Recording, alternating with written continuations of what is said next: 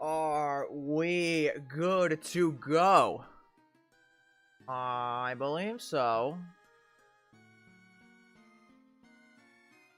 Check on the stream to make sure we're all... Everything's running just fine here. Everything's running... Okay. Running just fine here. Let's go. Final Fantasy, boys! The Precons are what? It's 6, 7, 14, and...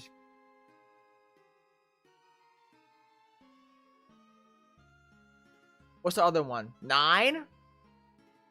I think? Final Fantasy 9? What's Tidus from? Welcome to stream, Bounce Manners. How we doing? How we doing on this fine Friday morning? I got myself an energy drink for once. That's not very normal. Tidus from 10. Okay.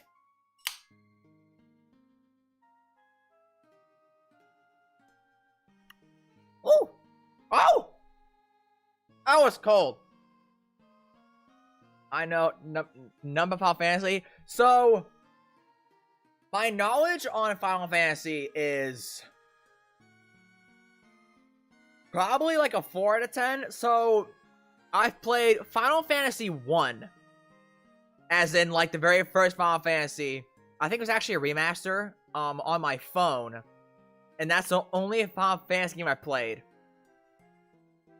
I think I owned another Final Fantasy on my DS at some point, but I didn't get far at all. And I think I played like the first hour of 7 on my like PS3 before dropping it. Like my small child brain was not advanced enough to understand how Final Fantasy worked when I was a kid. So I just couldn't really get through them. I played Final Fantasy 1 on my phone in high school. That was a good game. I have not played any of the fan favorites really, or beaten them. So, but however, I have played a lot of Kingdom Hearts. So I'm a little knowledgeable. Like I'm pretty sure KH only uses the fan favorite characters, like the ones everyone knows. So it's not super fair. Like, I know a character, so I know Tidus, sort of. I know a bit of Tidus. The Cloud deck is the one I know the most people from, probably. Leon from Kingdom Hearts is Squall from 8. I do know that.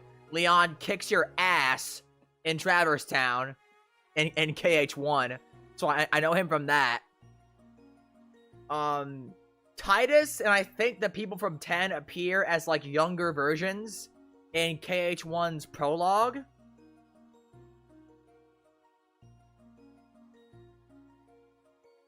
As for the Terra deck, bro, the only character I know is Kefka, and Kefka's awesome. I actually really like Kefka. I actually probably like Kefka more than I like Sephiroth, to be honest. Kefka's really cool.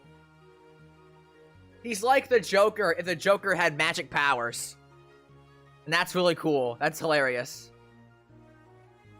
Waka, Tidus, and Selphie are on Destiny Island. Selphie's from 8, though, not 10. Ah. Yeah, I know Waka and Tidus appear as, like, younger versions on Destiny Islands. You can beat them with a wooden sword in the prologue just because you can, I guess. I think you get, like, 5 XP for beating them, too. It's, like, not worth it at all. Oh my god. So we're gonna do the Cloud deck and the Tidus deck today, I said, right? Yeah, Cloud and Tidus. I think we're gonna do Cloud first. As for upgrades, so usually in past Precon upgrade streams, I, for the most part, have been, like, just like, okay, we're gonna cut these cards and add these cards because they're better. However, this is a Universe Beyond deck list for Precon. So I actually think I do want to be a little more wary of like flavor for these upgrades, because like I feel like when it comes to Universe Beyond products, people actually really try to preserve the flavor of the decks. Then again, this is also like a Final Fantasy deck and not like Doctor Who, so preserving flavor probably isn't going to be hard at all, if I'm being realistic. So maybe that's not really a big deal as I think it is.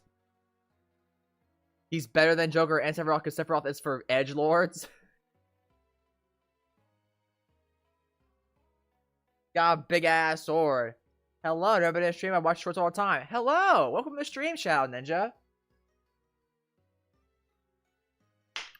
We're gonna give it a few more minutes for people to hop in here to join us.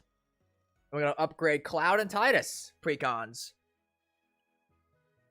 In the past, Precon upgrade streams usually take like roughly 2 hours per Precon. But those decks didn't have like 30 plus new cards. Like dude, the Final Fantasy decks have like, I think at least 20 new cards per deck. I think it's more like 30. So this upgrade might take even longer than the past ones, honestly. We might be here for like 6 hours. I'm not sure. I haven't seen the Precon deck list yet. I'm excited what they did. I'll tell you right now. So Moxfield is saying the Cloud deck list is over $500, but I think that's mostly due to just the new cards, which are probably super overvalued. Like, like one of these cards is $80. It absolutely is not $80 once the deck releases. We'll get there though. The art, I will say the art is actually really good. I'm very happy with the way the decks are portraying like certain moments of the games. It's funny. I like it a lot. Give it a bit while longer here. Like the decks for the most part, from what I've seen, I think they're like like, it's hard for me to really say if the decks are good or not, because from what I've seen, every deck, even like the normal version of these decks, are going for like $90, dude. I think, right? Hang on. If I go on Card Kingdom right now and type in Final Fantasy deck, what's the cheapest one I can get?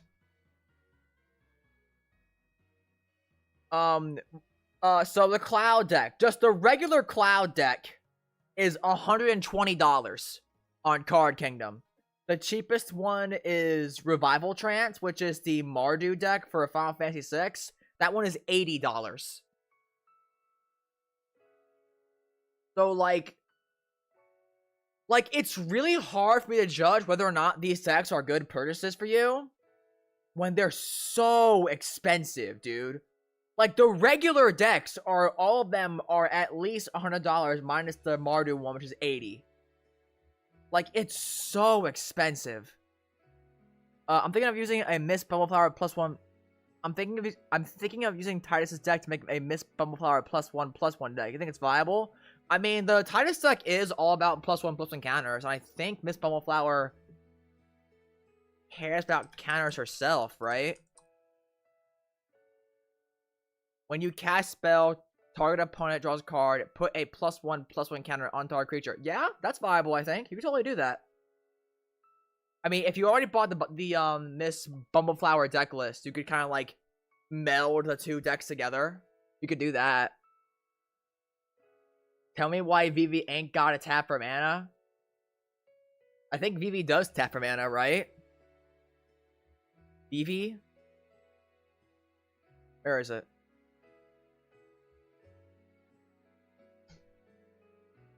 Vivi? Pay 0. Oh. Activate only during your turn, only once each turn. Yeah, why not make it a tap, actually? That's really weird. The fact that it's just pay 0 to do that and not like you gotta tap Vivi. That is really weird, actually.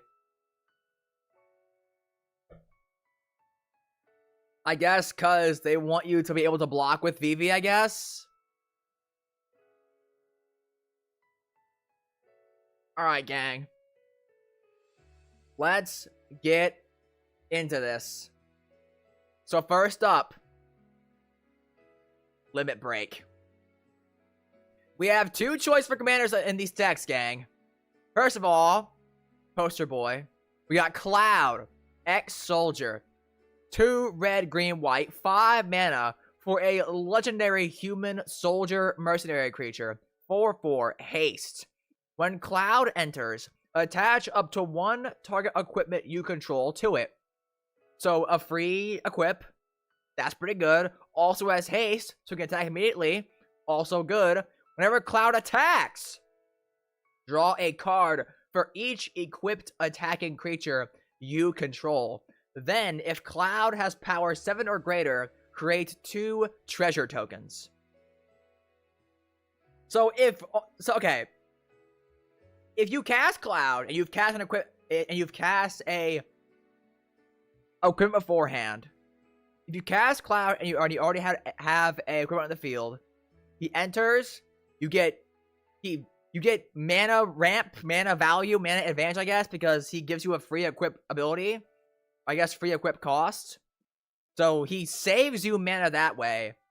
And when he attacks, he draws you at least 1 card and makes you 2 treasures, assuming you're only running equipment that allow Cloud to become power 7 or greater. Which I don't really think should be that hard at all. There's several just really good equipments that boost power a lot. So he gets you card draw, treasure, and he has haste, so he does something immediately. That's pretty good. Alternatively, we have Tifa, martial artist. 1 red, green, white, 4 mana for a 4/4 legendary human monk creature with melee. Whenever Tifa attacks, it gets +1/+1 until end of turn for each opponent you attack this combat. Whenever 1 or more creatures you control with power 7 or greater deal combat damage to a player, untap all creatures you control. If it's the first combat phase of your turn, there is an additional combat phase after this phase. So Tifa is an extra combat in the command zone. Oh no! She has to have power 7 or greater. Or a creature has to have power 7 or greater. She has melee. She'll be a 4 mana 7/7 if you send 1 creature at every opponent. That's also pretty good. And also it's Tifa. So now you can goon to Tifa while playing Magic the Gathering. Absolute innovation. Tifa is a professional face breaker. Good game. Okay. Oh my god. Honestly, dude, it's really hard to judge who should be the face commander because, as I said, these decks have like 30 new cards, man. It's so hard to tell. I want to say okay, so equipment. How many equipment does this deck have? 1, 2, 3, 4, 5, 6, 7, 8, 9, 10, 11, 12, 13, 14, 15, 16. 16 honestly sounds like a pretty fair number. Also, this deck has fucking Colossus Hammer. So you could turn 1 Colossus Hammer, turn 4 Cloud, or turn 5, whenever if you ramp or not, and just swing with a 14/14 Cloud. That's the dream right there. There's a Colossus Hammer in this Precon. You can play Hammer Time in Commander. The art is so cool, man. I agree. I agree. We absolutely do. Or it absolutely is. The art is absolutely cool, man. Like, it's just good. Like, dude, Cloud looks dope as hell here. So does Tifa, too, to be honest.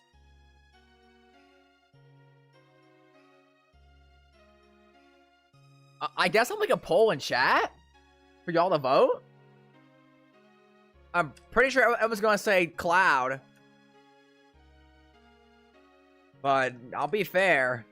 Absolute democracy. Like, Tifa gives you extra combats, but at the same time, dude, there's a Colossus Hammer in this deck. There's a Colossus Hammer. Oh, no. Oh, no. Chat's saying Tifa? Bro. I'm about to say illusion of choice. I'm about to say illusion of choice. Nah. There's a Colossus Hammer in this list, man! You can't not... No, bro.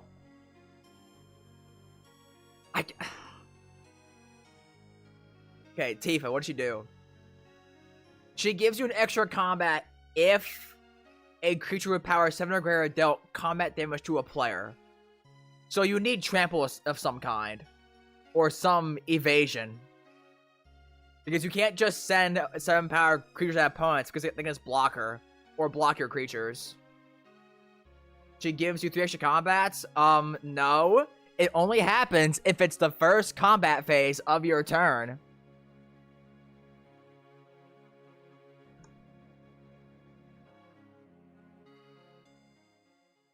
If it's the first combat phase of your turn, there is an additional combat phase after this phase. You get 3. On the initial combat step of the first one, if you swing at 3 opponents, you get 3.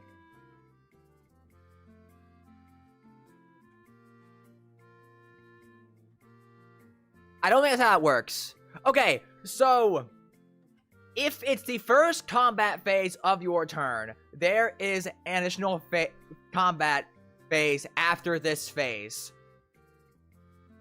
But, so, you might be right, but the creatures don't untap. Because you only untap the creatures on the initial combat damage trigger. So, you would untap your creatures 3 times and get 3 additional combats.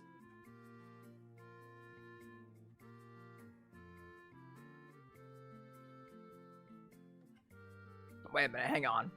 I need the big version. I need the big version. Where is she? Whenever 1 or more creatures you control power 7 or greater deal combat damage to a player, untap all creatures you control. If it's the first combat phase of your turn, there is an additional combat phase after this phase. It counts for each player, but... Wait a minute, hang on. There's no way. There's no way, bro. Nah, there's no fuck... Dude, there's no way! There's no way! They printed a 4-mana commander that gives you up to 3 extra combat phases. There's no way. Hang on. I gotta check this. Does Tifa give more than 1 extra combat? I think Steven might be right, honestly.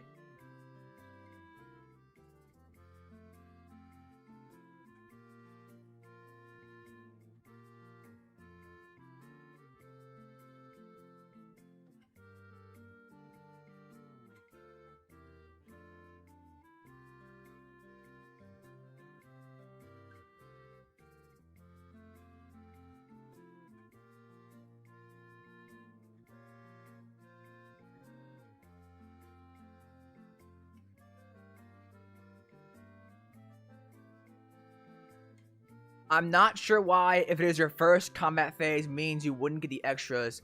If creatures you control deal combat damage to multiple players, Tifa triggers that many times. All of these triggers are resolving in your first combat phase. So each trigger will give you a new combat phase. But all of your creatures are untapping one after another. They don't untap during the other combats. But they do. Because part of our trigger is when they deal damage, you untap all creatures. Like, this is an independent thing. No matter what, your creatures always untap, all get untapped, assuming you connect with 1 power 7 or greater creature.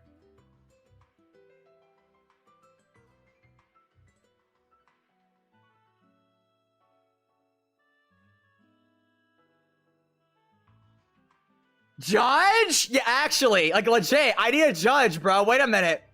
Can I call someone? Can I call someone to the stand? I think you're right, chat. I think Tifa actually can give you mobile combats in one turn.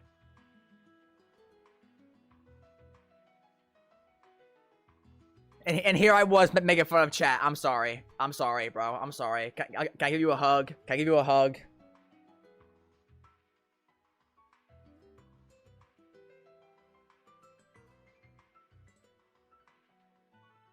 Not a delayed trigger, just that if you were adding multiple extra steps or phases after whatever step or phase you are in, they all get added sequentially into return order immediately after the phase step you are in. No different than if you resolve 2 time walks in a turn to add 2 turns after this one. B, if your first combat phase clause is checking whether now, as it is resolving, it is the first combat phase of your turn.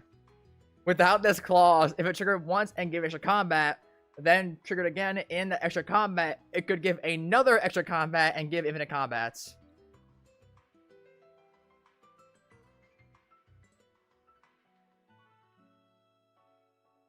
Okay, I think chat's right, actually. Yeah, like, okay, so Tifa literally can give 3 extra combats. I was gonna say, oh, wait, no, okay, so you need vigilance to make it work, but no, that's not true, because as long as a creature with power 7 or greater connects, you untap your board. So yeah, chat's actually right on this one. Tifa can give you up to 3 extra combats. 6, actually, if you give your board double strike. I'm gonna make the poll again, actually, because that actually matters a lot. I was gonna say, oh, people are just saying Tifa cause goon. But, no, that actually, if Tifa costs less than Cloud to cast, and she can give you up to 3 extra combats a turn. That is nuts. That is nuts. But then again, Cloud is Cloud, and it's absolutely iconic. And this deck kind of is an equipment deck. So that's not Tifa? Bro, what do you mean? How is that not Tifa? What are you talking about? How is this not Tifa? Have you ever seen Tifa? You are tripping if you think this is not Tifa.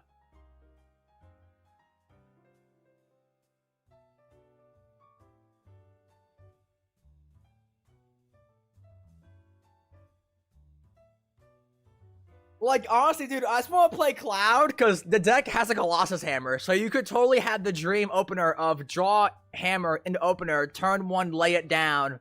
And then when I cast Cloud, I swing for 14 power. Like, that'd be absolute cinema, dude. Richard Garfield, please save me. Oh my god. Cloud's so cool, man, but Tifa's so busted. What the hell? Oh my god.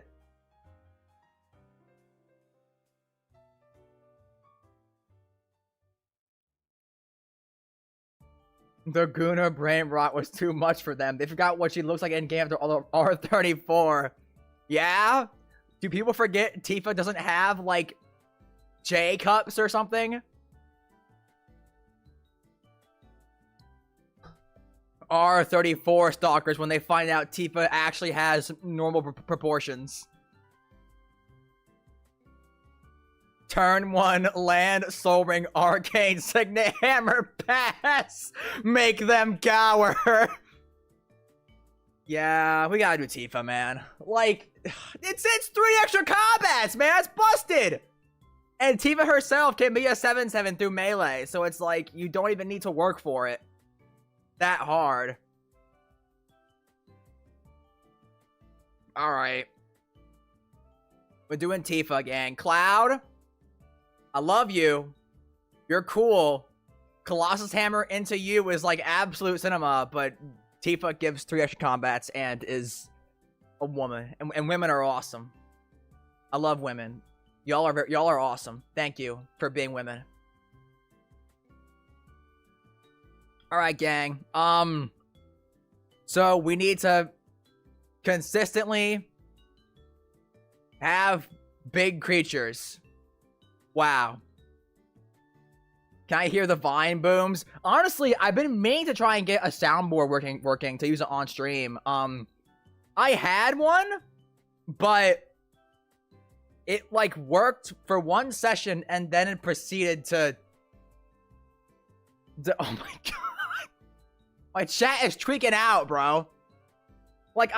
So I had a soundboard, but it worked once and then proceeded to never work ever again. So I'd have to buy like a different appliance for it. I've been meaning to though, like get a soundboard to use on stream. Maybe one day. My chat is freaking the fuck out, bro. Okay. Moving on. Moving on to the cards, guys. I know Tifa's hot. I get it. Chill out. Control yourselves, people.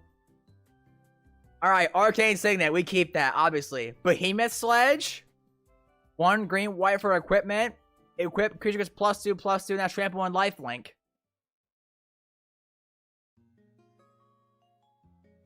Equip 3. Do we keep this? How much stuff do we have to make equipment actually like not stupid? Armory Automaton. That works. Like how much like equipment cost reducer? Buried Avalanche Leader. Equip equipments. Okay. Pure Steel Paladin is another one, yeah.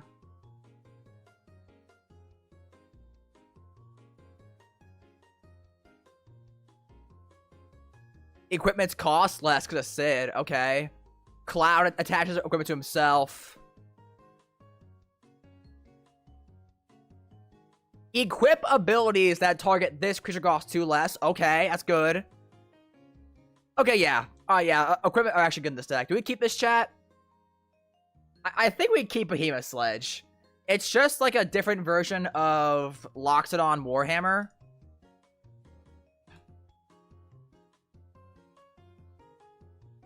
Where is it? +3/+0, trample 1 lifelink for the exact same mana values. But guess what? It has Loxodon in the name, therefore we can't run it. Get Kate Sith out of here. I haven't even read the card. I just don't like the character. What does she do? What is this? 4 mana for a 3/3 legendary artifact cat Moogle creature. Lucky slots. Beginning of a combat on your turn, scry 1, then exile top card of your library. You may play that card this turn. When you exile a card this way, target creature you control gets +X/+0 until end of turn, where X is that card's mana value. I mean, that's a pretty good power booster, though, to be honest, right? Assuming you don't hit a land. If you hit a land, you know, it's womp womp tier. I mean, we need to get powered 7 creatures because of Tifa, right? I guess we keep Sledge, right? Like, okay. I guess the question is +2/+2 enough, right? Because we need to get to 7 power. +2/+2 is actually not gonna do it, bro. A lot of these creatures are not that big.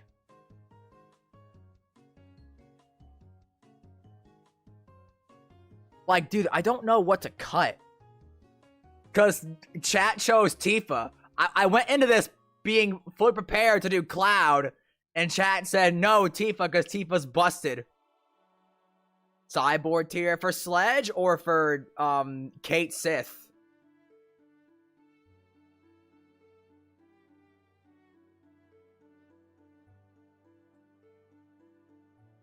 I mean, in terms of like equipment that actually give big boosts to trigger Tifa, we have what? The hammer. No. Conqueror's Flail, maybe? Goes +3/+3. Hero's Heirloom, maybe. I see we choose the Italian commander. Hey, man, look. So I actually thought Tifa wasn't that good until chat made me realize that Tifa can actually give you up to 3 extra combats in a single turn. So I was like, oh, okay. Once again, chat, sideboard is cards we cut, and I will tag the additions with just the tag on Moxfield additions. Champion's Helm. +2/+2. If it's legendary, it has hexproof. That's good. It's protection for Tifa. How many equipments give double strike? I think it's literally 0.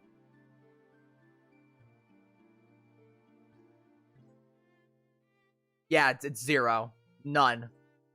No equipment gives double strike in this deck.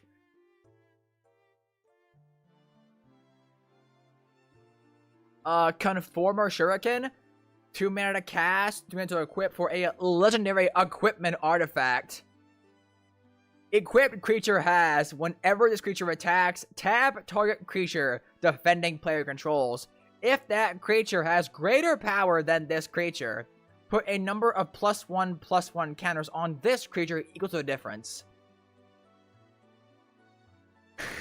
My chat is just gonna be fucking gooning to Tifa's entire stream. I should have never done this. I should have never agreed to this. So Shuriken taps down blockers and then buffs the creature. Permanently, actually. Not even like temporarily. It's a permanent boost because of the counters. We keep that. Conqueror's Flail gives up to +3/+3 since we're Naya. And is a Grand Abolisher as well, because it makes so your opponents can't cast spells during your turn. 2 to cast, 2 to equip. That's pretty good. That's an easy keep. Dark Steel Plate.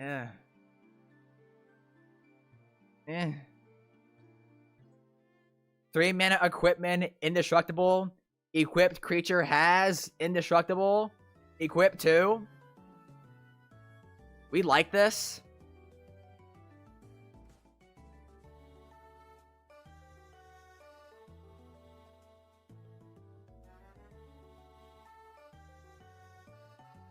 Another protection spell. For 5 though? Like, I'd rather just play like, I don't know, Apostle's Blessing or something than this. Like, we don't get value from just casting random equipment. Get out here! Yeah. I think I agree. We got Swiftfoot Boots at home. Card. Explorer's Scope. 1 mana equipment artifact, 1 to equip. Whenever the equipped creature attacks, look at the top card of your library. If it's a land card, you may put it onto battlefield tapped. If it's not a land card, do nothing.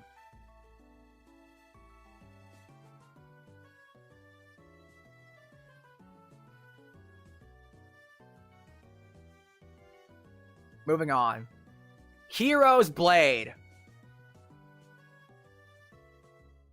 The deck already has Sword of the Animus. Yeah, it does.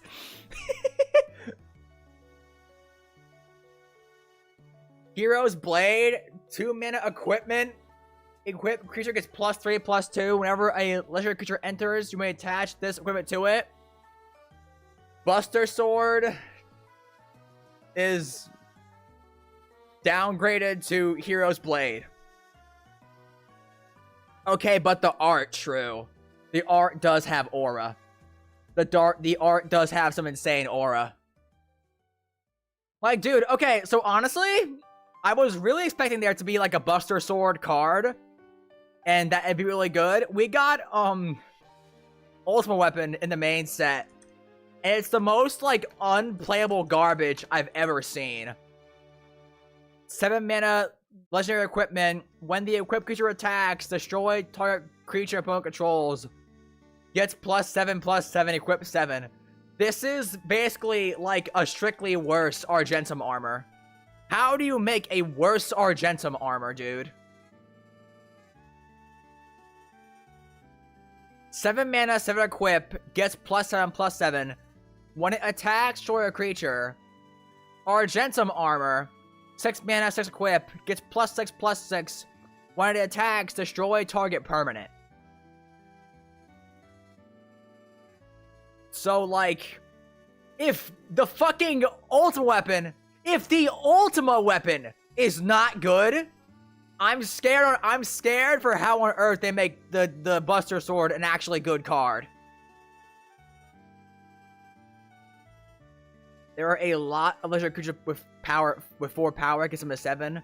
Also, the Buster Sword hasn't revealed yet, just tease. I know. This card is good. We keep Hero's Blade. I agree. I think Hero's Blade is good. I'm just saying, like, I'm scared that they're gonna reveal Buster Sword and it's gonna be the most, like, unplayable trash. If this, the poster child ultimate, like, endgame weapon you get in the games is worse than Argentum armor. And this thing's terrible. No one plays this. Anyways. Hero's Heirloom. 2-mana equipment. Equipped creature gets +2/+1. As long as the equipped creature is legendary, it has trample and haste. Equipped 2.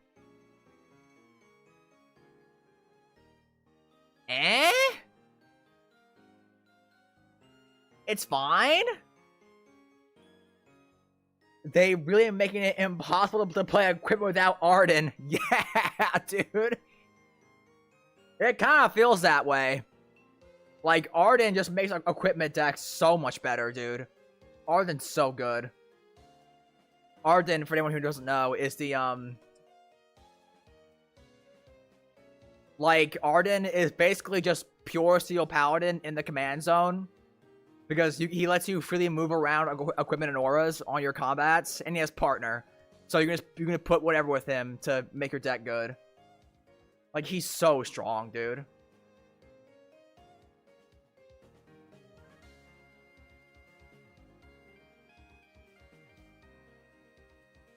Hero's Heirloom, chat. Add to 99? Yeah, I probably should. Is Arden cheap? He's $2. That's probably worth it, honestly. And I'll tag him as an addition real quick.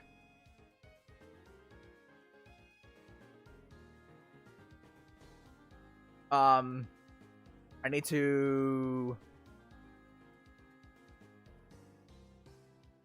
How do I do change tags? Additions. I'm just gonna turn off tags for now. We'll go back to it later. Oh wait, that messed up the order actually. Okay, I'll add, never mind. Remove him. I'll add him back once we get to the additions. I prefer having this in if Tifa is the commander since Cloud has haste by default. That's fair. Yeah, that makes sense because Hero's Heirloom actually does give Tifa haste and doesn't benefit Cloud at all since he just already has haste. That's fair, actually. I think I agree. Like, it's not great, but I don't think it's really bad enough to warrant cutting. I love how equipment as a theme is so janky and clunky to play that you need a glut of cards to literally cheat the design of them to make the theme actually good. I know. Like, dude, honestly, in the age of, like, power creep and fire design, I'm surprised equipment has not become, like, really, really good. Like, there was Embercleave. And that was it. Like, we got the blue-black Sword of X and Y and the green-red Sword of X and Y during, Phyrexia block. Like, with All Be One and March of the Machine. And those suck. Like, they're not good. Like, it was, what was it? It was Sword of Forge and Frontier. It's $6. It's $6, dude. What's the other one? Once in Future? $3. You're telling me in the era of fire design and all the pushed, like, cards we print to make sets sell, the Swords of X and Y are, like, not even that good? How? Anyways. Inspiring Statuary. 3-mana artifact. Non-artifact spells you cast have Improvise. Your artifacts can help cast those spells. Each artifact you tap after you are done activating mana abilities pays for 1 generic mana. Makes your equipment ramp you. That seems good to me.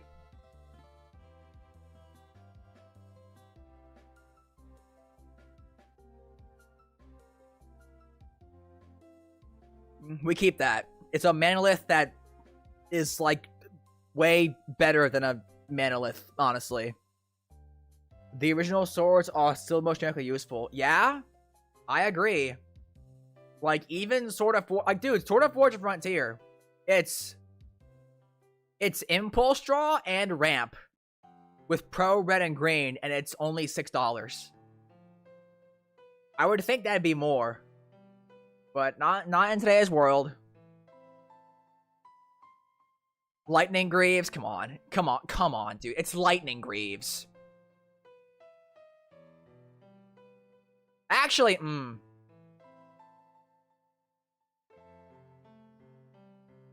So, chat. The Shroud, I think, might be, like, an actual somewhat downside in this deck. Because Shroud means you can't put other equipment on that creature. Now, granted, you can just move the Greaves onto another creature to make it so you can just put equipment on that creature again. But if we ever get to a point where all we have is Tifa, and we need to put a Colossus Hammer on her, because we have Pure Steel Paladin now, we can't do that if she has Greaves on her. Do we cut this and add Swiftfoot Boots?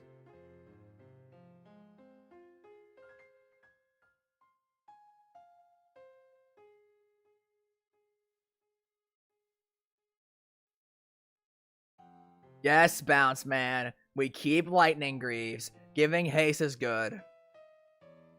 The Lightning Greaves is all day. Yeah, you know what? You're right. Got me. I just get a little scared. I'm scared. But now you're right. Haste is good. Mask of Memory. 2-mana equipment artifact. Whenever the equipped creature deals combat damage to a player, you may draw 2 cards. If you do, discard 1 card. Equip 1. Eh?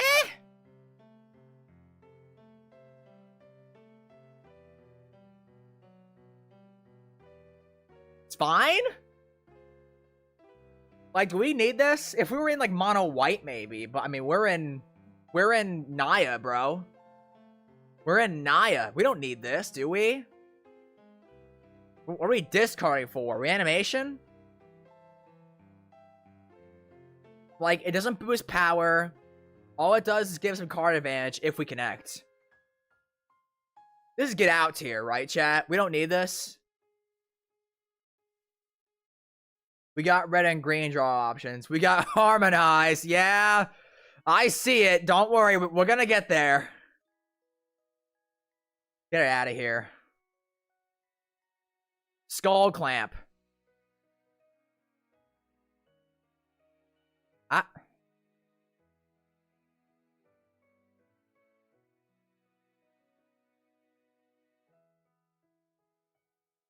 +1, -1. When it dies, draw 2. 1 to equip, 1 to cast.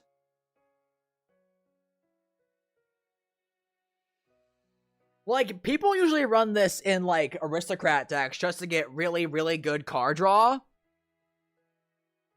I don't think that's, like, a thing that's happening here.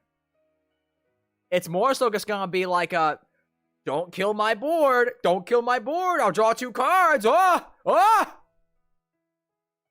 Nah, man, I can't kill his 14/14 power toughness Tifa. He'll draw 2 cards. I can't do that. They added Skull Clamp just for flavor. Really nice art on it, though. I like that they reprinted it. I'm not sure there's a spot for it. I think I agree, gang. Get it out. I know. Wild to say that, but it's actually not good here. Soul Ring, amazing. Summoning Materia. 2 and green for equipment. You may look at the top card of your library anytime. Absolute Future Sight in green, of course.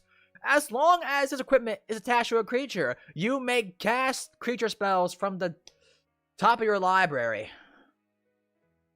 Equipped creature is +2/+2 and has vigilance and can, the creature can also tap to add green. Why not? +2/+2 vigilance and Vizier of Nazari on an equipment wasn't good enough. Equip 2.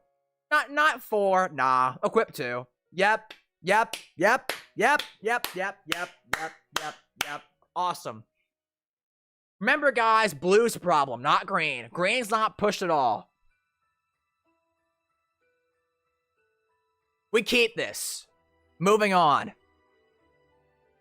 Sword of the Animus. We keep this. Moving on. Trailblazer's Boots. 2-mana equip artifact. Or 2-mana Trailblazer's Boots. 2-mana cost artifact equipment. Equipped creature has non-basic land walk. It can't be blocked as long as defending player controls a non-basic land. Equip 2. Unblockable, pretty much.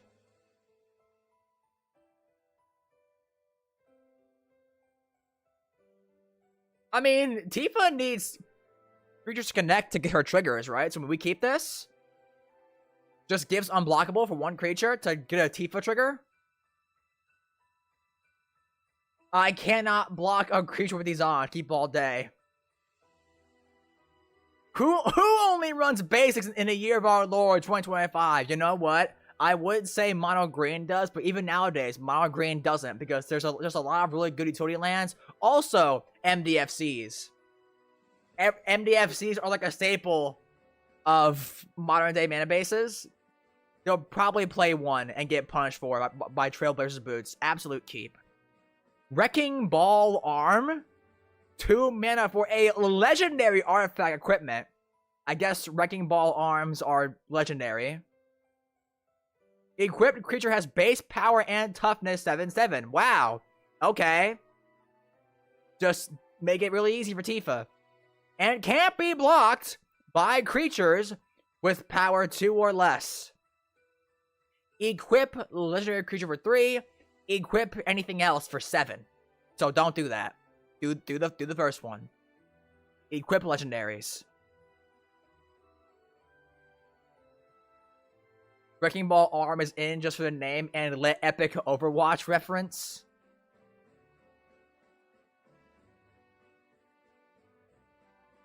I mean, it makes something a 7/7, which makes it easy for Tifa to get triggers, and also prevents little dudes from blocking. So they have to actually commit relevant creatures to combat to block it. Overwatch, get out. You know, I actually heard, I read that Overwatch actually got an update that made it really good now. I haven't played it in like over a year, but I've heard they're actually making the game fun again. I'm not sure how much I actually believe that, but I've actually heard that recently they've done some like actually good changes to the game to make it good. Like, they're trying to add back 6v6 because everyone agrees that 5v5 is way worse. There's like a perk system now, I've heard, in the game. So you can actually customize your heroes and how they play. Just like TF2. Interesting. Anyways. Moving on to creatures here.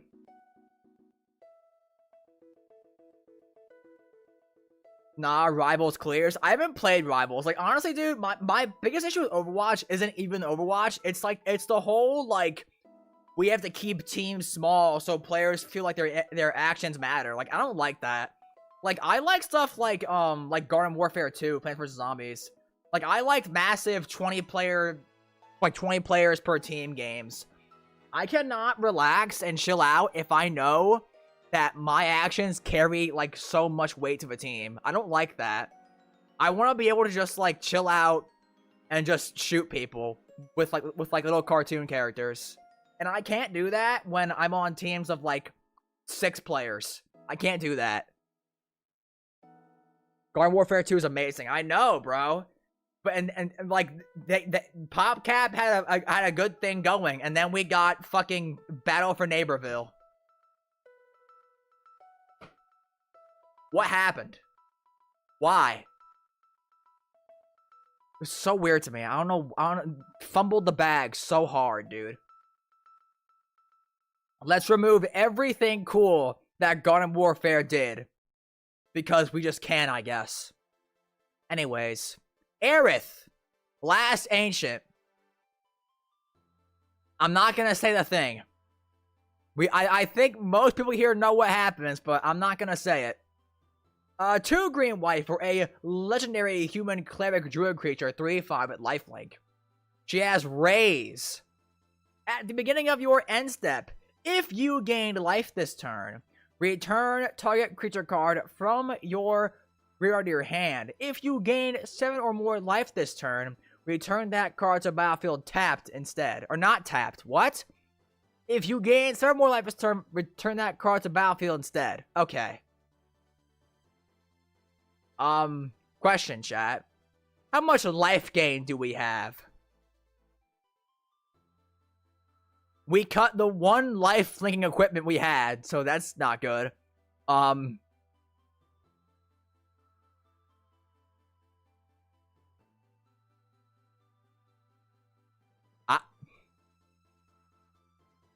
I don't... Aerith getting cut is such a flavor win. No, don't say that. Don't say that. There's no life gain, dude. There's nothing here. What the fuck gains life? Oh wait. Okay, no.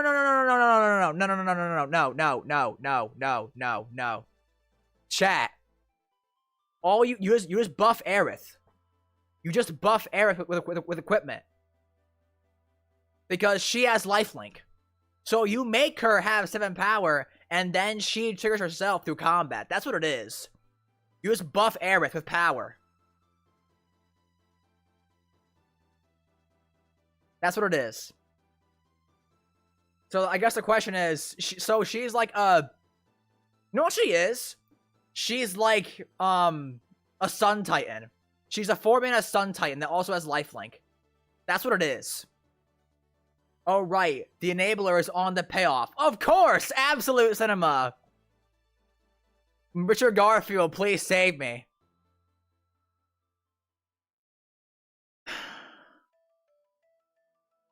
I mean, if you buff her, she reanimates creatures, man.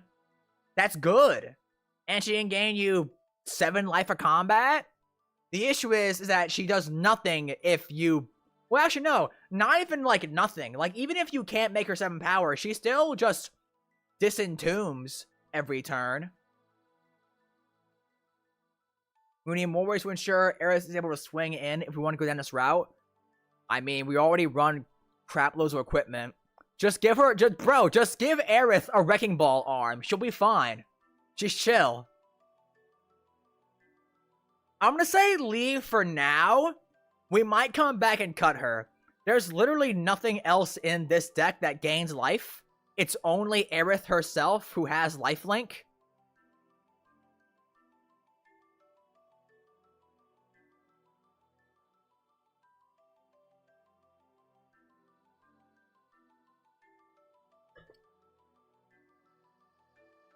Uh-oh.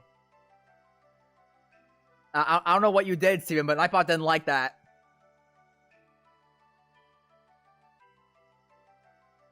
Hey. Bro, he's his own thing, alright? I'm sorry. You have angered the gods. Yeah, so I thought I had Nightbot on this whole time to prevent, like, trolls and whatnot. I guess I didn't. So now he's actually on for real.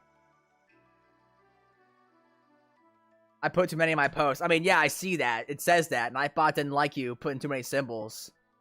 How dare you put symbols in your text. But yes, now Nightbot is actually here to prevent trolls from raiding me. Thank you, Nightbot. Very cool. I'm gonna say leave Aerith for now. We'll come back to her.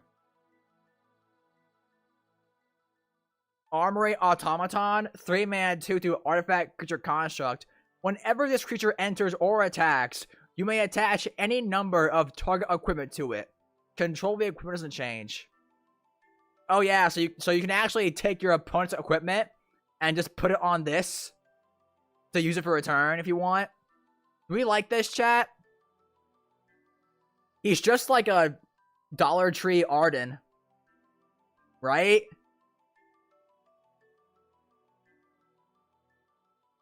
It's fine, I think. It's good enough. gets 1 creature to 7 power with Tifa. Or 4 Tifa, rather. 3 mana.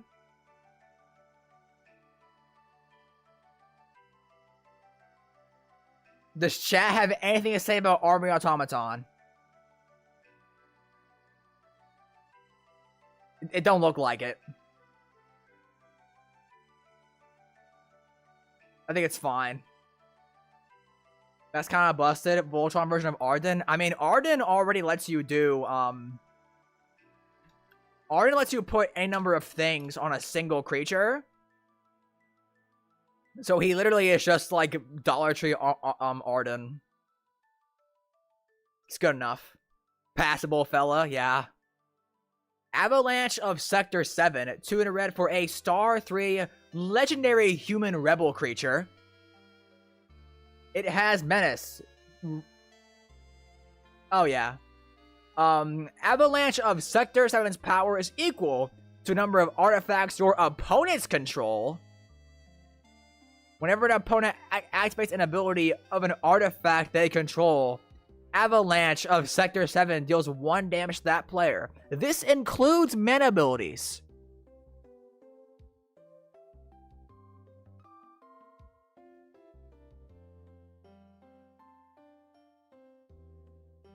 I'm gonna hope that A in tweaking is intentional, JDX. No! No! Chill out, all y'all! I know Tifa's hot. I get it. I understand. Good card. You don't see how it fits in the deck. Okay, well, so you see how it fits into the deck is that it's legendary, right? So, Wrecking Ball Arm costs only 3 to equip. And also, it gives you some free instant damage. And also, it has menace. So it has some evasion. Yeah! That's pretty good. No, it's not. No, it's not. Like,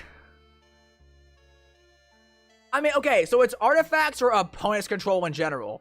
So this could totally be like a 3 mana 6/3 with menace that just gives you some free damage here and there.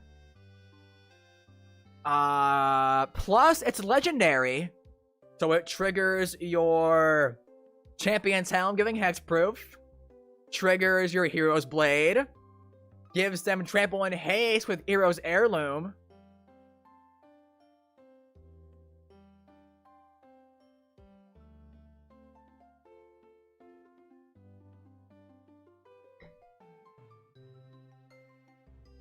I'll make a poll for this one. I'm honestly not sure this is good, to be honest.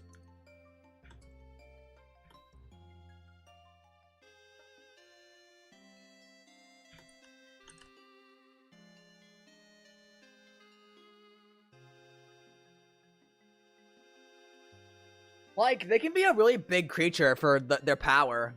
The problem is that they have 3 toughness. So they might, if someone decides to commit 2 creatures to them, they might die pretty easy. Which is, not great. Not great at all. Tifa was literally celebrating the Italian Senate. Oh no, bro. Don't bring that up. Don't bring that up. Nah, we don't talk about that. We do not talk about what the Italian senators are watching. We don't talk about that. Chat saying get out for Sector 7. We punished the artifacts player. We don't talk about it. We do not discuss the Italian Senate and what happened with Tifa over there. We don't talk about it. They are kind of weird. The low toughness kind of does have me feeling like, they're gonna die pretty easily. Just put this card in if you constantly play against Urza. Yeah, I'm gonna say it's like a sideboard tech card. If you really hate artifact decks, you can probably justifiably leave them in. But wait, Italian Senate was group going to Tifa? Okay. So There was like, if I recall correctly, what happened was there was like a not Skype, but like a Google Team meet. I don't know, a remote Senate meeting. There was a remote Senate meeting, in Italy, from senators. It was like remote because I think it happened during COVID, and one of the people in the Senate screen shared, and it pulled up some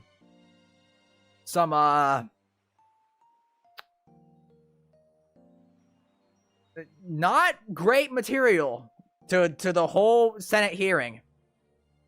So Ventrilo, was that his name? Was that the one? I don't know if that person kept their job or not. They might not have. I don't remember.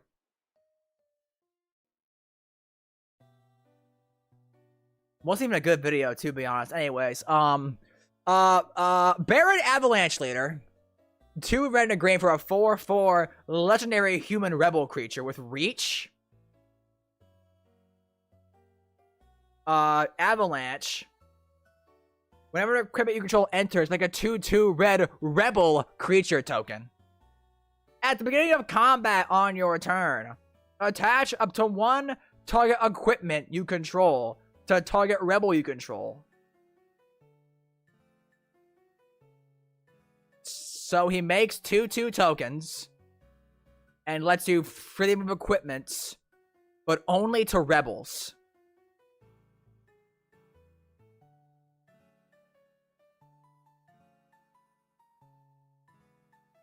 Good card of Wrecking Ball arm. Yeah?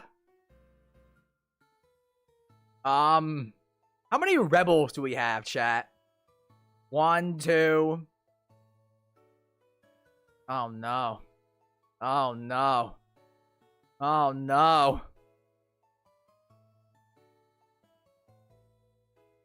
We have 2. Barrett makes rebels. I know that. I know Barrett makes rebels, but I more so meant, like, are there any actual rebel cards in a deck besides Barrett himself? And there's not. So, yo, chat, honestly, I kind of don't like him. Like, having to come up with 5 extra power to get Tifa triggers, I think is not that great, honestly. Like, he does move equipment around pretty easily, but they're 2/2s. The rebels are not gonna hit 7 power, I don't think, to get Tifa triggers. Like, it's not gonna happen. I just, you know, I don't like it.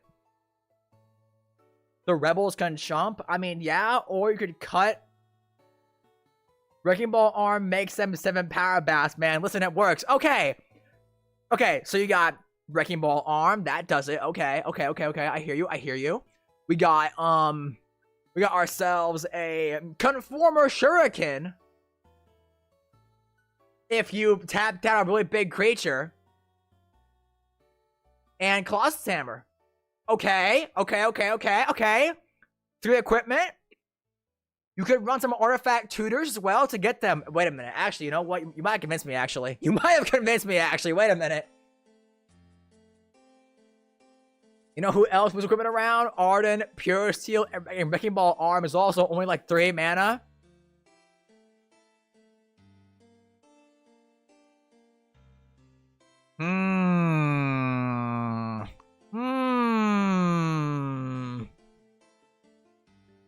You might have convinced me, chat. Like, I think if you manage to get... okay, melee does not... Melee only affects Tifa. You're thinking of Adriana. Adriana gives your whole board melee. Tifa's only herself. Oh, wait, you mean to help Tifa trigger. Oh, that's fair, actually. I hear you. You know what? Fine. I'll leave him mid. He's good enough. I was gonna say he's mid, and like, you know, he's like, oh wow.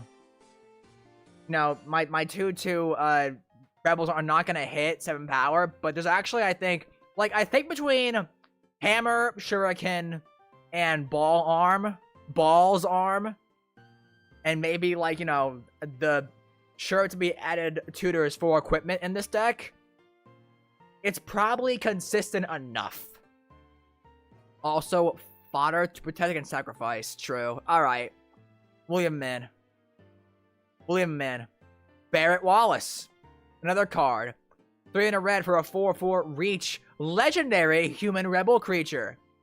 Whenever Barrett Wallace attacks, it deals damage equal to the number of equipped creatures you control to defending player.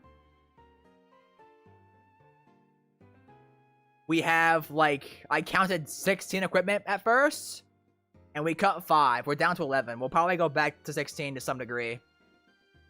So he'll do, like, 4 more extra points of damage. But keep in mind, it's the number of equipped creatures, not number of equipment. So your equipment has to be equipped to different creatures. You can't stack them all on one person. Kind of bad. Yeah. Get out. Hey, yo, Tifa can have balls? Give me the deck now. Alright, man. Now I have people in my chat talking about Fuda Tifa. Okay. Alright, man. Alright, man. Y'all are fucking terrible today. Control yourselves! Control yourselves! Join the Orzhov and go to church, please.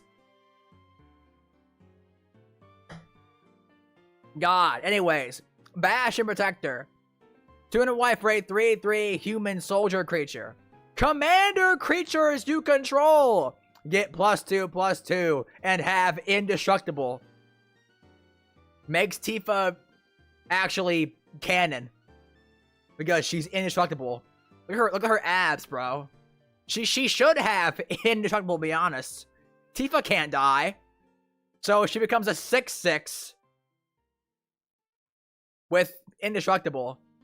Get out! What? Not too bad, but you have artifacts. What? We don't like Bash and Protector, bro? Are we on Skibbity right now? Hey, bro, chat, there's no way. It gives Tifa indestructible, chat. It's a free Tifa bro, okay. With Bash and Protector, you only need 1 instance of melee because Tifa goes to 7 power and she can attack freely. She can attack freely, chat. You don't gotta worry about it. There's no way, gang. There's no way. There's no way, gang. There's no way.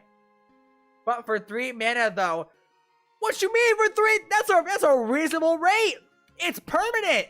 And +2/+2. There's no way. There's no way. There's no way. There's no way chat hates Bash Protector, bro. There's no way. Nah. I don't care. I thought... No, okay. So it's whenever a creature, or rather 1 or more creatures, that with power 7 or greater hit a player. Whenever 1 or more creatures with power 7 or greater hit a player. So, it can be Tifa herself or other creatures. I'm saying the +2/+2 Bash and Protector gives is good because you don't need to attack everyone to get +3/+3 from melee to get that power 7 or greater trigger. You can just swing with Tifa by herself to get +1/+1 with Bash and Protector on the field, and that gets her to 7 power for her triggers. No, I'm saying 3 is good. Oh, my bad. There's no 3-mana equipment that gives all that. Yeah, like, we just cut Darksteel Plate. That's 5 mana. Like, I guess, to be fair, like, Protector won't save Tifa from board wipes, because if you... Well, actually... No, it will. It will. Like, okay, so, Wrath of God. Protector saves Tifa. Blasphemous Act, it does not, because the damage will still be on Tifa. Protector leaves, Tifa loses Indestructible, and then she dies, because she no longer has Indestructible. So, protects her from Wrath, does not protect her from damage rats. The worry is when Tifa gets swords or path, and then it's just a boring 3-3. I hear you, and that's relevant. I think that is a valid concern. But I mean, with Protector being a 3-mana creature, it just curves out pretty well. Tifa having protection is always gonna be good. Like, dude, Tifa I think is a legit like must-kill threat. The fact that Tifa can give you 3 extra combats is like, there's no way the table is like, nah, she's gotta die. She's gotta die. Like, I like him. I think the concern is valid since it is a creature. I mean, I think it's playable. I think it's passable, but I do understand the concern. Bronze Guardian. This is an easy keep, right? 4 and a white for a star 5 golem creature. Double strike, ward 2. Other artifacts control of ward 2. This creature's power is equal to the number of artifacts you control. To be fair, protection cards are so damn expensive that this card is just passable just for that. Fair. Like, dude, Bronze Guardian can get huge. The fact that it's a star 5 double strike, dude, this thing can be this thing can easily be hitting for like 10 a turn. And dude, keep in mind, it has double strike. So if you get it to 7 power, it actually gives you 2 triggers on Tifa.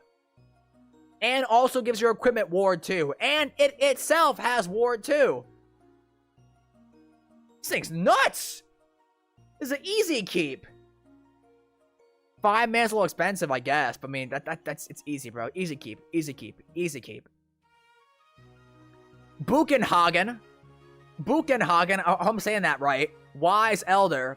1 green for a 1/3 legendary human shaman creature. With reach. At the beginning of your upkeep, if you control a creature with power 7 or greater, draw a card. Tap, add 1 mana of any color. Green, Phyrexian Arena. Actually, no, not even that. Green Dark Confidant that doesn't make you lose life.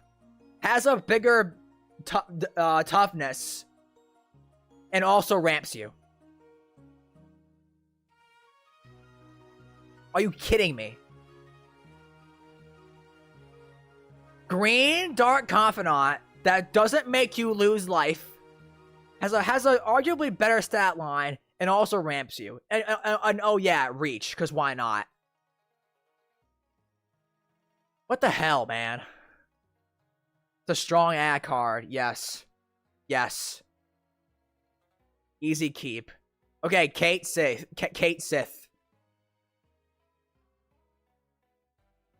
Pyrewood Gear Hulk will get there. We're gonna do cuts first. Remember, chat. 3 and a 4 mana for a 3/3 legendary artifact cat Moogle creature. Lucky slots.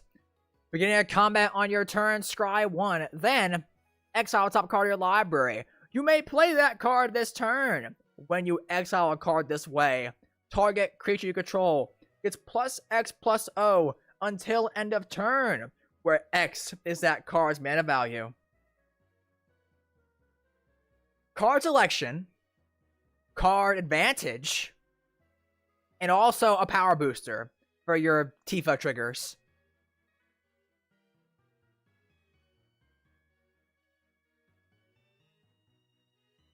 It's on combat too, not even on your upkeep, so you actually do get some immediate value. If you don't need the power boosts and you get a land on top, you can just keep it and get a land drop return. It is play, right? Not cast. You may play that card, yeah. Are we gonna add Helm of the Host and Blade of Cells for instant win with Tifa? When we finish cuts. Also, I don't think... Does that work? I guess it does. Yeah? Is Tifa the new Godo? No, she's not. But it's funny to pretend that she is. I know someone earlier said cut Kate Sith just because the character sucks. I think 4 mana is like a touch expensive for this effect, but then again, it also gives you... It's the same turn you cast it. Scry 1, impulse draw a card, give a creature a power boost for Tifa's sakes. Or Tifa's sake. I just think that you can whiff on how kind of low the mana curve is for this deck so far. I agree? I mean, like, okay. 3 power, 2 power, 4 power, 3 power. Like, the deck is mostly creatures of power 3 and 4. I think Kate Sith is there to kind of help. Like I think Kate Sith helps you get that final push, right? Like, let's say you have, you have Barrett, right? We equip Champion's Helm to Barrett. Becomes a 6/6. He's just shy of getting 7 power to trigger Tifa. So I think Kate Sith is useful to kind of help you get that last, like, edging. That last edge you need to get the Tifa trigger. I don't know, chat. What do we think? Am I crazy for that? Is Kate Sith an absolute public execution tier?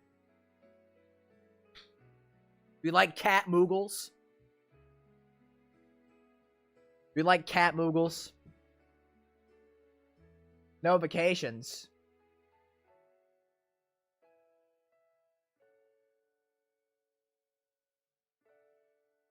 Someone mad at me? What is this?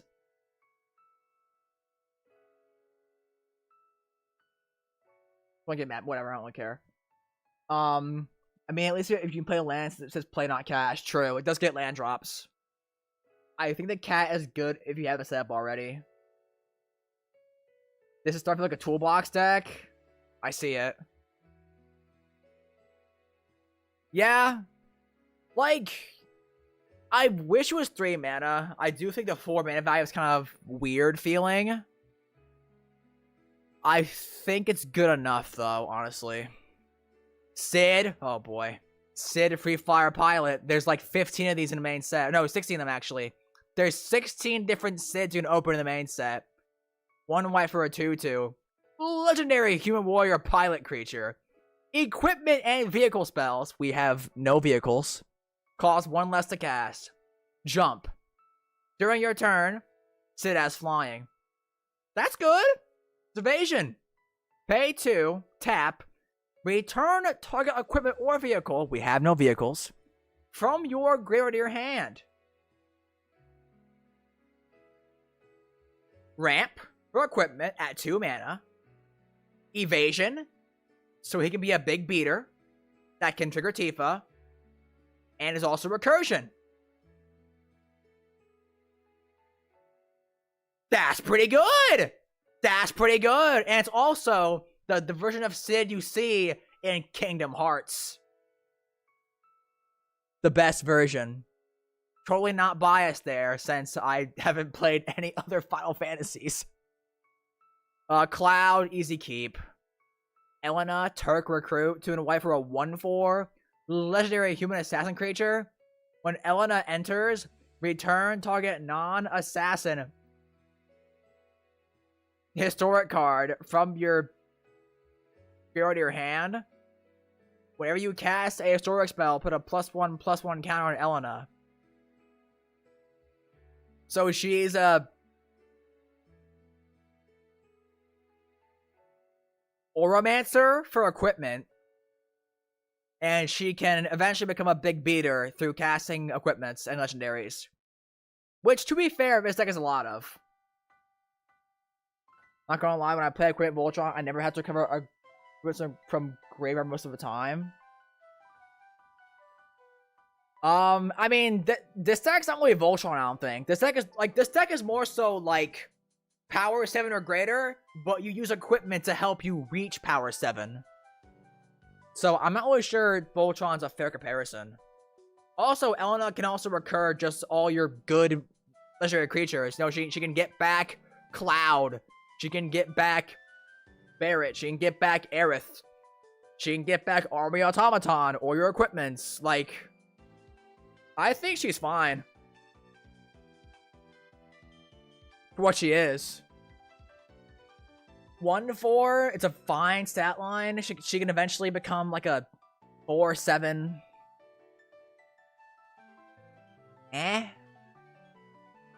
It's just recursion on a creature.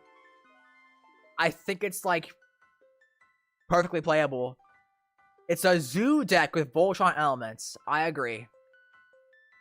High Dagger, Shinra Executive, 3 and a white for a 3/3 for a legendary human soldier creature. At the beginning of combat on your turn, target creature you control gets +X+O until end of turn, where X is the number of soldiers you control.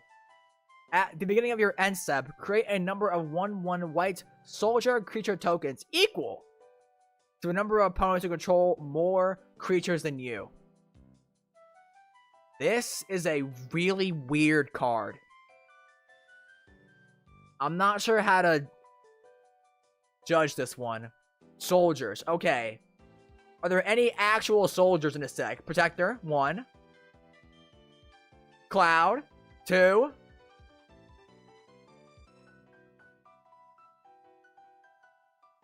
High Dagger himself, 3. 4. 5. 6. And then he makes soldier tokens if your opponents have more creatures than you.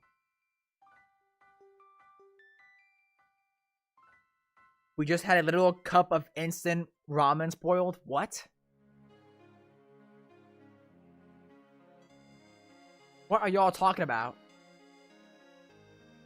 Triple Triad. Oh no. I don't see it, gang.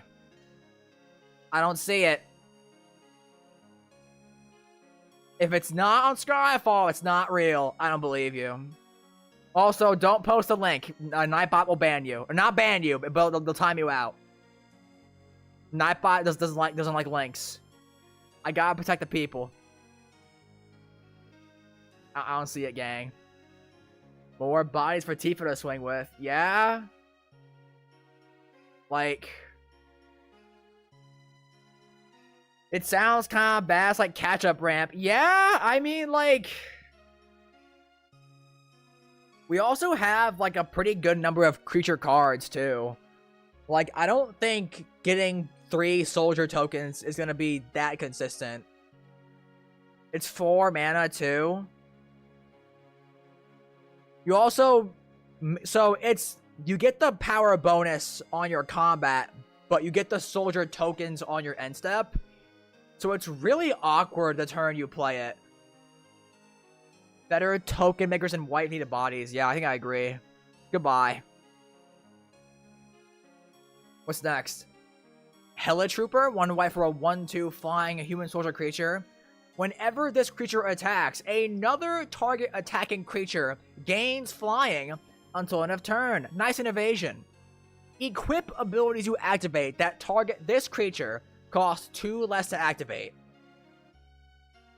Once again, provides some evasion for Tifa to work with.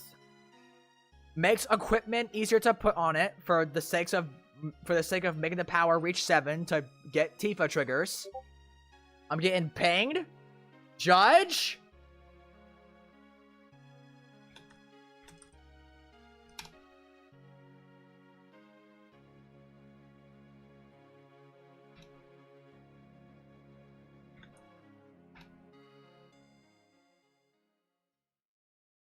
I'm back. Sorry. I had to address something. Anyways, Helitrooper. Balls, yeah. Wrecking ball arm. I hear you.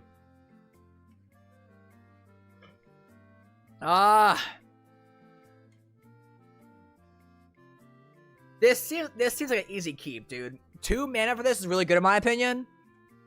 It's equipment ramp, or equipment mana advantage, however you want to call that. I put the ramen in the Discord. What we got here? Instant ramen. 2 mana for artifact food. Can I pull this up on, like... Here, can y'all see this? Kind of. 2 mana artifact food. Flash. When it enters, draw a card. Pay 2 second, gain 3 life. They literally made a food token cantrip in this set. Okay.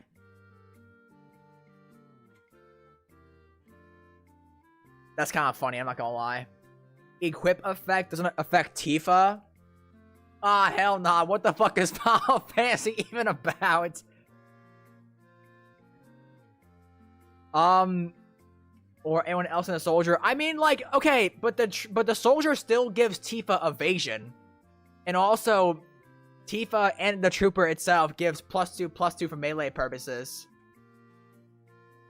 And making the equipment cost less to equip to Hello Trooper still makes it easier to make the trooper hit 7 power for the sake of Tifa. The drinking challenge. Drinking game.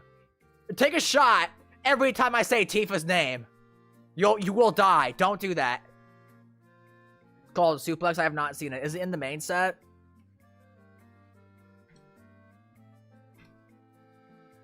What the hell? The time has come to put my training to use. Bro, ain't no way. What the hell is Final Fantasy even about, bro? 1 red sorcery. Exile target artifact. Is bro gonna reduce that train to dust? What? Okay. We keep it. It's cheap. It's evasion for Tifa. I like it. Hellkite Tyrant. What is... Okay. 4 red, 6/5 dragon creature. Flying trample. Whenever this creature deals combat damage to a player, gain control of all artifacts that player controls. At the beginning of your upkeep, if you control 20 or more artifacts, you win the game. That will never happen. That will never happen, bro.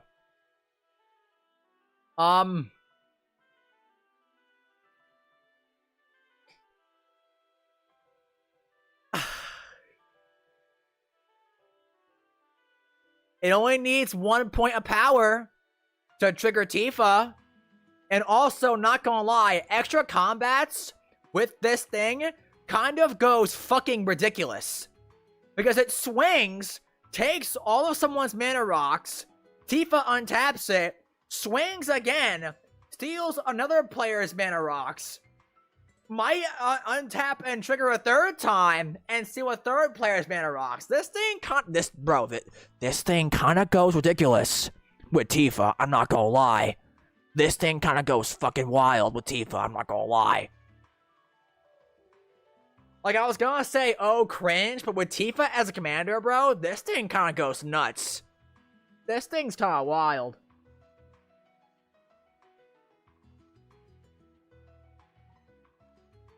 And then you win the game 20 artifacts. I don't think that's gonna happen. Maybe. I don't. If there's an artifact deck at the table. Like I was gonna say, oh, this thing is cringe. It's a big dumb dragon that might ramp you a bit. But with Tifa at the command zone, dude, this thing is like, just steal every player's mana rocks. You de-ramp every other opponent and ramp yourself for a crap ton. It would go more crazy with extra combat spells. We have Tifa, bro. Tifa is the extra combat spell. 3 times. You don't need it anymore, I don't think. Like, if you make this thing 7 power, that alone lets you steal 2 players' artifacts. Usually I'm happy if Hellkite Tyrant swings once and steals 1 player's rocks and artifacts. On hit, the dragon steals the Esper player's lunch money. How dare they think they can ramp? Double strike time! We keep that, I think. Professional face breaker. With Tifa as a commander, this thing can make you, like, 12 treasure in a single turn. What the hell? And also gives you impulse card draw. Absolute keep. Bro, Tifa might actually be a way better commander than Cloud is. Oh my god. What's next? Professor Hojo? Imagine being born and your parents name you Hojo. I'd be so mad. Anyways, 1 green for a 2/2 legendary human scientist creature. The first activated ability you activate during your turn that targets a creature you control. Cost 2 less to activate. So equipment. Very cool. Whenever 1 or more creatures you control become the target of an activated ability. Oh no. Draw a card. Oh no, Nadu. This ability triggers only once your turn. Oh. Okay, that's fine then. Nadu, but ramps you for equipment abilities. Or for equip abilities. It also gives you card draw. I guess. I'm not gonna lie, bro. I really feel like this card could have been white. And not green. But okay. Absolute keep regardless. Shut up, Nightbot! Shut up! What? You know, I gotta change that. That's like super old. I made that thing like years ago, bro. Anyways, Pure Steel Paladin. Absolute keep. Moving on. Red 13. Right? Not 7. That's yeah, okay, 13, yeah. 1 red and a green for a 3/3. 1 red green for a legendary 3/3 beast warrior creature. Vigilance Trample. Other modified creatures you control have vigilance and trample. That's pretty good. Cosmo Memory. When red 13 enters, return a target aura or equipment card from your graveyard to your hand. That's pretty good. It's an Auramancer for equipment that also gives your board vigilance and trample. For the sakes of triggering Tifa. So trample actually does matter. Because if your power 7 or greater creatures get chump blocked, they don't trigger Tifa. They have to connect. They have to connect to get Tifa triggers. They have to. So the trample, I think, actually is a pretty big deal. And plus, he's recursion. Tifa has an aura, but how many does the deck have? It can recur equipments too. It doesn't have to be auras. There's 0. There's 0 auras. Wow. That is actually really weird. Like, I don't like how the deck references card types that your deck doesn't have. Like, Sid mentions vehicles, yet we have no vehicles. And now Red 13 mentions auras, but we have no auras. That's very strange. I don't like that. I think it's good. We keep this. Sephiroth! Fallen Hero. 3 red white, 5 mana for a 7/5 legendary human avatar soldier creature. Genova Cells. Whenever Sephiroth attacks, you may put a cell counter on target creature.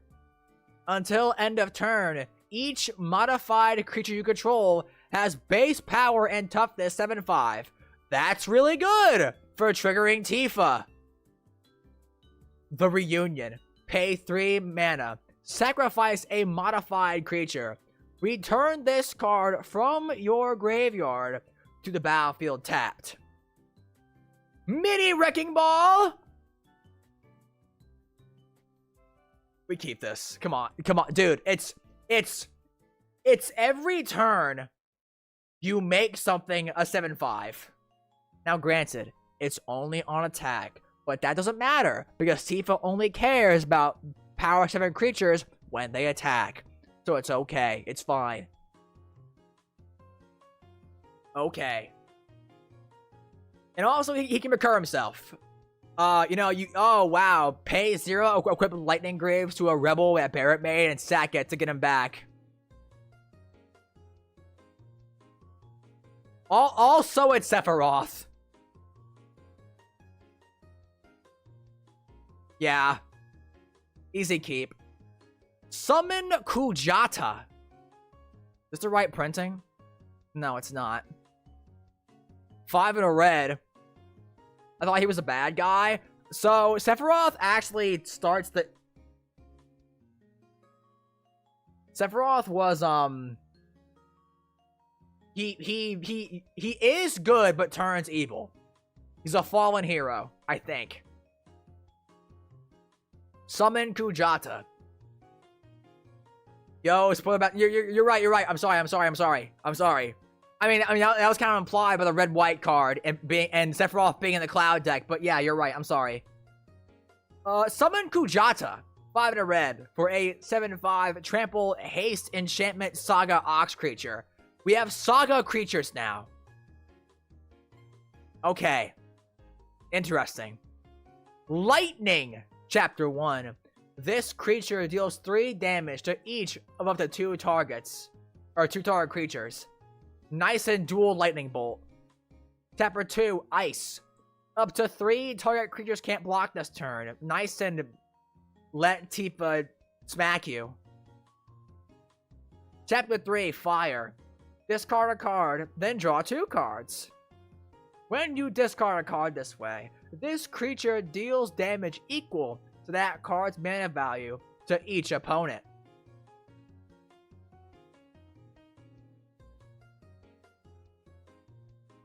This is... Okay. Okay, chat, hang on. Keep in mind, it's also a 7/5 trampling hasting creature, which does trigger Tifa. It comes down, it lightning bolts 2 creatures. Next turn, it makes it so your one opponent can't block, it makes... Next turn, 3 creatures can't block. That's good. And then chapter 3 is card selection. And also deals some damage to each opponent. Your biggest discard here is probably Vanquish the Horde. Deals 8 damage to each opponent. That's 24 damage total. If you discard something like a 3-drop, that's not that great. It does 9 damage then. Eh.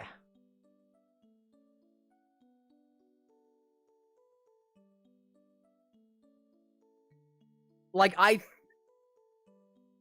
think this is a keep, chat. I think it's a keep. Like, I understand, 6 mana is a lot. But we're in green, man. I keep in mind, it's a 7/5 creature. That's good. That's good. That's good. That's just good, gang. That's just good. Can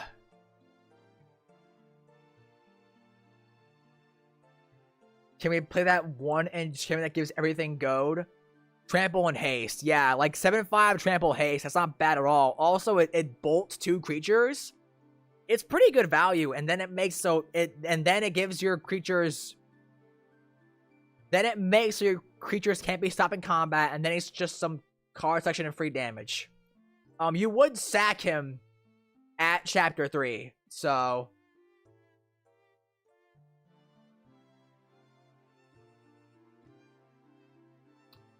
I think it's fine. I say we keep it. Moving on here. Vincent, Vengeful Atoner. 2 in a red for a legendary 3/3 assassin creature. Menace. Whenever 1 or more creatures you control deal combat damage to a player, put a +1/+1 counter on Vincent.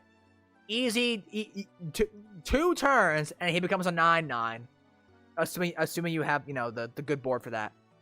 He has Chaos.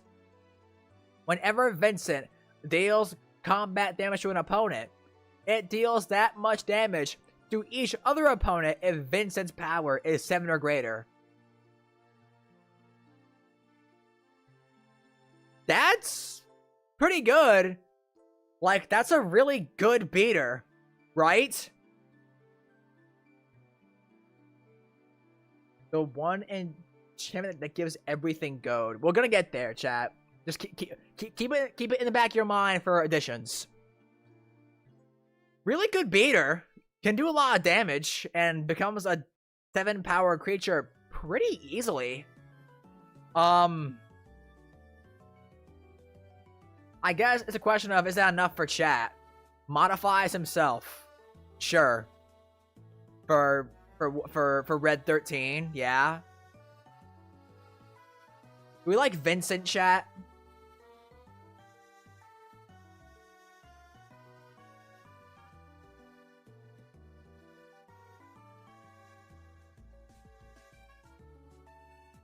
I like him. Easy, big creature. Menace is also good. More likely to swing in. True. He's decent. Like, okay, so I will say, I think he becomes a lot better once you start putting equipment on him. Like, if you put, like, okay, I was gonna say Behemoth Slash, but we cut that. Like, literally any just, like, solid equipment, he becomes way better, I think. If you get Red 13 in the field, he becomes Vigilant, Trample, Menace. That's way better. Flying makes him very good. Like, once you get literally any support card on the field, he becomes a lot better, I think. I say keep. Suitable body for non-Tifa activities. Yuffie, Materia Hunter. 2 in a red for a 3/3 human ninja creature. Ninjutsu for 1 in a red. I think... Bro, is Yuffie the first red ninja? I think she is. Yo! Congratulations, Yuffie. The first red ninja. Congratulations. Ninjutsu for 1 in a red. Return an unblocked attack control to your hand. Put this card onto the battlefield from your hand, tapping attacking. When Yuffie enters, gain control of target non-creature artifact for as long as you control Yuffie. Then, you may attach an equipment you control to Yuffie. I don't like that it's... That's weird. Are we sure we are the good guys? This deck literally draws a target on you with how nasty it goes. I mean, we'll see. So the thing is, right, is you have Tifa in the command zone. People really like gooning a Tifa. So if you have Tifa in the command zone, even though Tifa is really scary, people won't care because people love Tifa. So it's actually fine. Steals a Soul Ring and put Greaves on it? Is that... I don't... Oh, God. I mean, I could just play Thieving Skydiver, except not really, because that's a blue card.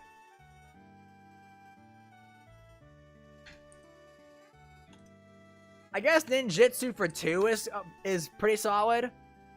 Like, if I kick Skydiver for 1, I can steal a Soul Ring forever. Like, honestly, I don't like how it's I only keep the equipment or keep the artifact for as long as I control Yuffie. I don't like that it's I lose it if Yuffie dies.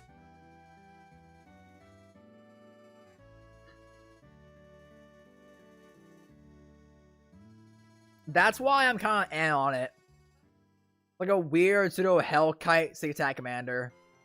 Treasure Nabber with Ninjutsu card, except like way worse because Treasure Nabber doesn't have to hit people. I'm gonna make a poll for this one, I think. She's kind of weird.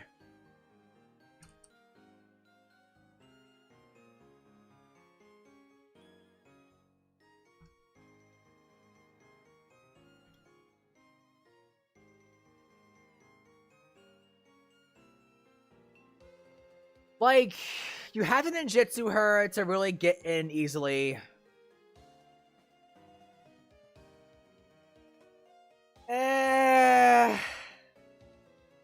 You lose the stuff if Yuffie dies, but she can equip stuff to her for free if you do ninjutsu her. Is there like ETB stuff in this deck? You can bounce Kujata back, I guess. Bounce one of your Auramancer shenanigans. It's a surprise Colossus Hammer? No! Because Yuffie has to hit the person. Or no! JK, it's when she enters. Okay. So you're right, it actually is a surprise Colossus Hammer. I thought it was when she hits them. You get to steal a thing.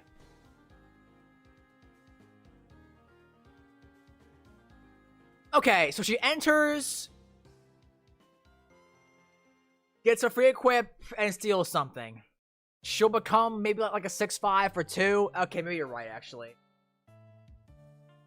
I mean, with Hero's Blade, right, she becomes a 6-5 that also steals something for 2 mana. You gotta return something to your hand, but that probably isn't awful, since there is some solid ETBs here. And with Wrecking Ball, she becomes a 7-7. Yes! I know, chat. Thank you. I guess that's true, actually. Yeah. Like, if someone decides to not block a little chump creature, you can make that creature a surprise 7-power creature with Yuffie to get a surprise Tifa trigger. Okay. Okay. I see the vision, chat. Y'all are right. I agree, actually. You're right. Yuffie's good. Zac Fair, 1 white mana. Oh boy. Esper Sentinel 2? Let's find out. 1 white mana for a 0/1. Legendary creature, human soldier. Zac Fair enters with a +1/+1 counter on it. Okay. Pay 1. Sacrifice Zac Fair. Wow. Wow. Okay. Target creature you control gains indestructible until end of turn. Put Zac Fair's counters on that creature and attach a equipment that was attached to Zac Fair to that creature.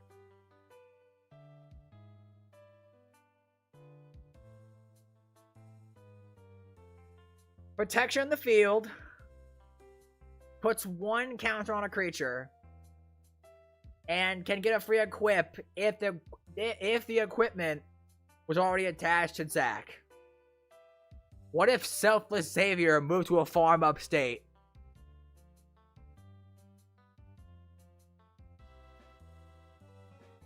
Gives Tifa indestructible? Kind of valid. Can also do it an instant speed pet creature. Yeah. Alright, yeah, sure, whatever. It's fine. It's good enough. I kind of wish it was free to sack. I don't like that it's 1 mana to do that. Like, it's... God. Like, you have to put equipment on Zac beforehand to get the free equip. That's weird. I don't like that. But then again, Hero's Blade out. With Hero's Blade out, it's free, bro. For a 1-drop, it's pretty good. Yeah. Furious Rise. 2 in a red for enchantment. At the beginning of your end step, if you control a creature with power 4 or greater, exile the top card of your library. You may play that card until you exile another card with disenchantment. Terrible. Terrible. It's like the worst Phyrexian arena you've ever seen. We cut this. Right? I ain't got any objections in chat to that. What a card name in a Tifa deck. Oh my god, okay.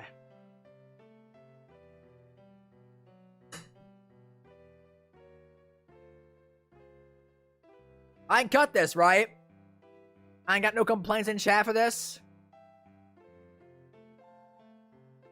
Why not end step? I mean, it is end. Yeah, never mind. Just cut it. Just fucking cut it. Soldier military program. Wrong printing.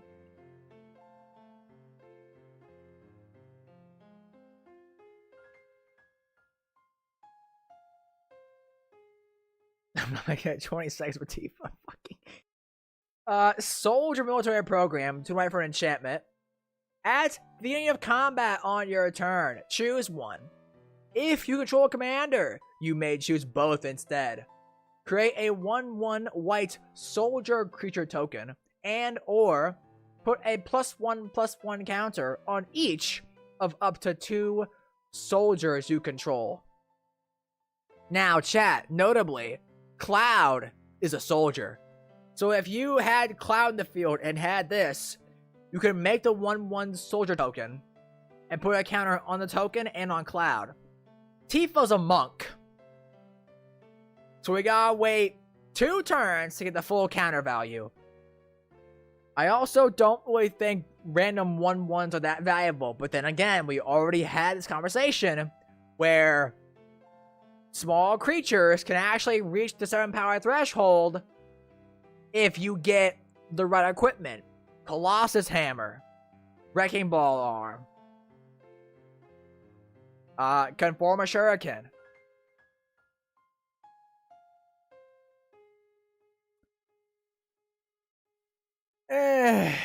Just run and fail to our retreat, my guy.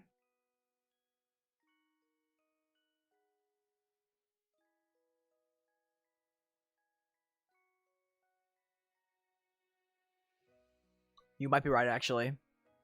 You might be right, actually. Eh.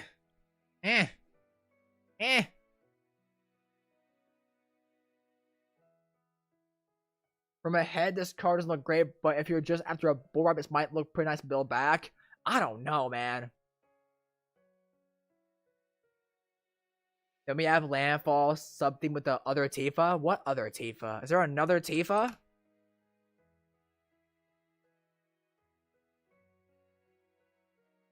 Tifa Lockhart. One green, 1/2 trample landfall. Whenever a land enters, double Tifa Lockhart's powers on a turn. So fetch lands make her a 4/2. No, we're not doing that. Wait, Black Blade Reforged isn't in the deck? I assumed it was. No, it's not actually. You would think, right?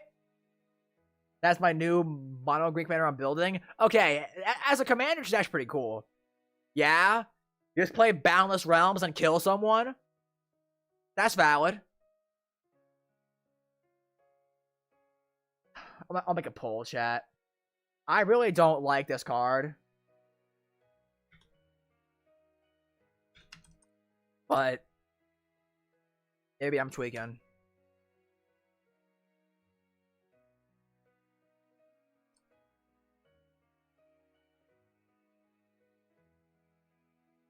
Two and a white, 3 mana. Beginning of combat on your turn, choose one. If you control a commander, you may choose both instead. Create a 1/1 white soldier creature token and or put a +1/+1 counter on each of up to 2 soldiers you control.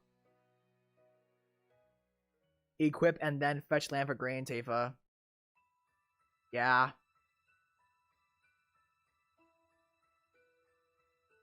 Up. Are we saying yeah? Cut program. Like, I think it'd be a lot better if we had Cloud as commander, because then you can put the commanders on Cloud. Commanders, because like then you can put the counters on Cloud if you had Cloud as commander. But that's not a thing we can do. Yeah. Get out. I think you need a token downwards to make the soldier program better. Yeah. I agree. Like, it's just, again, with Tifa in the command zone, we can't put counters on anything the first turn it's out. So it's not really that great or reliable. Chaos Warp, great. Clever Concealment. Hang on, chat. I gotta pull up Scryfall for this one. Femboy Cloud. Amazing. 2 white for an instant. Convoke. You can tap creatures to pay for it. Any number of target non-land permanents you control phase out.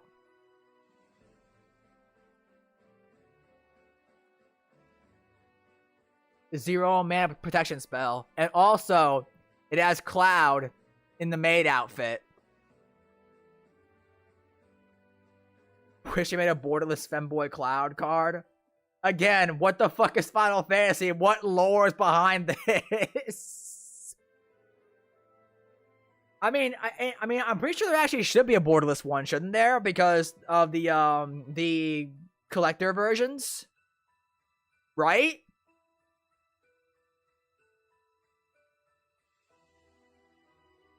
Like, there should, in theory, be a borderless version of this. I would think. Also, a amazing reprint. This card is actually really expensive, and it's probably even more expensive because it has Femboy Cloud in the art. So this version is probably going to be even more expensive due to the art alone. So, really good reprint for more reasons than one. Moving on. Cloud's Limit Break. 1 to white for an instant. Tiered. This is Final Fantasy VII Army. Cloud's Limit Break. 1 white for an instant. Tiered. Choose 1 additional cost. /0. Destroy target tapped creature. Blade Beam. 1 generic. Destroy any number of target tapped creatures with different controllers. Or Omni Slash. 3 and a white. Destroy all tapped creatures. That's pretty good. Like, dude, Blade Beam mode seems wild. Even I've heard of Limit Break, so you gotta keep this in. Yeah. Also, it's the namesake of a deck too. Like the deck is literally called Limit Break, so you gotta keep it there for flavor too. It's also just a good card. Like, Cross Slash is but Blade Beam and Omni Slash are both like pretty good modes, honestly. For an instant, dude, yeah. Like, bro, imagine, okay, before my upkeep, Limit Break, Omni Slash, wipe my opponent's boards. Now Tifa and friends get in for free. Yeah, that's pretty good. Dispatch, 1 white mana instant, tap target creature. If you have Metalcraft, instead exile that creature. That's pretty good. Life Stream's Blessing, 4 green instant. Draw X cards. Oh boy. Where X is the greatest power among creatures you controlled as you cast this spell. If this spell was cast from exile, you gain twice X life. Foretell for 4 to green. Alright, chat. So usually, you know, all the green card draw spells that say draw cards equal to the greatest power among creatures, you can kind of gotcha green players if they only have 1 big creature, right? You know, all they have is an 8/8. They have 1 8/8, and that's their only creature, and they cast Rishkar's Expertise, right? In response, you kill their 1 creature, and you gotcha them. Their card draw spell now does nothing. You can't even do that with this. Because the X is equal to the greatest power among creatures you controlled as you cast this spell. So even if they kill your 1 big creature in response to you casting this, it doesn't even stop them from drawing cards. Also, this is like extremely fairly costed for the effects. Rishkar's is what?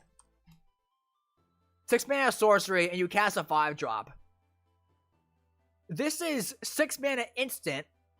There's no counterplay to this card at all. And also, if you foretell, you can gain twice X life.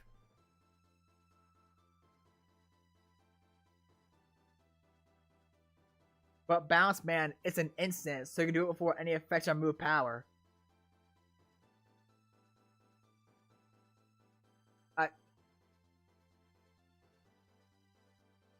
Yes? I'm not sure I understand what your point there. Like, the point is the fact that, like, this is... The issue with green is that there's too many good green card draw spells. But at the very least, there was some counterplay to them. Now this card just has no counterplay to it. It's a very good card. Don't get me wrong. Like, the issue is that it's too strong. We're not cutting it. It's a very good card. But once again, green gets absolute power creep. Also has life gain too. Twice X life. Oh, my 5 power creature gain 10 life, draw 5 cards. for like a super reasonable rate too. You can foretell this too to pay 2 mana to make it cost 5 instead of 6 too, which is fine. Oh my god. Anyways, moving on. The ultimate magic holy. 2 and white for an instant. Permanents you control gain indestructible until end of turn. If this spell was cast from exile, prevent all damage that will be dealt to you this turn. Foretell for 2 and a white. Sphinx's Rev is in shambles. Yeah. Tell me about it.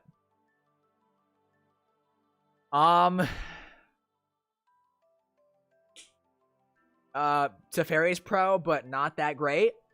Also, chat, do you notice how when you foretell Lifestream's Blessing, it costs less to cast from foretell, but when you foretell Ultimate Magic Holy, the cost to cast it doesn't get reduced? Interesting. Interesting. That's pretty strange. That's pretty weird, actually. I'm not... It's a very interesting choice to make the foretell version cost less to cast for green, but not for white. That's pretty strange.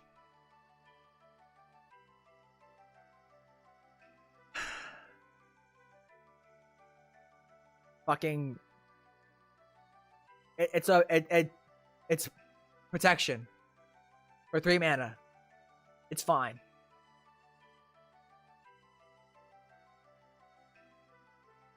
Green has a sleeper agent and WotC card design. Yes. It's so obvious, dude. It's so obvious. Like, why on earth does Green's ultimate spell in this deck get to cost less, but White's doesn't? Why? God. Austere Command. Good card. Cultivate. Good card. Decimate.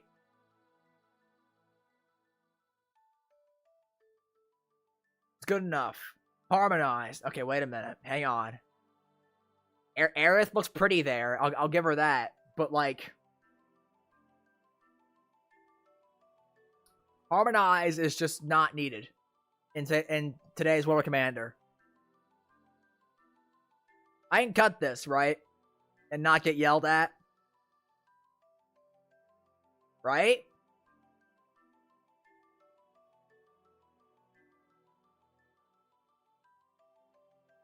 Gaming is better than gooning.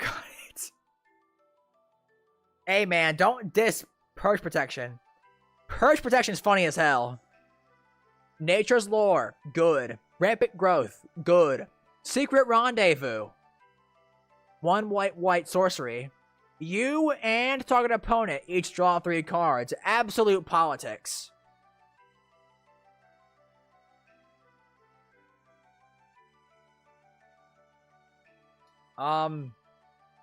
It has Tifa in it, so keep. I'm kind of thinking the same thing, honestly.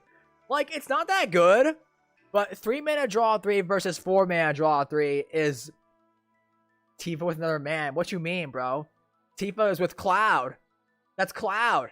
That's canon, I think. Like, is there better card draw? Probably, but this has, like, political stuff. I feel like each of the Final Fantasy decks should keep this card just to stay on theme. Yeah? I think I agree, honestly. For flavor. I might get hate for this, but I'll keep it. Ultimate Magic Meteor. 5 and a red, sorcery. Ultimate Magic Meteor deals 7 damage to each creature. If this spell was cast from exile, for each opponent, choose an artifact or land that player controls. Destroy the chosen permanents, not exile, because of course, we can't hurt green players too hard. And oh, by the way, once again, the foretell cost does not get reduced. But green's does. For Lifestream's Blessing. Remember guys, green's totally not OP. No, it's not true.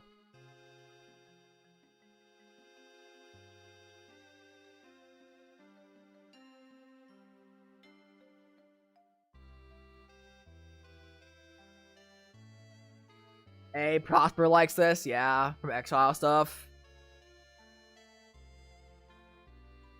There are 4 tail reductions. You mean for, like, card synergies? Like, this card still costs 6 to cast for the 4 tail cost. And live streams does not, because for some reason, live streams blessing gets to have 4 tail for 5 and not 6. Awesome.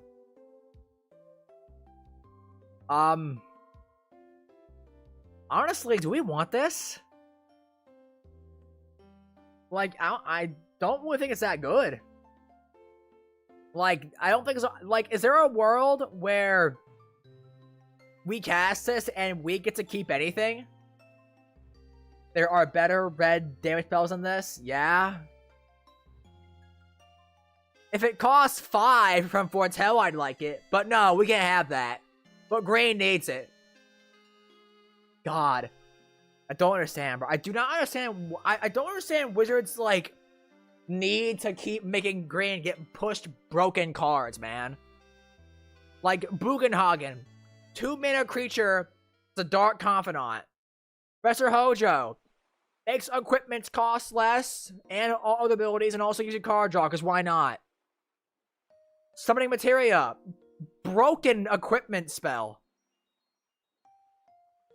Why not just run Blasphemous Act? Because Blasphemous Act is not on flavor. That's why.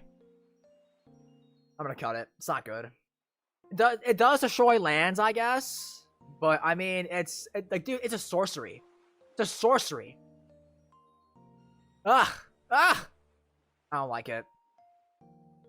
6-mana Wrath that doesn't even, like, kill the super big creatures. Like, if we had the ability to go over the 7 damage and keep stuff, I'd say yeah, but I honestly don't think we do.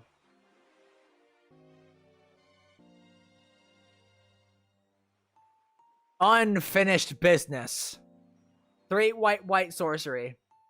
Return target creature card from your graveyard to the battlefield. Then return up to 2 target aura and or equipment cards from your graveyard to the battlefield attached to that creature.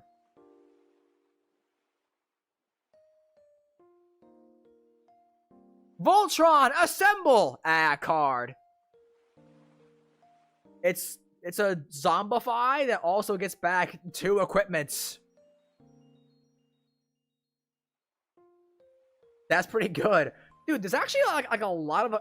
There's a surprising amount of equipment recursion in this deck, dude. Like, it's kind of nuts, to be honest. Like, there's Sid, there's Elena, there's Red 13. Now we have Unfinished Business. Yeah, like, and also the equipment cards come back attached to that creature too. So it also cheats on equip costs as well. Like you get back 1 creature and it comes back super strong. Like, it's honestly pretty good. What it is. We keep that easily. Vandal Blast.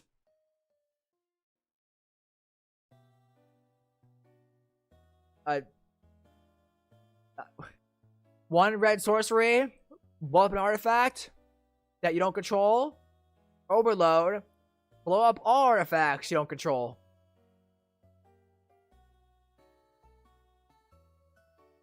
That's just good. That's just good. Vanquish the Horde. Should be 2 white mana. Destroy all creatures. It costs 8, but it costs 1 less to cast for each creature in the field. You're in commander. If every opponent has 2 creatures, it's 2 mana Blasphemous Act. That gets past creatures that have toughness higher than 13, I guess. Okay. Lands. I always say that I never want to go above 8 tap lands. 8 tap lands is my absolute... 8 tap lands is my absolute maximum. I never go above 8 tap lands. This deck has Vanquish the Horde, but not Blasphemous Act, huh? I mean, Vanquish the Horde's flavor is like the heroes winning. Blasphemous Act is like the church is losing, I'm pretty sure, in terms of like original art. Vanquish the Horde is like, because Vanquish the Horde's original art, it's Odric killing the zombies. So it's like heroic. Blasphemous Act is like the church is losing, everyone dying. So it's like a difference in flavor. Also, the term blasphemous implies like inherently evil, like yo, what the fuck actions. Like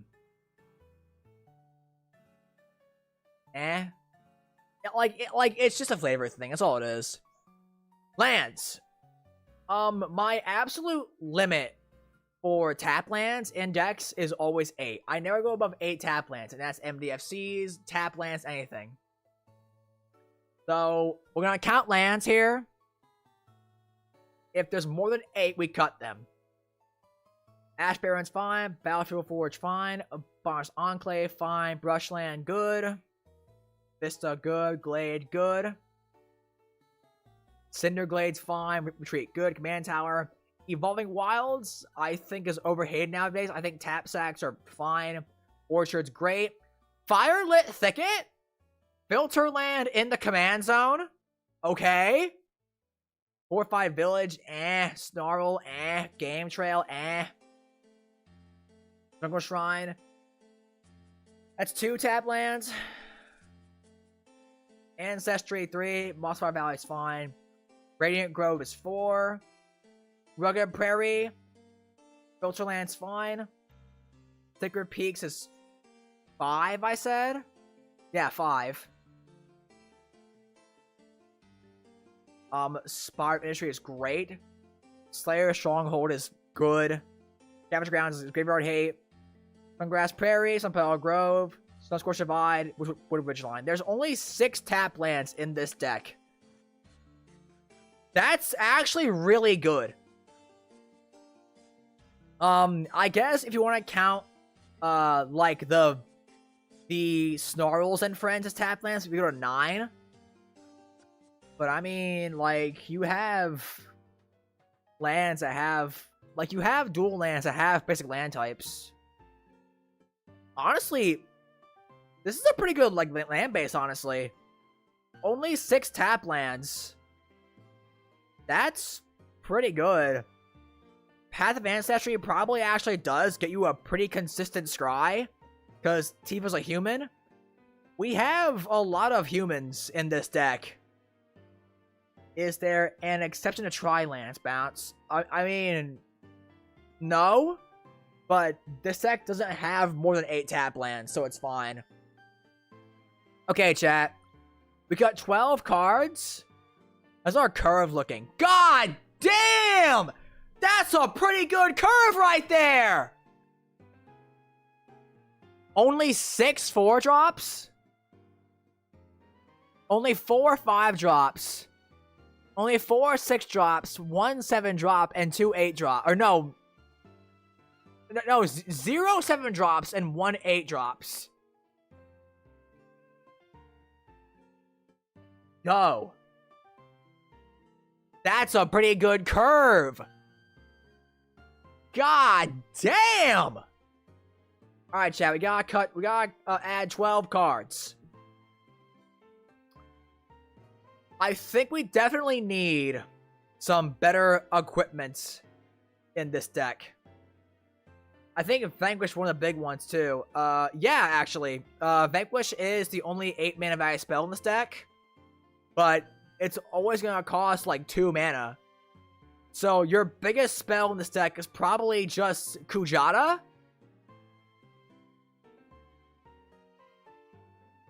And then it goes to like, it's so, your first 6 drops, it's Kujata and like Livestream's Blessing. And then it goes to, and Hellkite Tyrant. Then it goes to 5 drops, which is like Cloud, Sephiroth, Unfinished Business. That's it, dude? Oh, Bronze Guardian. Like, bro, this deck's curve is actually really good. Annie joins up? What is that?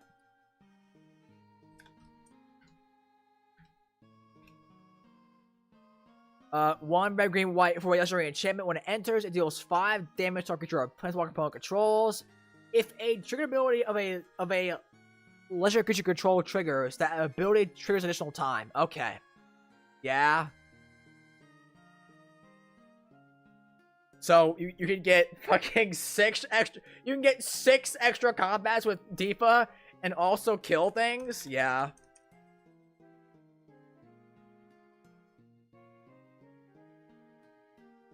Additions.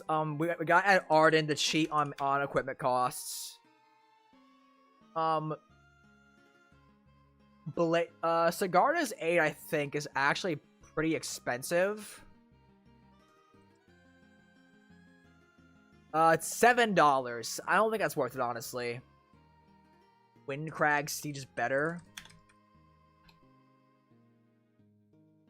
If a creature attacking causes a trigger ability permanent control trigger, so Windcrag Siege actually does not work with Tifa. Tifa's triggers are based on combat damage, not on attacking.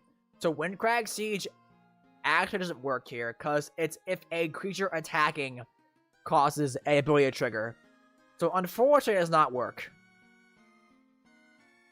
Colossus Hammer, surely. Bro, Colossus Hammer's already in a deck. Colossus Hammer's already in a deck, bro. I know!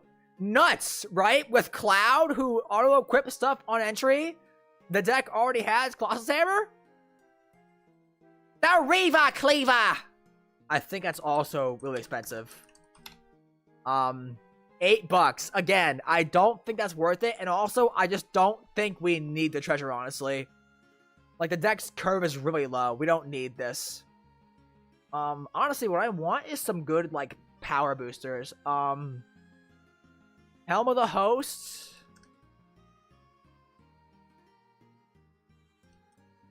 Like, I think I actually do kind of want to be budget friendly, chat. Like, the Cloud deck is already going for $120. The regular version, the normal version, is going for $120. So, if anything, I actually want to be even more budget conscious if I can be. Black Baby Forged, totally, 100%. I think it's like $2 at most, right? Blackballed, wow, great. It's $1, yeah, easy ad. The Danithas.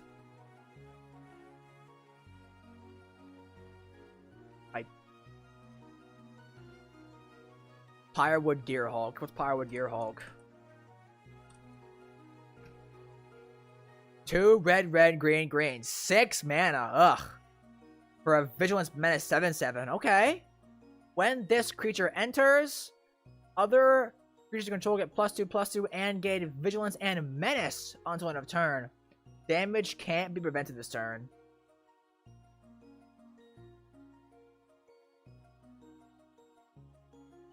We used to have a joke if you were playing an old Precon with not so many upgrades. Just yell Precon while gesturing at your deck. Not anymore. Dalthy, Voidwalker, Reanimate, Big Hammer, Vine Boom. Absolute cinema. Bro, I still think Cloud... Dude, the fact that Colossus Hammer is in a deck with Cloud as a commander, turn 1 drop Hammer, turn 4 or 5 cast Cloud. He has haste. You swing with your 14 power commander on like turn 4 or 5. That is ridiculous. I cannot believe that's in a Precon, dude. I'm happy for it. Please don't stop, Wizards. And loses flying. Sid. Sid loses flying, I think.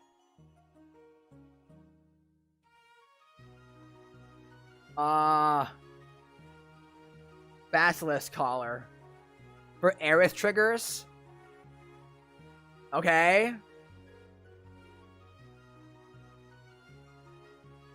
Bro cannot jump with that hit on his back. Basilisk Collar.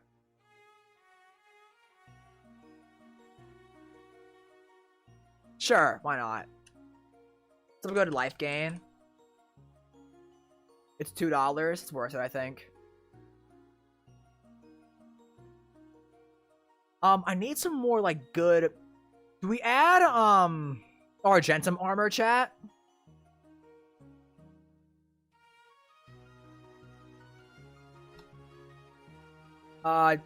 Equip 6, but it's gonna be 0 because of our equipment stuff.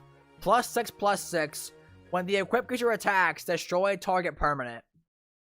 Bone sabers.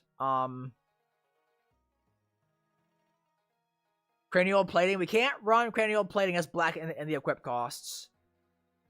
Cranial has it has the attach at instant speed for 2 black. So yeah, we can't run that, unfortunately. Someone said the Danithas. Honestly, dude, I don't think they're necessary. Like, all that glitters.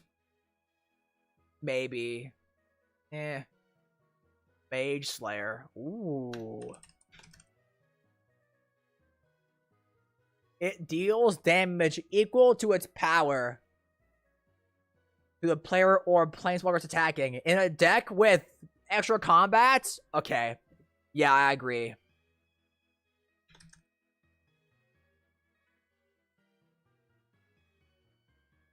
All that glitters. Strand for more card draw. Leyline Axe. Yo! That gives double strike too, right? Once again, it's $2. +1/+1 double strike and trample, and it can start the game in the field, bro. Oh my god. Yes. Yo, what the? Oh.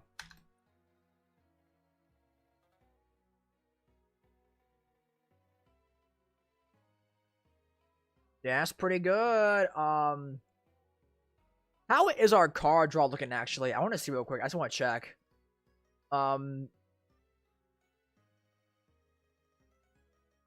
Materia is 1, I'd say.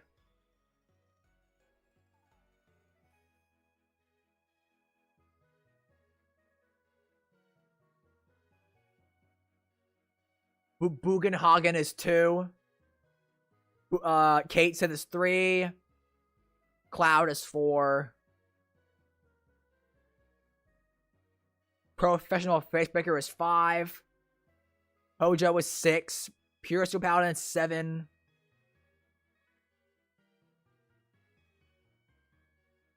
Kujata, I guess. I don't even want to count, honestly. I'm going to still say 6, honestly. Live Stream's Blessing is 7. Rendezvous is 8. I need 2 things of card draw, chat, at least. How many legendaries? A lot. Aomer. Okay, which Aomer, gang? There's 3 of them. There's 3 Aomers. Which one?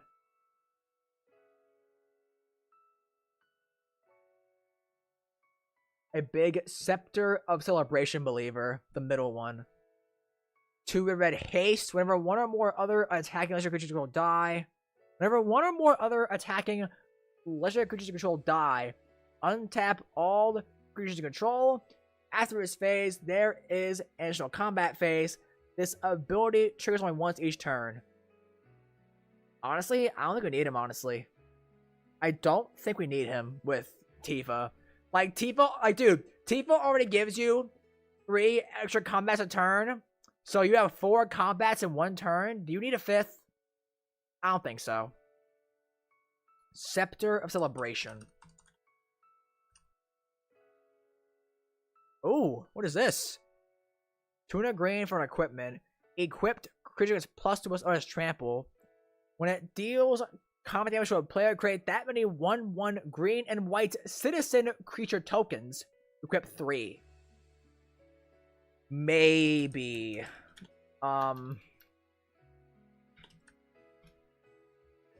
Outpost Siege. No, it's too slow. It's way too slow in my opinion. I need card draw, chat. I need good card draw. Someone said SRAM earlier. So, chat, my thing with SRAM is that, like, we only have, like, 15 equipments. We don't only have, like, 30. So, like, while I agree SRAM's not terrible, he's not really going to draw that many cards.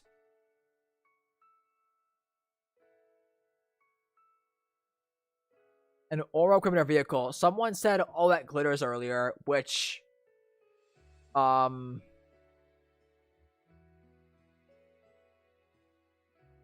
is a... honestly, it might be a finisher. Garruk's Uprising. So, Garruk's Uprising gives your board trample. That's really good.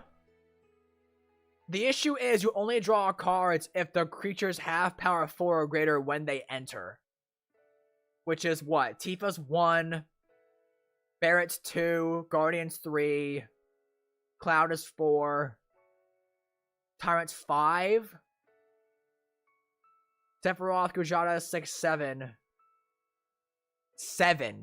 That's 7 creatures that trigger off Garruk's Uprising. The trample is nice, I guess. Junk Jet. That's not very flavorful at all, gang. That's not very flavorful. When it enters like a junk token, pay 3, second artifact, double power. I don't like that. I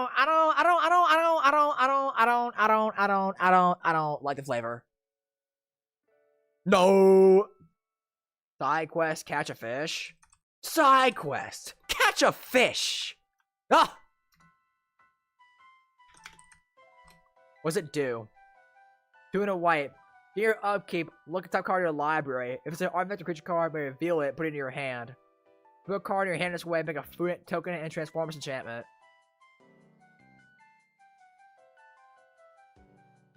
Second artifact. Put a +1/+1 counter on each creature control. Up the Beanstalk. We are absolutely way too low on the card for Up the Beanstalk, bro. What is this? 1, 4, okay, so 4, 8, 9. 9 spells that trigger Up the Beanstalk. Nar. Kutzil? Your opponents can't cast spells during your turn. Whenever one or more creature control with each with power greater than its base power deals combination to a player, draw a card. 100%. I agree. It's also 50 cents somehow. In what world, bro? In what world is a Grand Abolisher that draws cards 50 cents?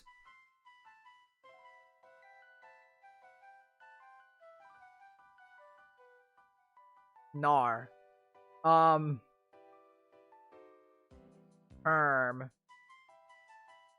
what? We added 1, 2. We have 3 cards left, chat. Okay, I want one more thing that draws cards, I think, just to be safe. Too many cards come out people for gore. Yeah, I mean, we cut... So what, we cut Avalanche, Barrett Wallace, Behemoth Sledge, Darksteel Plate, Explorer's Scope, Furious Rise, Harmonize, Heidegger, Skull Clamp. How much land ramp? Ramp in general, we have, what is this? 1, 2, 3, 4, 5, 6, 7, 8-ish. Tyrant is 9 because he steals mana rocks. Facebreaker 10. Hojo 11.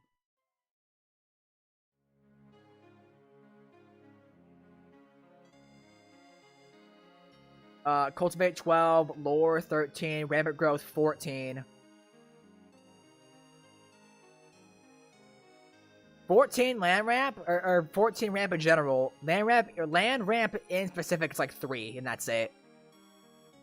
But honestly, I don't think we really need it, to be honest, I'm being real. Auron? Item shopkeep, hang on. Gains Menace, no. It's not needed, I don't think. Auron. Auron. Venerated Guardian. 3 and a white. This is my story. And you're not part of it. Bro, in KH2, Hades fucking summons this guy to fight Hercules. And Auron just says, like, no, I'm not doing that. And Hades gets so pissed. It's like, what the fuck do you mean, no, bro? I own you. Auron attacks with a +1 counter on it. When you do, exile Turkish playing controls with power less than Auron's power to its battlefield. No. Snake Umbra? It's +1/+1, and when it deals confrontation with an opponent, you may draw a card. Totem Armor. So protection. Or no, it's Umbra Armor now, my bad.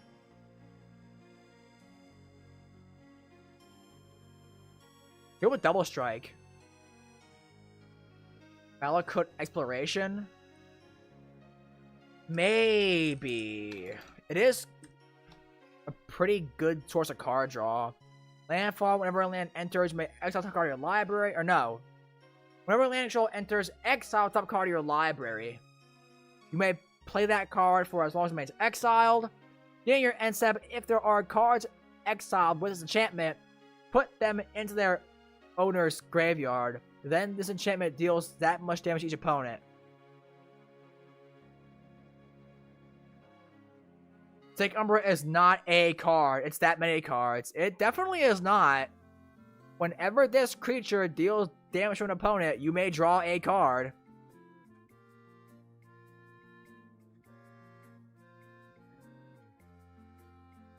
F.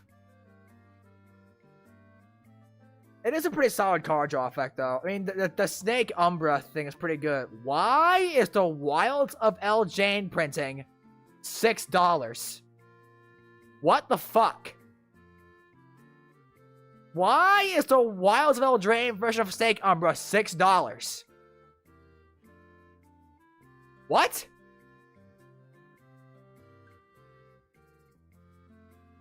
Like, all the other versions are cheap. But for some reason, the Wilds of Eldraine version is really expensive. Okay. I still think it's a good card, though. It's also great on, like, Hella Trooper, Hellkite Tyrant, anything with flying. Sure, I'll add that. Also another aura, it's another aura for, you know, shenanigans. We had the one guy that mentions auras. Who is it? Sid? Not Sid. Who is it? Red 13. Yeah. 2 cards left, chat. Someone mentioned a gold enchantment earlier.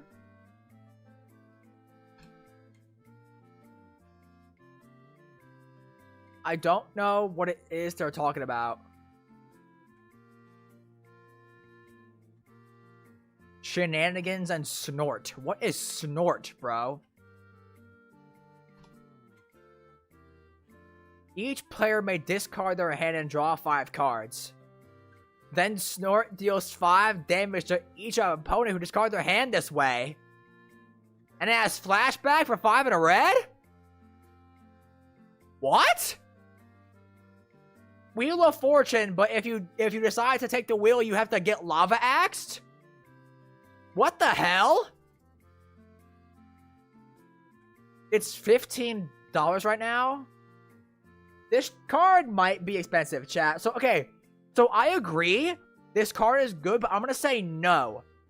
Not because the card is bad, but it's hard to tell what this card's price is going to be once the main set releases. It's $15 right now.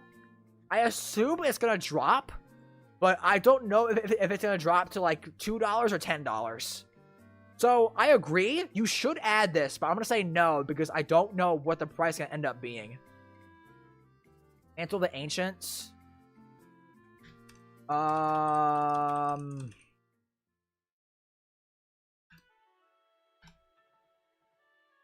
Return any number of target aura and or equipment cards from your graveyard to a battlefield and attach to enchanted creature. Enchanted creature is +1/+1 for each aura and equipment attached to it. Honestly, dude, this deck already has a crap ton of recursion for equipments, if I'm being real. Like, I see the vision, I get it, I'm just not really sure it's needed. If I'm being honest. If I'm being honest. We want people to die, so Slicer?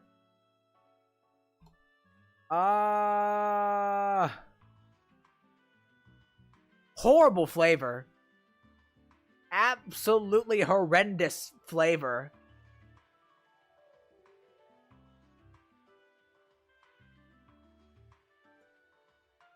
Alexios from Assassin's Creed, still kind of not great flavor, but I guess it's a little better.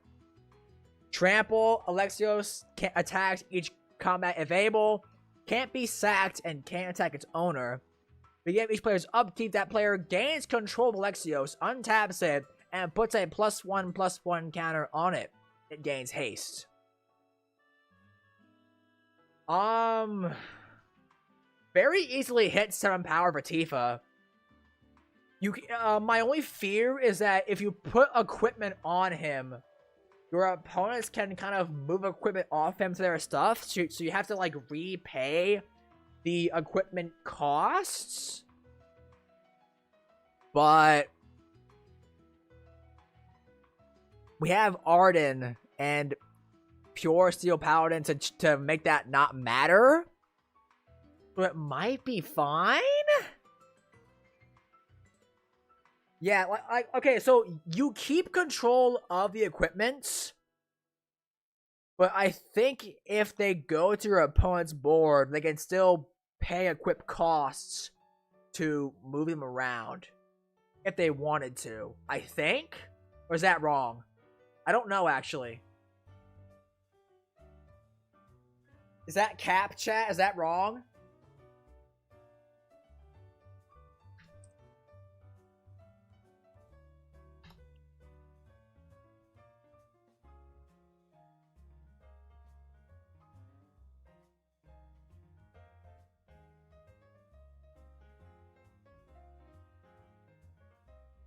They cannot.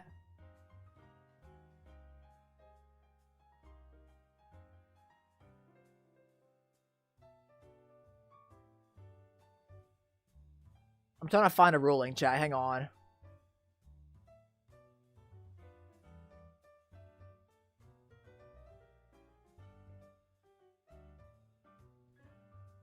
God, okay.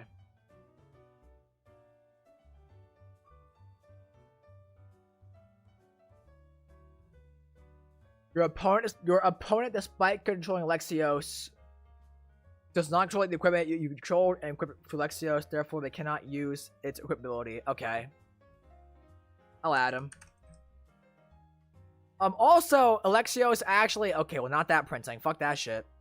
Alexios also has the UB border. Like, the metallic border. So... kind of blends in a bit, you know? He blends in, kind of, assuming you're not fighting people who know what Assassin's Creed is. I have one card left, chat. I'm thinking I add Argentum Armor and call it a day. Just as, like, a big, like... Or, Open the Armory. I could do Open the Armory. Just as, like, a equipment tutor. Do I do that?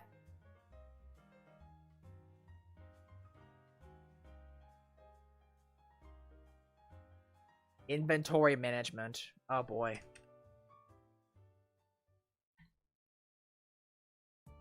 Fallout card! Ah, hell nah. It's also $6. That's actually kind of expensive. The other cloud that has 2 white... Bro, you know damn well. You know damn well the other cloud is gonna be like $30, bro. You cannot, in good faith, recommend that card. I mean, I would. I absolutely would add him. But you know, everyone in chat knows that this cloud is gonna be so expensive. But it is not right now.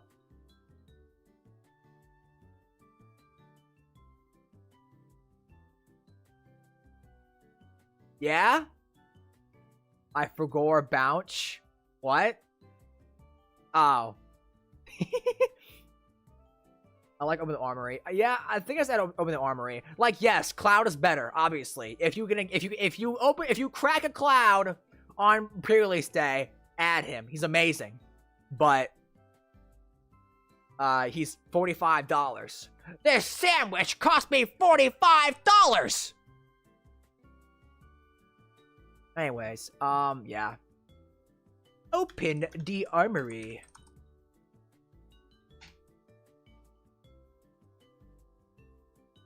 Just as like a solid equipment tutor. Grabs your leyline axe.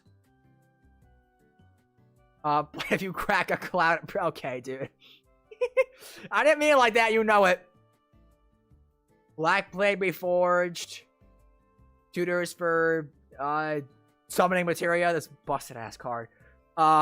Colossus Hammer. Tutors for Colossus Hammer.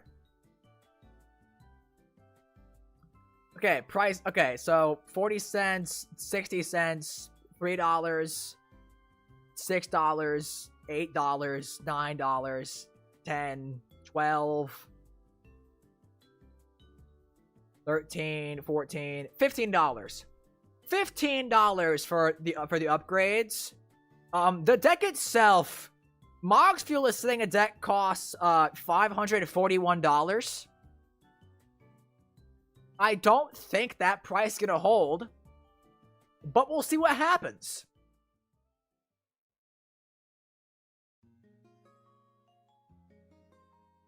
Go to review, chat. Alexios, Deimos of Cosmos as a big beater. All that glitters beats House. And he joins up is removal and also extra triggers for Tifa. Arden is equipment cheating. Basilisk Collar, Death Touch Lifelink. Black Blade Reforged, a finisher. Kutsil's card draw and a silence on your turn. Leyline Axe is +1/+1 double strike and trample and can begin the game on the field if it's in your hand.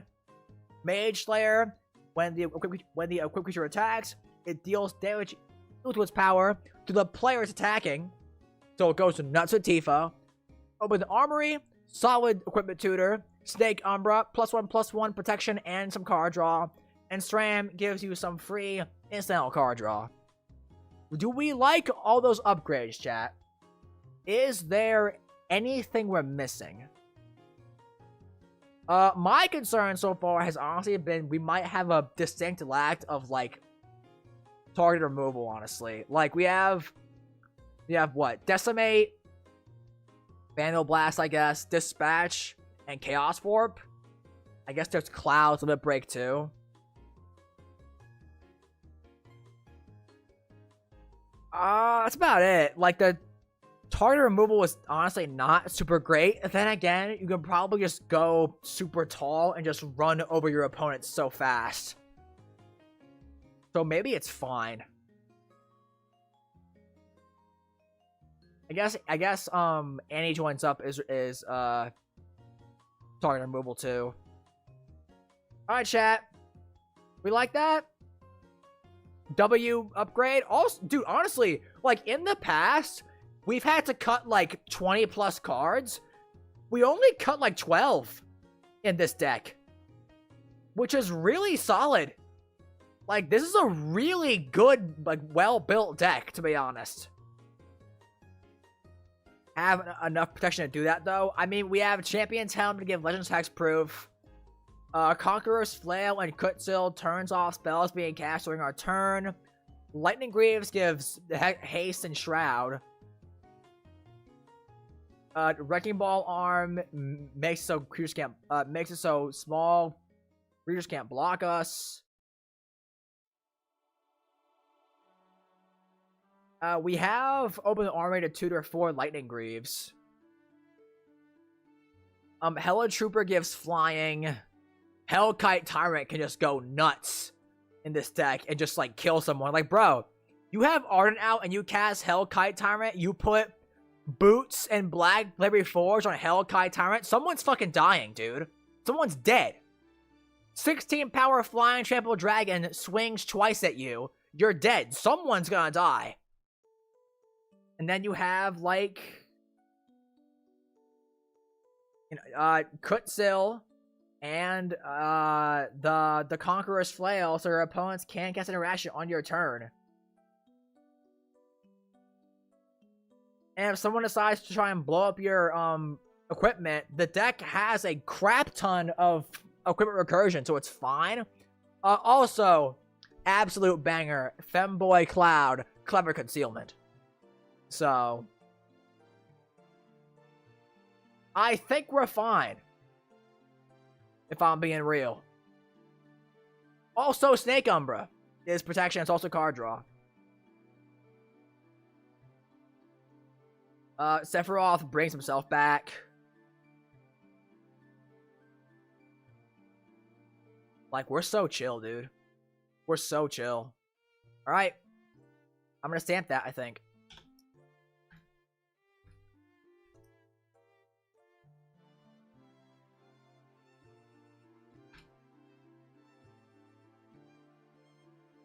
Do you think a Realm Reborn will be playable?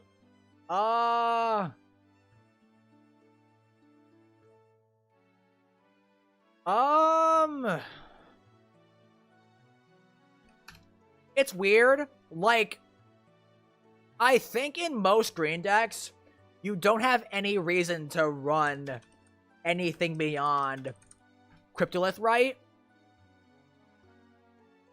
What the fuck?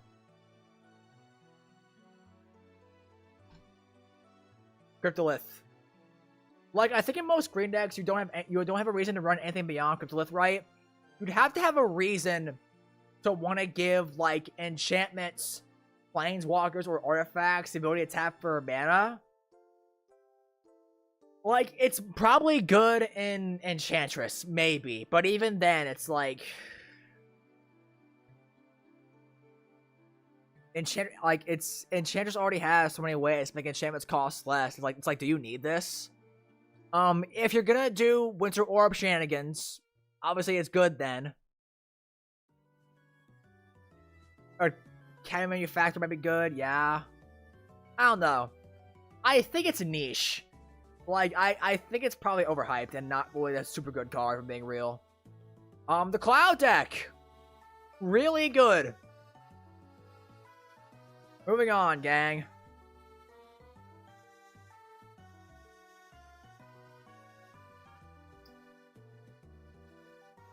Moving on to the Tidus deck.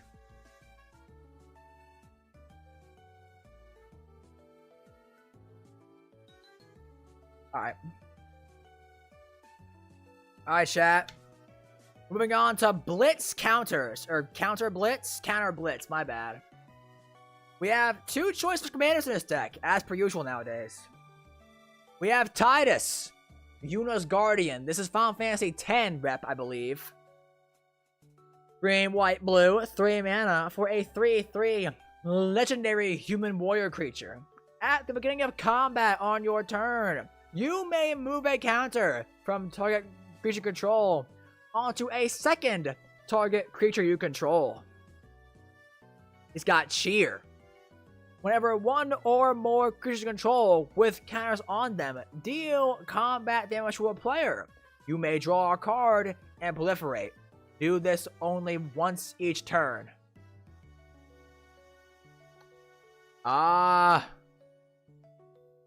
So you get a free Nesting Grounds trigger every turn, and he's a card draw and proliferate engine. That's pretty good. Alternatively, we changed the printing to the correct one. We have Yuna, Grand Summoner. 1 green, white, blue, 4 mana for a 1/5 legendary human cleric creature. She has Grand Summon. Tap, add 1 mana of any color. When you next cast a creature spell this turn, that creature enters with 2 additional +1/+1 counters on it. Whenever another permanent you control is put into a graveyard of the battlefield, if it had 1 or more counters on it, you may put that number of +1/+1 counters on target creatures. You may put that number of +1/+1 counters on target creature. So she's ramp, counter production, and also the Ozolith in the command zone. But she does not proliferate or draw cards.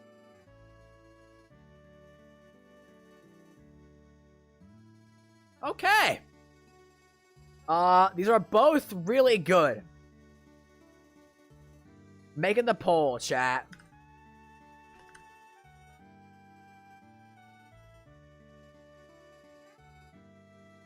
Thanks on bye, P. Kelly. I appreciate it.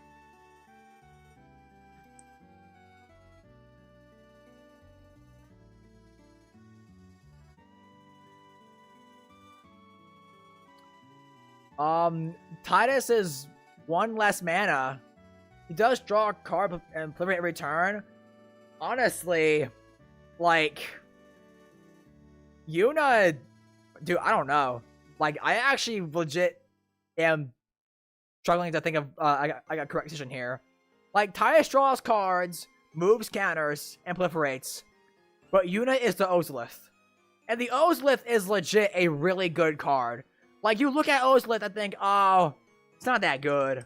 But it actually legit is like one of the best things someone can play in a +1/+1 counter deck.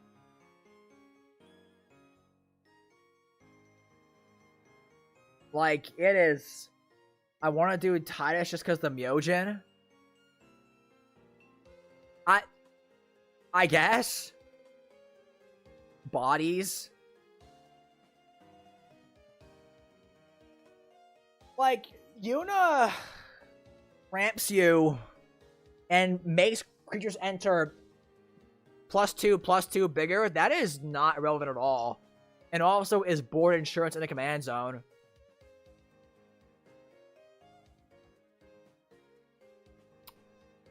But Tidus is the face. He's the face commander. Also, I think Tidus kind of has more, like, culture around him, I think. You kick his ass in KH1 during a prologue, because you can. He's also younger in that game.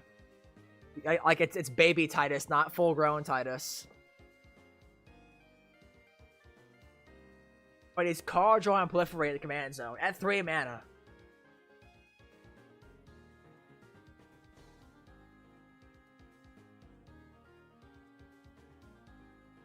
Have you seen the Yuna from the real combo? Oh. Yeah, oh.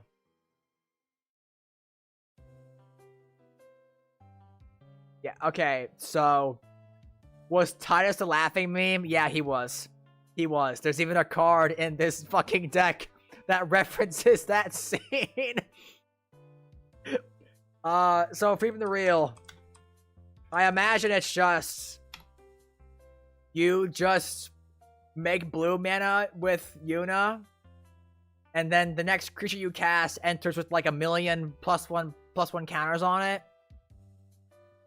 That's probably good. Vote in the poll, chat. 3 votes is not enough for me to be confident in a decision.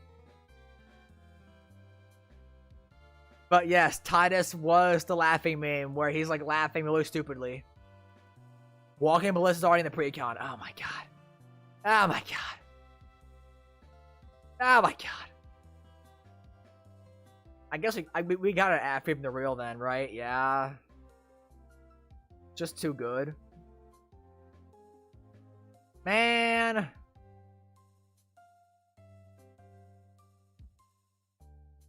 Alright, chat. I'm pretty sure this deck had a 3-turn combo. What? We'll see, I guess. Vote in the poll, chat. 3 votes not enough. Okay, 4. Now it's tied. Awesome. Great. Okay. So, Yuna's a combo. Yuna has Free from the Real combo. Free from the Real is what? $5-ish? That's probably worth adding. Just have Yuna make creatures enter with 1,000,000 +1/+1 counters on it. That's pretty good. You know what, gang? While y'all vote in the poll, I'm going to go grab my dog so y'all can see him. Decide. If that poll is still at 4 votes and tied, I'll be very upset.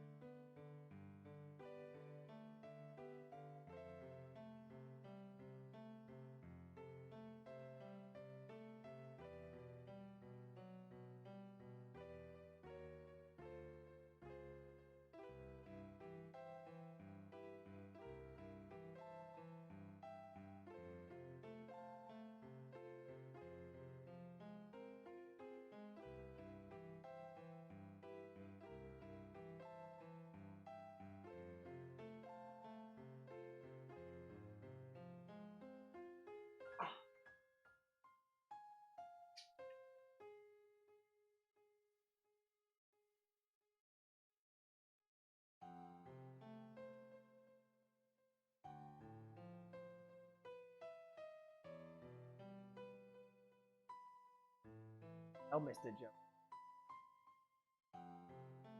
Mwah.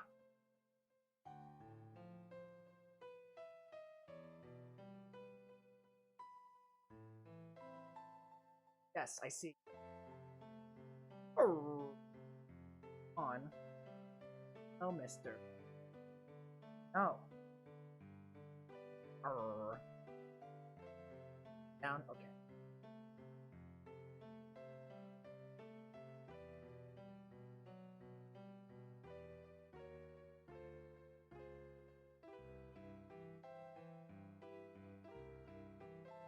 Bro blends in with the FNAF floor tiles. Okay, man. Yeah. Chat said Tidus. You got it. I got you, bro. Alright. We're doing Tidus. Getting in a cuts here, chat. We got our very first card here. Okay, actually, never mind. So Tidus. To reiterate. Green, white, blue. 3 mana for a 3/3 legendary human warrior creature.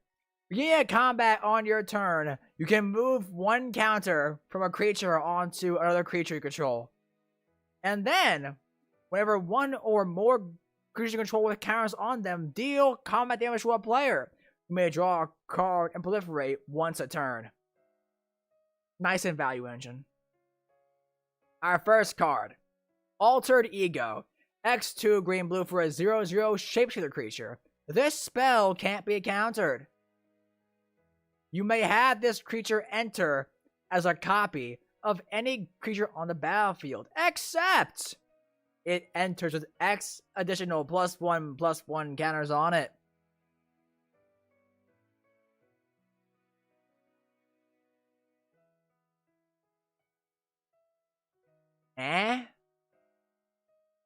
We like this? You want a room review or separate from this guy? No, you don't. No, you do not. Back there is where I build decks. I have a whole like pile of cards and like junk back there. It's actually kind of not good. Bounce looks like a Gizmo and Doohickey kind of fella. No disrespect at all. Bros over here saying I make contraptions and then says no disrespect. Absolute public execution.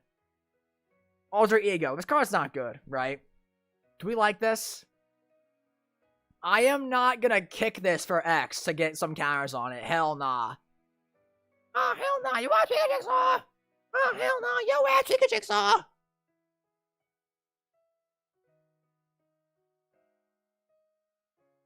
I'm cutting it.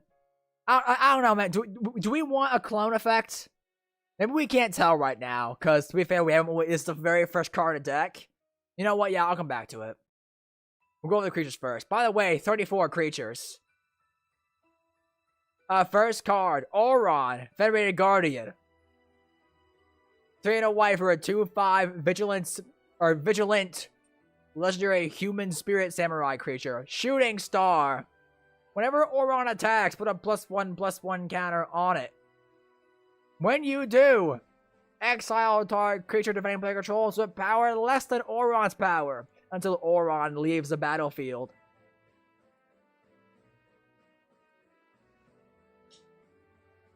There comes 3/6 when he attacks.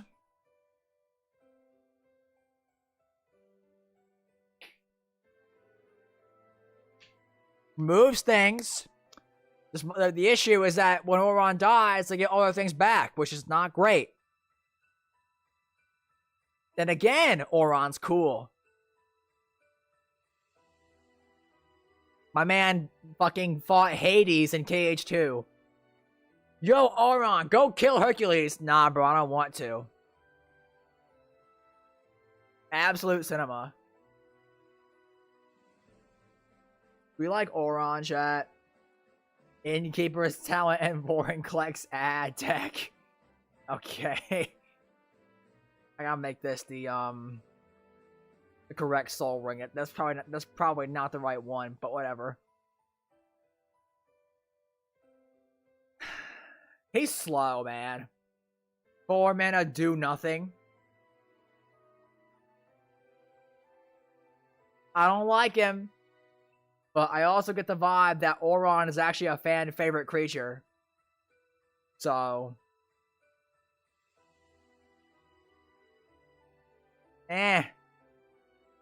Auron farmer. Aura farmer.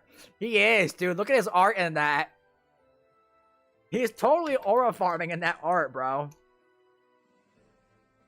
Look at him. Aura farming ad character. Bro's got a broken arm, too.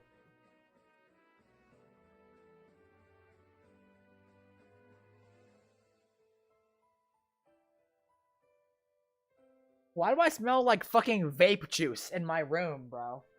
I don't vape. Nah, fucking... I'm not a jewel hitter. Whatever, that's weird.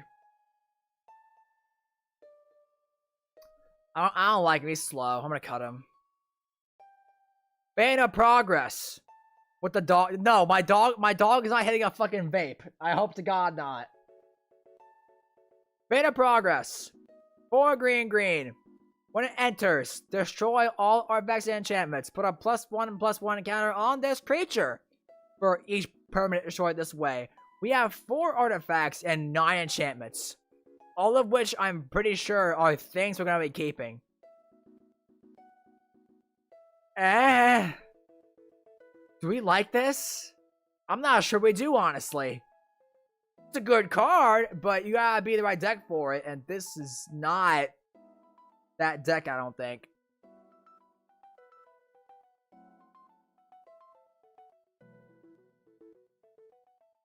Ooh, oh no. I'll see you guys in the car girl. Oh, the cat girl precon. Yeah, that's tomorrow. Thanks for stopping by, Army. The car girl.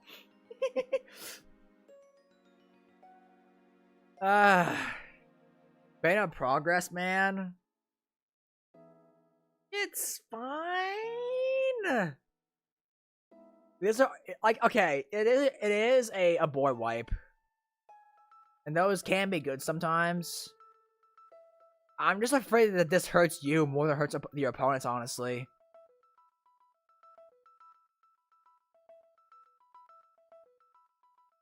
That was Aether Drift. I'll leave him in. Chasm Skulker. In what world is this ridiculous art? A 1/1. That is not a 1/1, bro. What? Tuna blue, whenever you draw a card, put a +1/+1 counter on this creature. When this creature dies, create X 1/1 blue squid creature tokens with Island Walk, where X is a number of +1/+1 counters on this creature.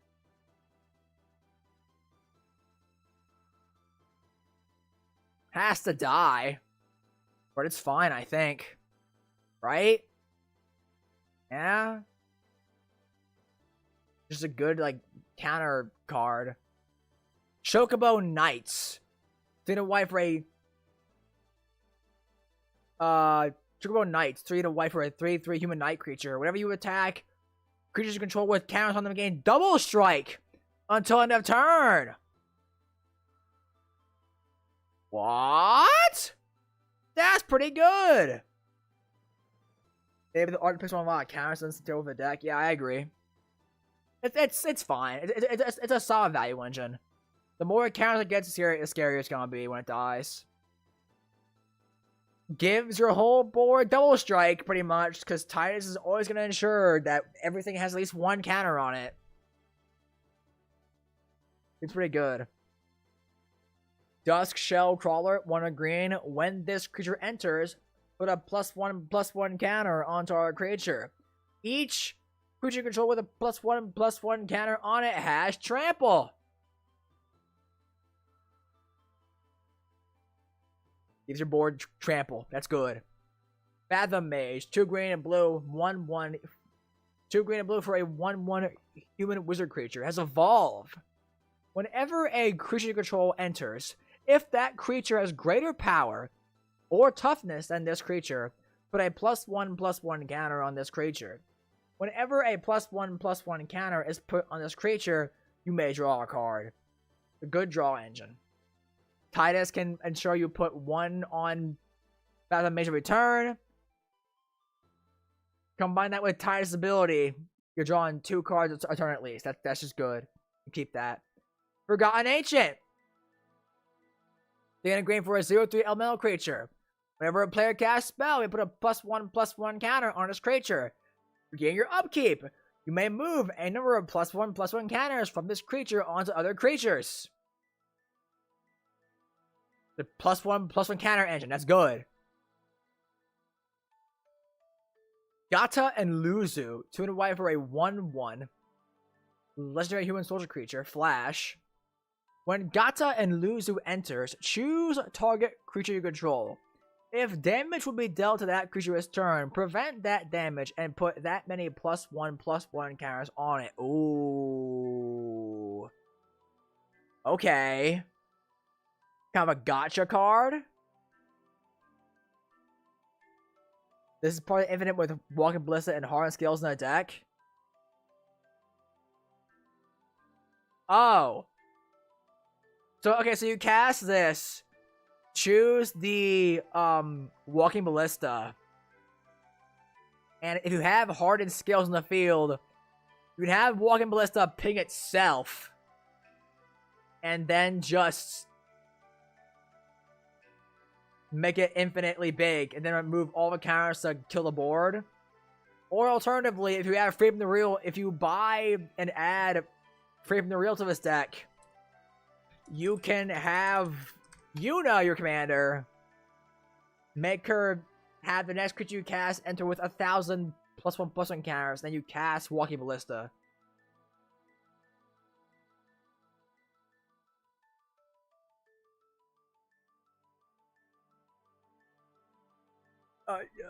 Yeah, seems good. Moving on. Generous Patron. 2 and a green for an elf advisor creature. 1/4. When this creature enters, support 2. Put a +1/+1 counter on each of up to 2 other target creatures. Whenever you put 1 or more counters on a creature you don't control, draw a card? What?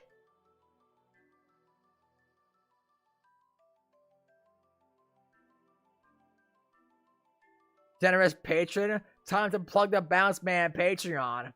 I don't have Patreon, but you can if you want. Consider becoming a member of the channel. For only $2 a month, you'll get access to our member exclusive Discord, an exclusive space for you and fellow Bounce Manners, and you'll also get access to exclusive perks such as loot shames. As an emote, if that's your thing. $2 a month. It's a great price. Alternatively, you can consider checking out my affiliate link with Arcane Fortress and get yourself some sick TCG products. I don't have the box on me. Shit. Hang on. Wait a minute, chat. Wait. Hang on. Wait.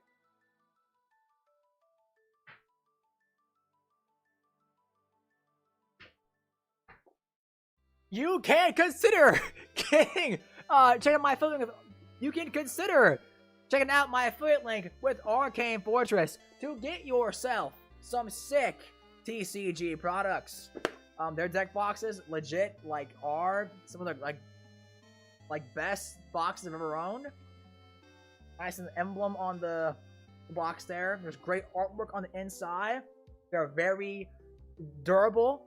They're strong. They got a little dice compartment here. They're very good. My dog wants up. You heard me yapping and said, "Oh my god, bro, get me out of here." On chat.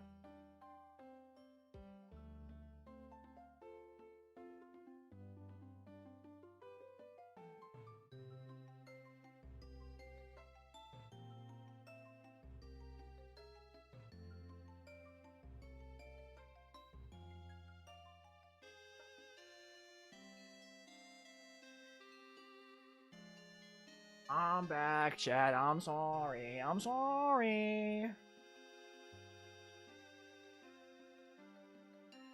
But yeah, Arcane Fortress. Check them out if you want. They're very cool. My affiliate link is in the description down below, I think. Or no, it's not. Oh! Great! Let me fix that right now. I thought it was, but it's not actually. Oh. That's an issue. Can I even fix that right now?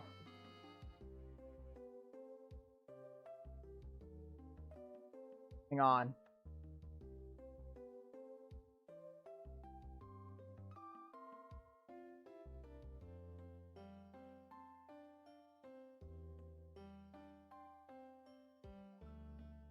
I thought it was this whole time, bro.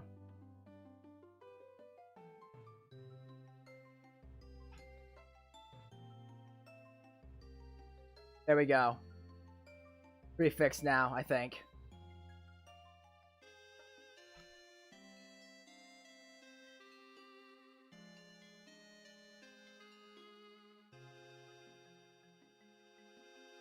Alright, good. Back to it, gang.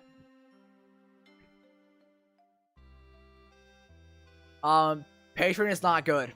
It's you gotta put stuff on your opponent's creatures, which is kind of cringe. Get out here. Grateful Apparition.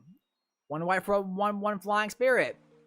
When it hits someone, proliferate. Good. Gyre Sage. 1 green for a 1/2 elf druid creature. Evolve. Tap. Add green for each +1/+1 counter on this creature. It's good ramp. Can add like 7 mana. That's good.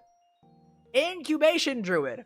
1 green for a 0/2 elf druid. Tap. Add 1 mana of any type that a land you control could produce.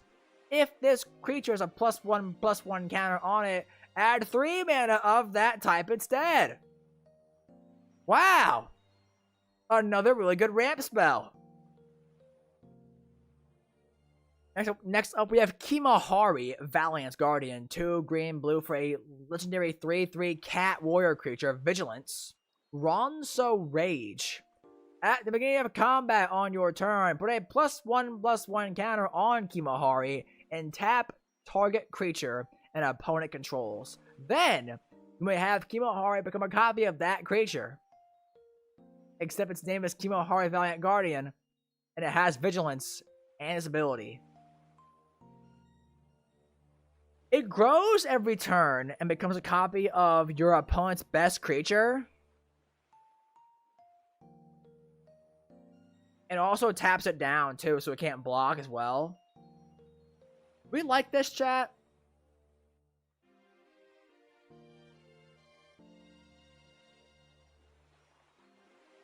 I guess? It is a 4 mana do nothing. I don't like that. I got one person in chat saying keep. I guess he is a counter engine. All my homies love Kimahari. Alright. I got you then. What is this? Lord Jiskal Guado. 1 white for a 2/1 legendary spirit cleric creature flying. At the beginning of each end step, if you put a counter on a creature this turn, investigate. My nose is itchy, I'm sorry. It's each end step. So, it can happen on opponent's turns, I suppose. That was itchy! Ah! Sorry, chat. On a creature this turn.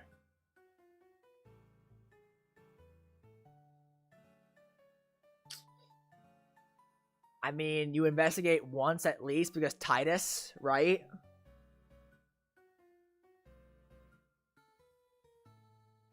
Is that good enough?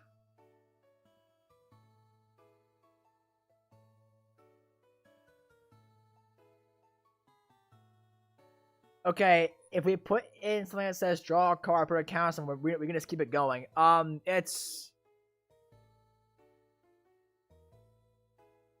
If you crack clues on every opponent's turn, okay, yeah.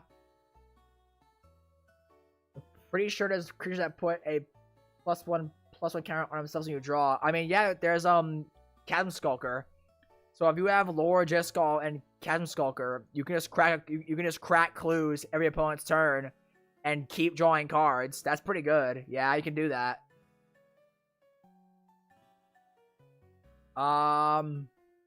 Yeah, okay.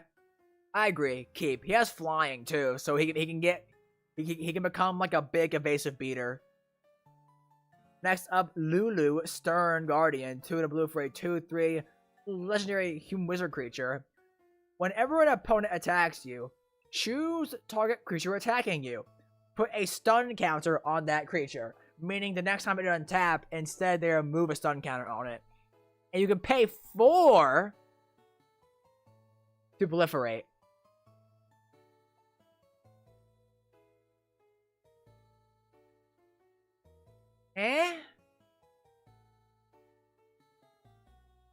Like it's...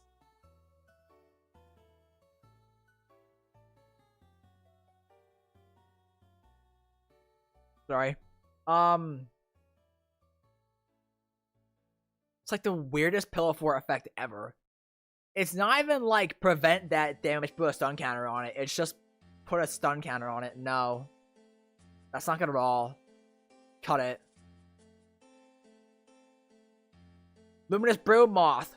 Yo, great reprint! 2 white for a flying insect creature. Whenever a creature you control without flying dies, return it to the battlefield under its owner's control with a flying counter on it. That's good! Board insurance, and gives flying. Absolute peak. Master Seymour, 2 green for a 1/3 legendary human elf cleric creature. Beginning a combat on your turn, put a number of +1/+1 counters equal to Maester Seymour's power. Master Seymour's power on another target creature you control. 3 green, Monstrosity X, where X is the number of counters among creatures you control. So, 3 mana, on combat, put 1/+1/+1 counter on a creature besides Seymour, and then you can pay 5 later to Monstrosity him and make him like a 8/10, and now he's putting 8 counters on a creature. That's really good. That's a lot of counters at once. I like that. Easy keep. Owaka, Traveling Merchant, 1 blue for a 1/2 legendary human citizen. Remove a counter from a non-land permanent control. Draw a card.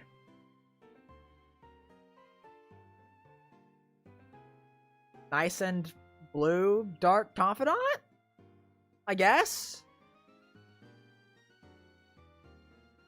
Can also just move counters on him over time? True. I mean, we're proliferating. You can remove bad counters you get, if any, like Finality. True. You remove, like, counters that are actively bad for you. Yeah. Good point on that. Okay, I'll keep him. I mean, he's a 2-mana draw engine. It's fine. Rampant Rejuvenator. Also remove lower counters, keep edging sagas. Okay. Yeah. I don't. Do we have sagas in this deck? Oh, we have summons. Yeah, we have summons. Okay, yeah. Okay, yeah. We keep them 100%. Rampant Rejuvenator, 3 green for a 0/0 plant hybrid creature. Enters with 2 +1/+1 counters on it. When this creature dies, search your library for up to X basic land cards, where X is this creature's power. Put them onto battlefield, then shuffle. We have 9 basics. So the ceiling is not super high, but then again, if he dies and you tutor, if he dies and you ramp 9 basics to the field, that's probably good, right? One small problem: it has to die. Ugh. Fertilid be damned. Has to die.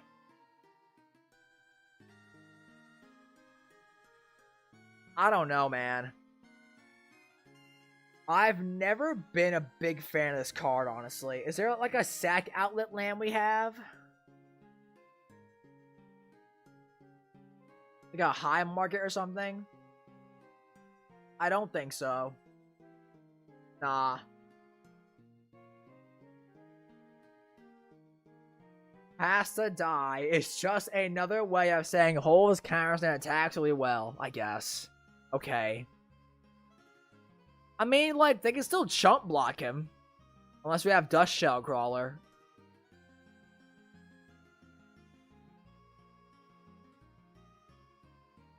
Do we like him, chat? I kinda don't. Like, it's 4 mana do nothing. He's a 4 mana 2 when he enters.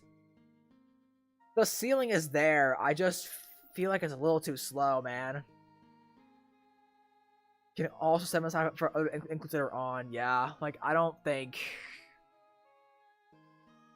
it's too slow, man. I don't like it. Cut. Riku, Resourceful Guardian. 2 to blue for a legendary, once again, a human artificer creature. 2/3. Whenever you put 1 or more counters on a creature until end of turn, that creature can't be blocked by creature opponent's control. What? Okay. Steal, pay 1 tap, move a counter from target creature, an opponent controls onto target creature you control. Activate only as a sorcery. Makes your creatures unblockable. Oh my god, no. Sorry. Return the Hydra and apologize.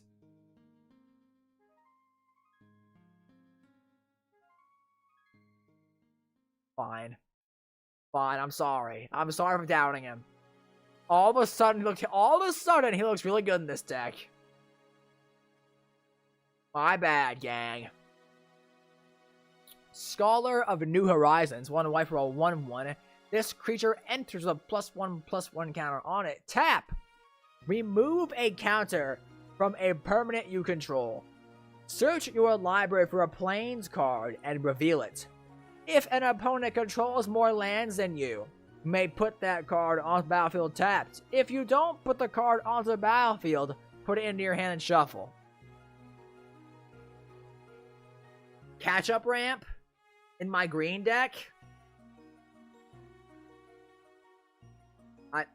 I feel like I could just play a rampant growth over this.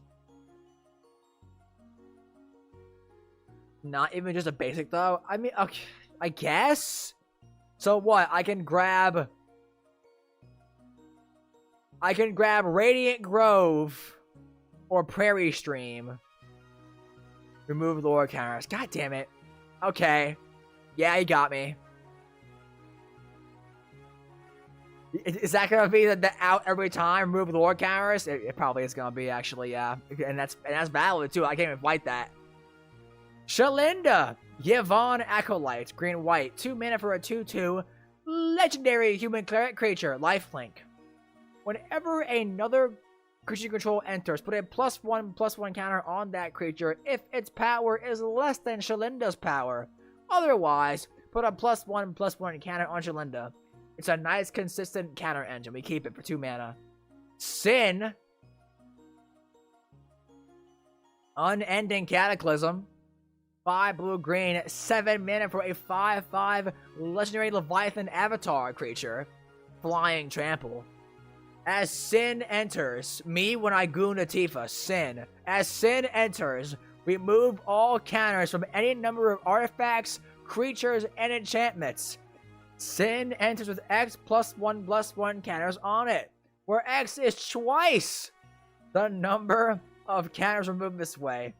When Sin dies, put its counters on a target creature you control, and then shuffle this card into its owner's library. Ramping 3 is above rate other fight spells. Welcome back, B. Kelly. Finally, we've broken Dark Depths. Remove lore counters, though.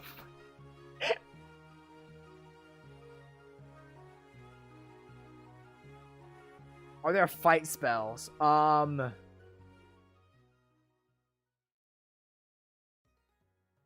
No? Sin is in. I agree. I don't think there's fight spells. No.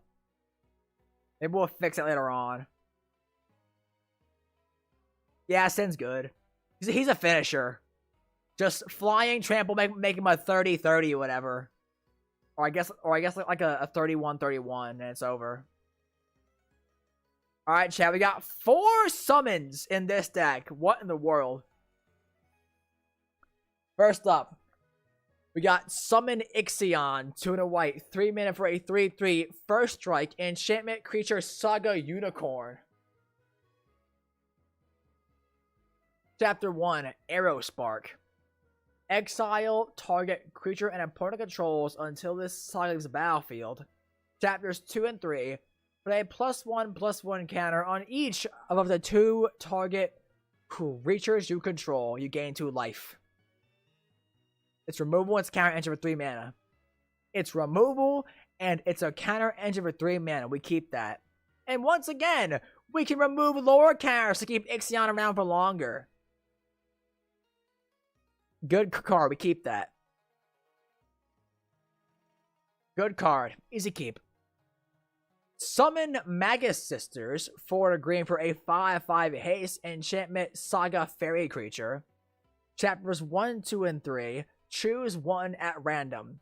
Combine powers. Put 3+1/+1 count on target creature. Wow. Defense. Put a shield counter on target creature. You gain 3 life. Or fight. This creature fights up to 1 target creature an opponent controls. So it's removal, protection, and life gain, or a counter engine at random for 5 mana. It does have an immediate effect.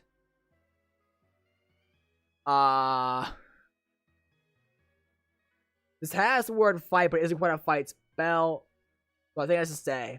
Also, remove lower counters, but it is random. Yeah. I mean, there's not really any mode here that I'm mad at, right? If I pay 5 mana to get a 5/5 haste that fights a creature, I'm happy. If I pay 5 mana to get an 8/8 with haste, I'm pretty happy. If I pay 5 mana to gain 3 life and give a shield counter on a creature, I'm happy. Like, there's no bad mode here, and I can do it 3 times or more if I have a way to remove lower counters. That's good. Summon Valifor. 4 and a blue. 5 mana for a 5/4 flying enchantment creature Saga Drake. Chapter 1. Chapter 1, Sonic Wings. Each opponent chooses a creature with the greatest mana value among creatures they control. Return those creatures to their owner's hand. Very good effect. Chapters 2, 3, and 4. Tap up to 1 target creature and put a stun counter on it. He's a blue Soul Shatter, I guess, but returns them to their hand. And then he just, like, makes it so certain creatures can't untap for a turn, and also taps them down. I'm kind of iffy on this one, gang. I'm kind of iffy on this one.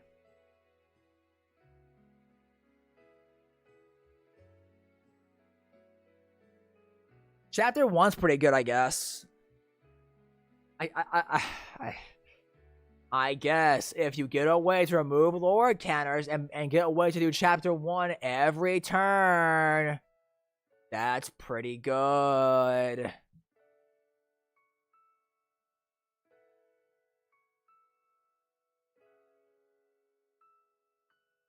We'd like Valifor, chat.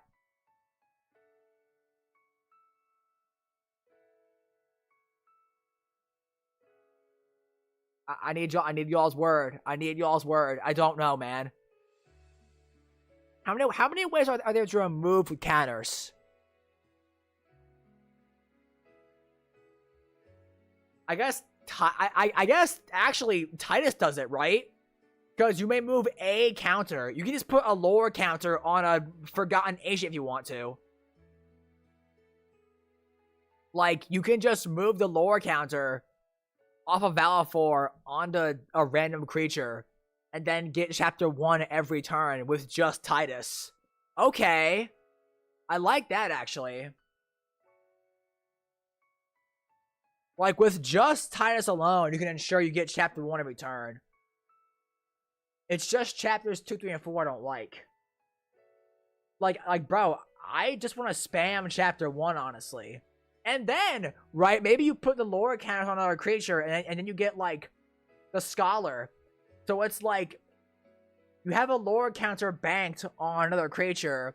You remove the counter from Valifor when he has one, and then put the lower counter back on it that you stored on another creature earlier to get 2 uses of Chapter 1.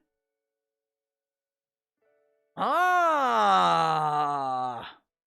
Absolute synergy. I like it, actually. We'll keep it. Summon Yojimbo.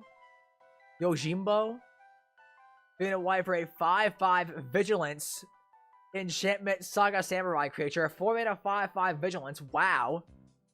Chapter 1. Exile target artifact, enchantment, or tap creature opponent controls. Oh my god. Chapters 2 and 3, until your next turn, creatures can't attack you unless their controller pays 2 for each of those creatures. Nice and ghostly prison. Chapter 4, create X treasure tokens, where X is the number of opponents who control a creature with power 4 or greater. Oh my god. Absolute keep. Like, this is hands down keep, right? 4 mana, 5/5 vigilance, and exile something on ETB. That's amazing. That alone is great. And then he's ghostly prison on top of that. Absolute keep. Sunscorched Regent. 3 white for a 4/3 flying dragon creature. Whenever an opponent casts a spell, put a +1/+1 counter on this creature and you gain 1 life.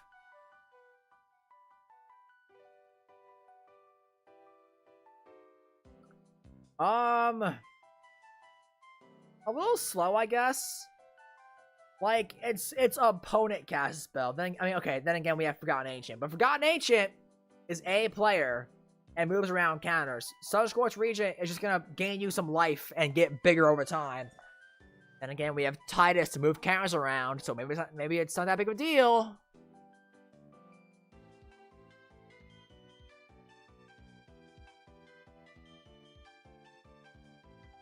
Trade-off, but you pay 1 more for Ghostly Prison. You get a 5/5 with Vigilance Removal and Ramp.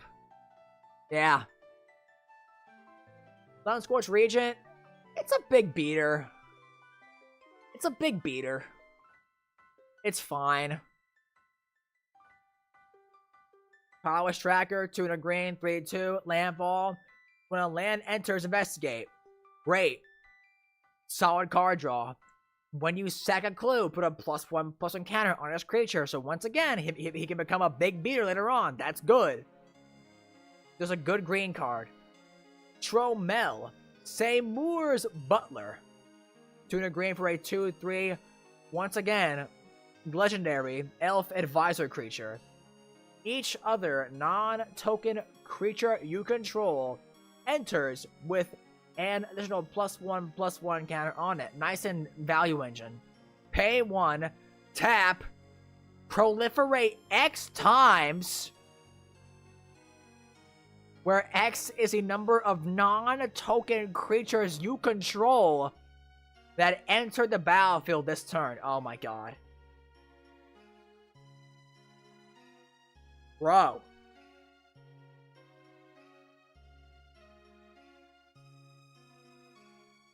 Are you kidding me? Absolute power creep. Bro, what in the world? I think you're behind, Big Kelly, on the stream. Maybe. I don't know. I should say, chat, make sure that your YouTube's not lagging out and put you behind. Sometimes YouTube likes to let you fall behind the stream.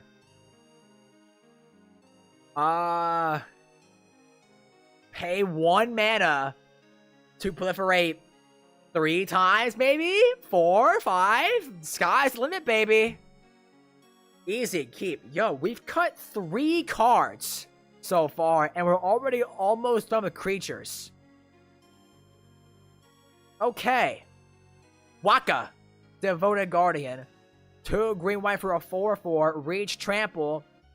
Human warrior creature. Legendary.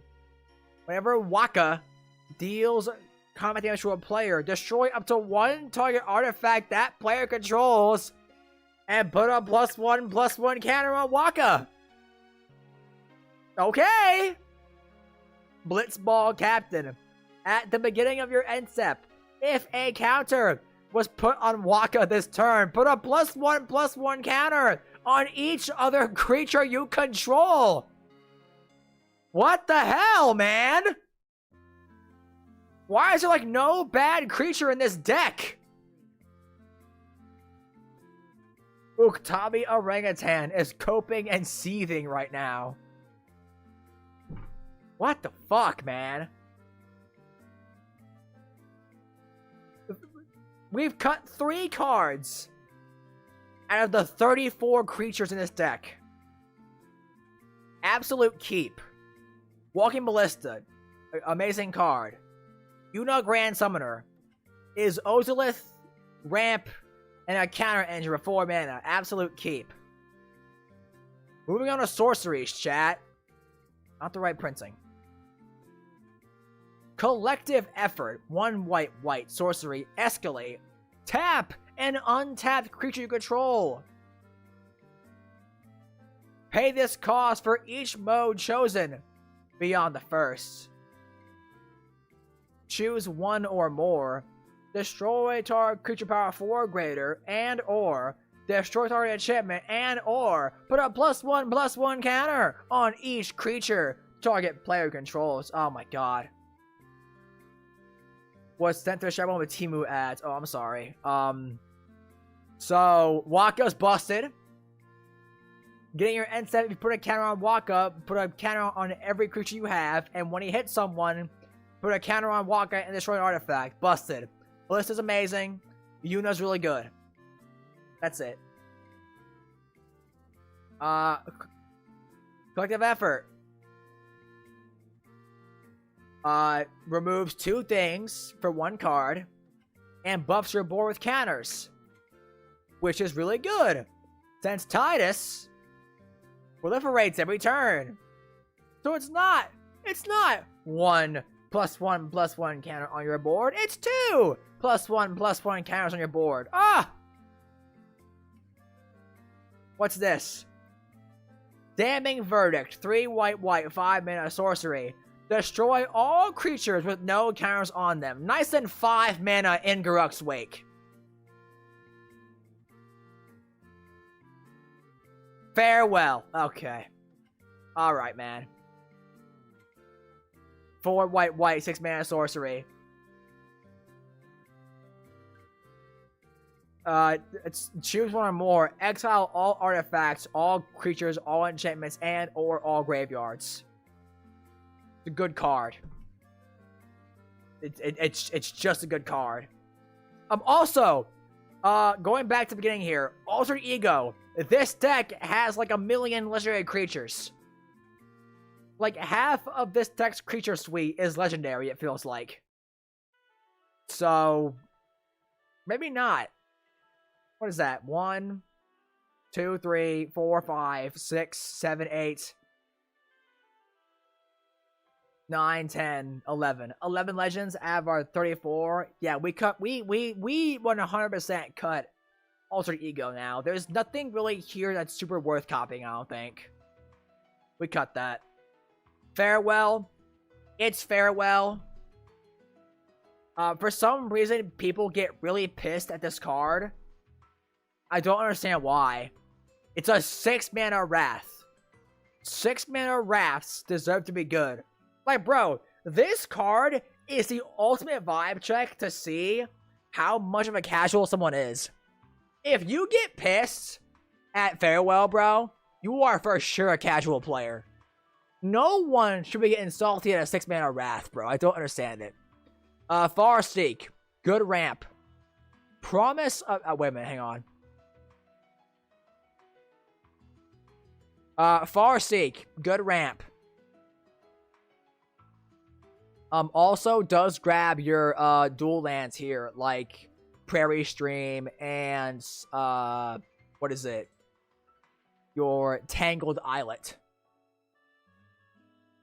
Promise Loyalty. 4 white, 5 mana for a sorcery. Each player puts a vow counter on a creature they control and sacrifices the rest. Each of those creatures can't attack you or planeswalkers you control for as long as it has a vow counter on it.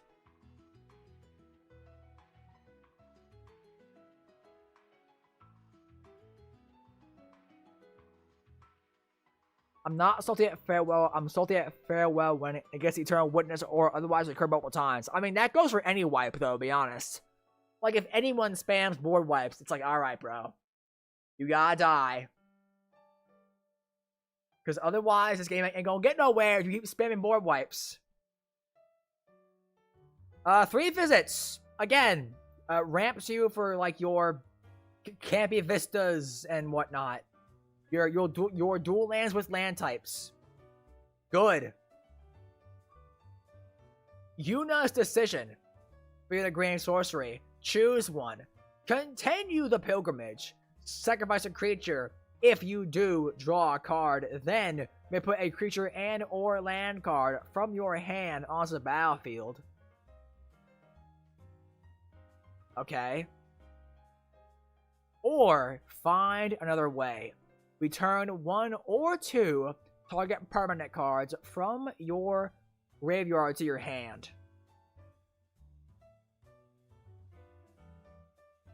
I feel like I'd rather just have, like, an Eternal Witness, dude.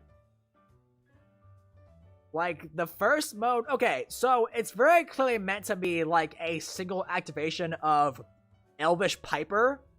You're spending 4 mana to do this. There's not really a ton of big creatures you're getting a lot of value for. Like, your best deal is, oh, I'm gonna pay 4 mana to cheat out my 7 mana Sin. Okay? And then find another way. Return 2 target permanent cards? I feel like you just run Eternal Witness, right? Because that way, your Witness can become a pretty big beater later on through all your +1/+1 counter stuff, right? Like the body on Eternal Witness actually does matter in this deck, since we are +1/+1 counters. It's not needed. Sideboard. Instance. An offer you can't refuse! They put an actual good counter spell in a Precon? That's not Fervent Denial? Or like Sublime Epiphany? 1 mana instant. Counter a non-creature spell. Its controller makes 2 treasures. This is like one of the best counter spells out there.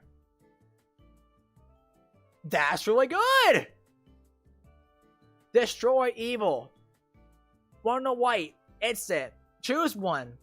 Destroy target creature with toughness 4 or greater, or destroy target enchantment. Playable? Blows up big creatures or enchantments. That's fine. Chill. Right?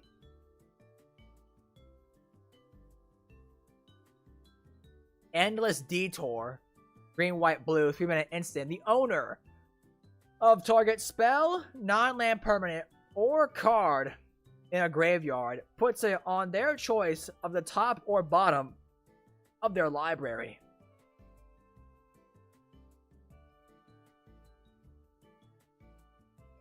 I don't like the fact that it says their choice.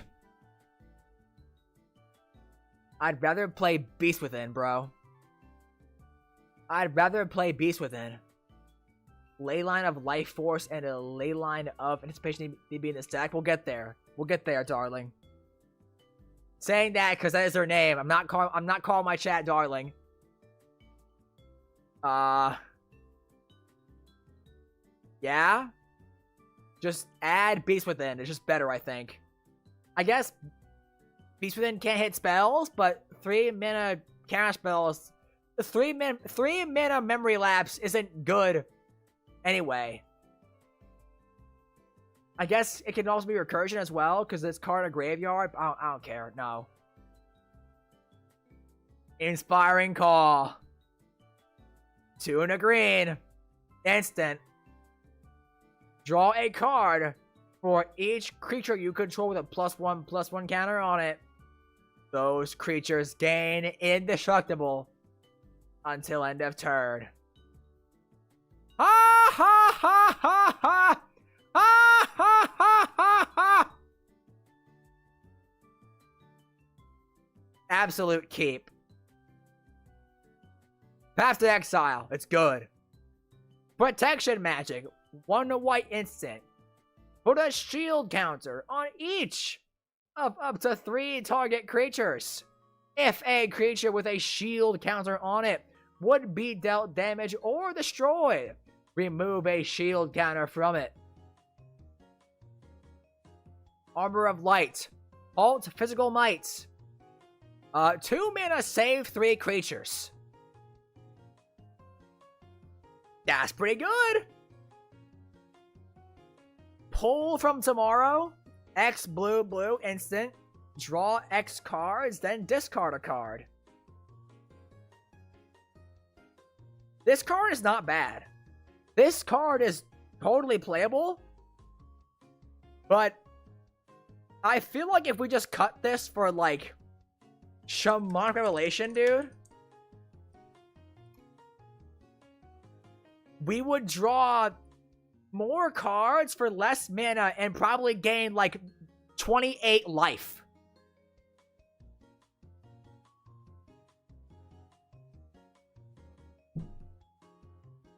Like, pull is not bad at all. But if I cut it, I can get a better card. Sideboard. Yuna's Whistle. 1 grand instant. Reveal cards from the top of your library until you reveal a creature card. Put that card into your hand and the rest on the bottom of your library in a random order. When you reveal a creature card this way, put X +1/+1 counters on target creature you control, where X is the mana value of that card.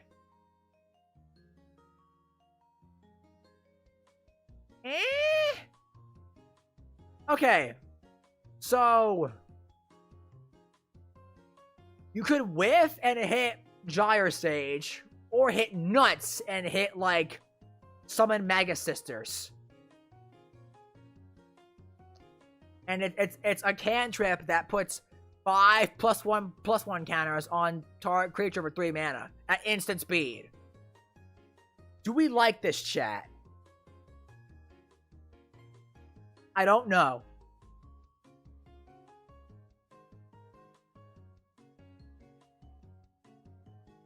Like, you know what it is? It's a lot like Explore. It's a lot like Explore because it's a cantrip that just gives you a benefit.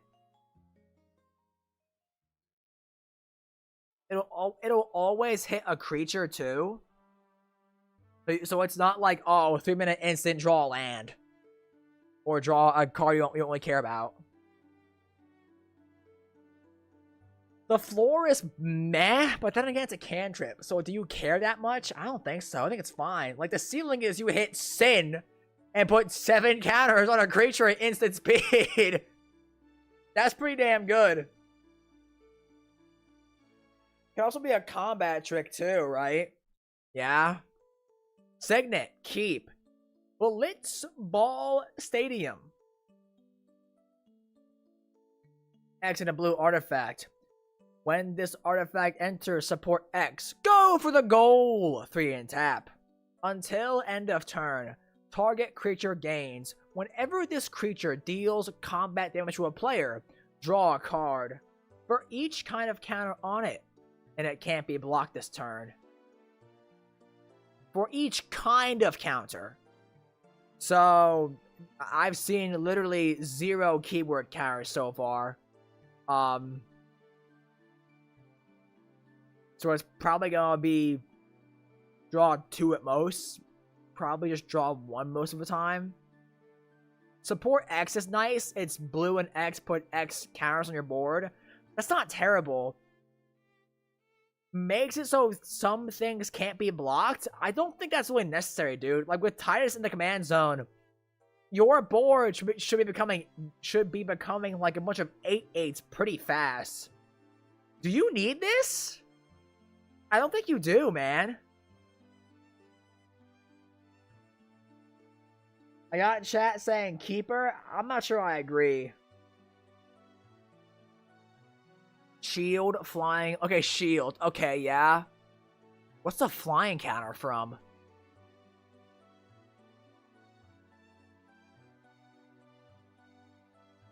What is the flying counter from?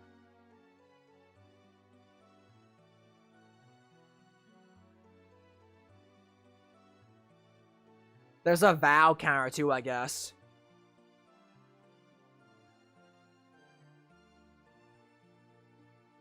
Rude.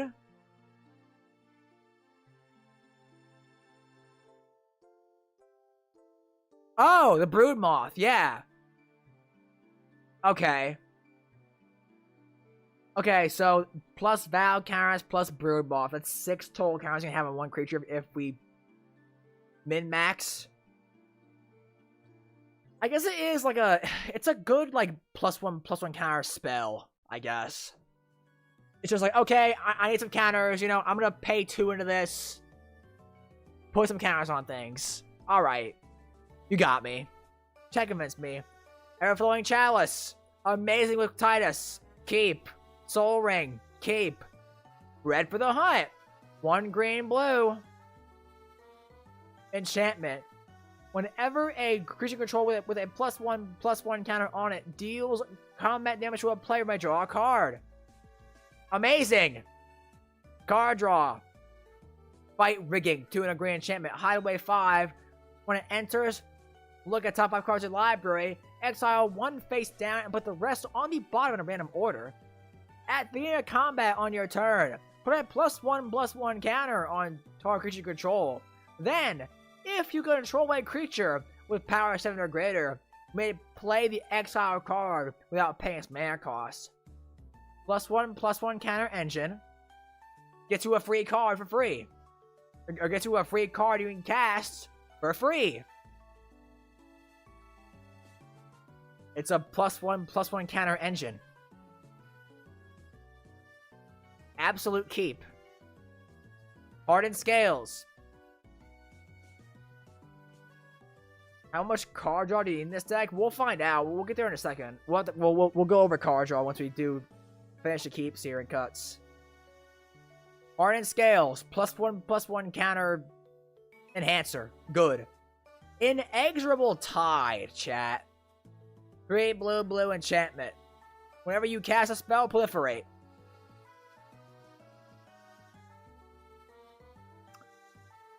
Now, I know a lot of people think this card's too slow in today's World Commander. And I kind of agree. The curve, oh bro, the curve is really good. Nice downward slope. Nice and downward slope. It ain't no Caesar, that's for sure.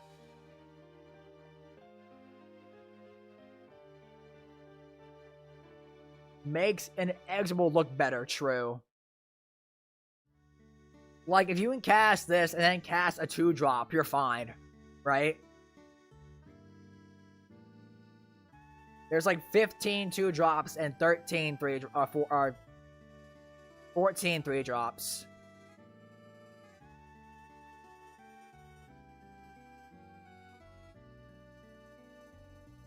The ceiling is high. I'll keep it. Path of Discovery. 3 and a blue for enchantment. Whenever a creature you control enters Explores, reveal the top card of your library. Put that card into your hand if it's a land. Otherwise, put a +1/+1 counter on the creature. Then put the card back or put it into your graveyard. So chat, I have run this card before. It's not good. It's just too slow.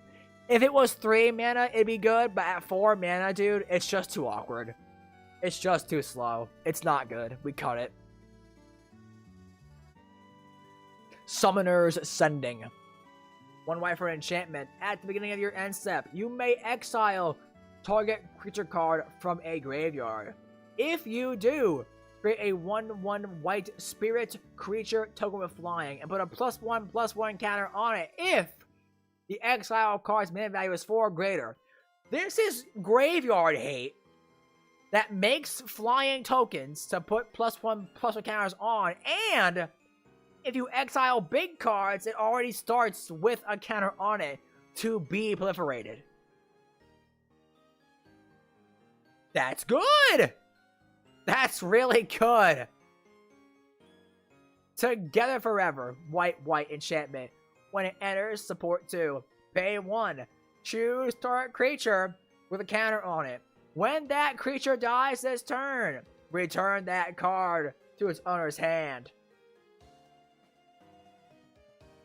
Puts counters on things for 2 mana and proliferates.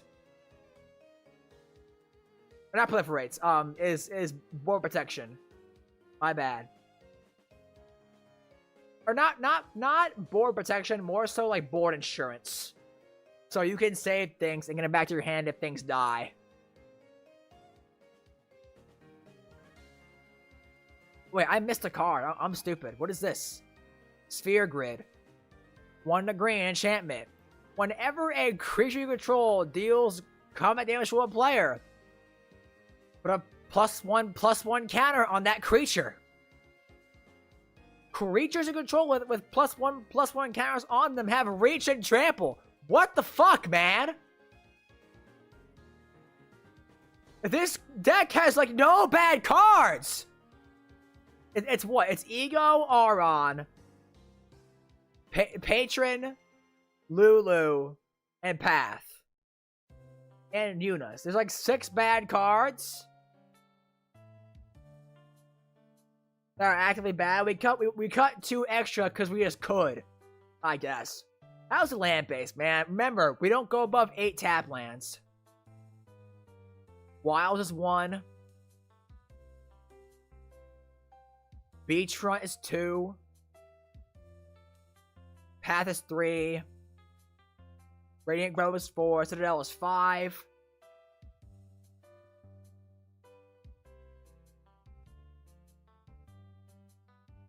Islet is 6. Temple is 9. We have 9 tap lands. I gotta cut 1. What's the worst tap land here?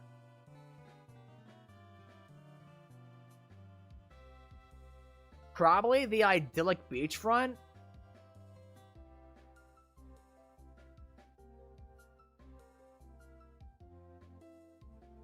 Because you can't grab it with 3 visits. And doesn't help us castle our green ramp and green counter engines. We cut this and add a forest. Because we gotta hit our green ramp and our turn 1 hardened scales.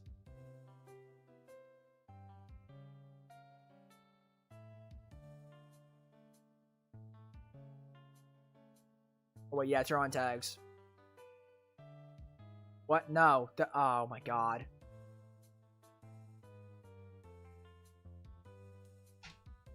Has Ancestry? No, bro. It taps for any color and gives us free scries for casting humans. Or warriors. What we have? 1, 2, 3, 4, 5, 6, 7, 8, 9, 10. Okay, 10 humans actually. Might be right actually. We don't need it. We can at least fetch beachfront. Actually, yeah, you're right. I agree. Main deck.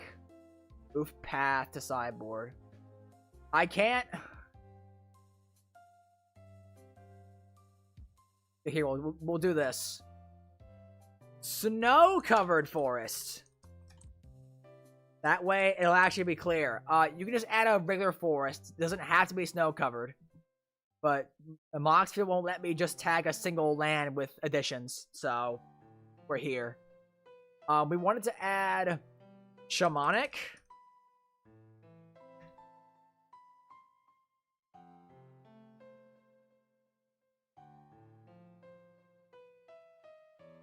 Add Gaia's Cradle. No. Leyline of Life Force and Anticipation.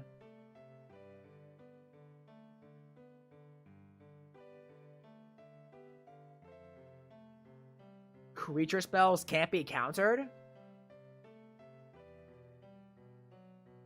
Did they mean abundance?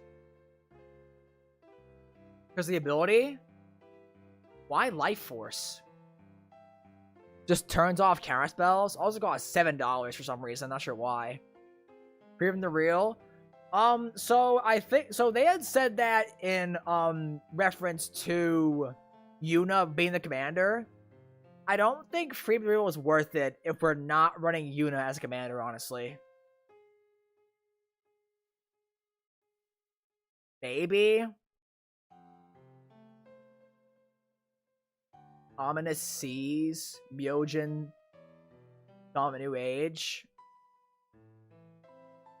Anticipation just the Flash, right? Yeah, the Flash one. We want Flash. We do have not a lot of instants, honestly. I'll be real. That is kind of a valid point. Flash would do a lot for this deck.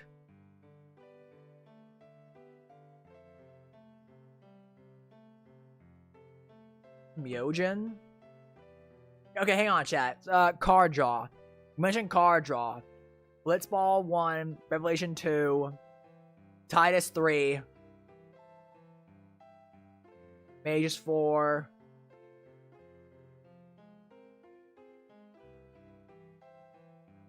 Gorgeous Gauze 5, Waka 6. I guess Scholar is 7 because you're gonna see the lands to your hand, sort of.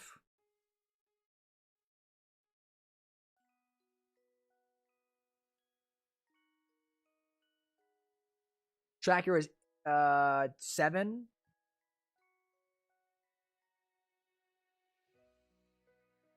Red for the Hunt is 8.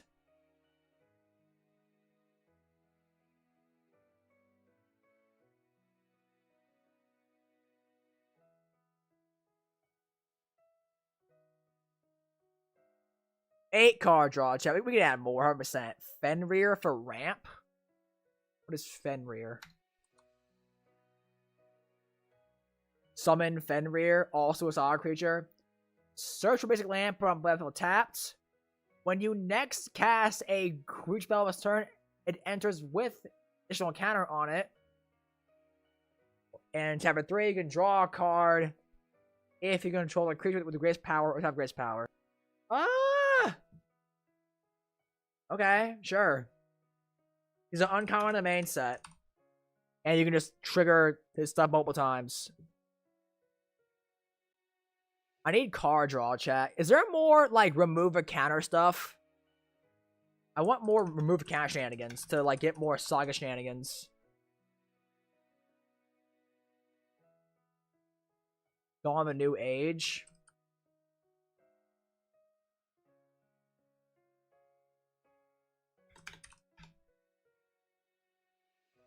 It's $3. It enters battlefield with a hope counter on it for each creature you control. During your end step, remove a hope counter Dawn of New Age if you do draw a card. Then, if Dawn of New Age has no hope counters on it, sack it in game for life. Argent Dias.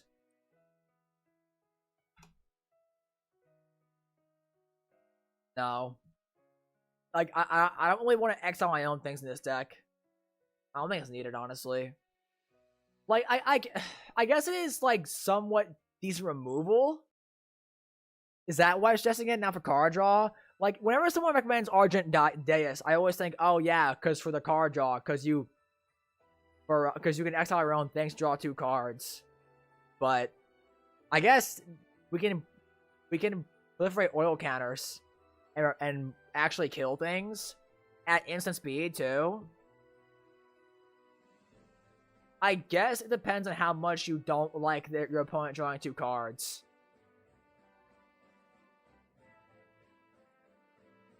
Absolute flavor fail though, it seems. Yeah. I gotta be real, it probably is. Dawn of a New Age kind of feels like a flavor like fitting thing. Because isn't Ten's whole thing like trying to kill Sin and like just freeing the world from a terror that is this fucking Leviathan? Because this thing can just blow up towns if it feels like it, right? So we're trying to kill him? Are we trying to kill Sin? In the game, I think we are, yeah? Are we not? Bahamut? Dude, isn't Bahamut like 9 mana? I don't think... Dude, he's a mythic! He's gonna be so expensive! We can't run him! Hell nah. Hell nah, bro. We can't run by. He's gonna be like $50. I want more like remove a counter from you control or from another. Arwen, no.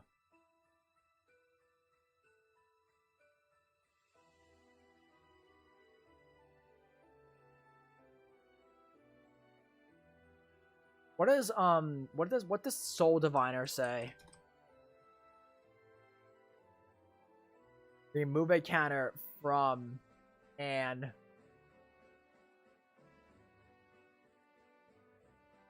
move a counter from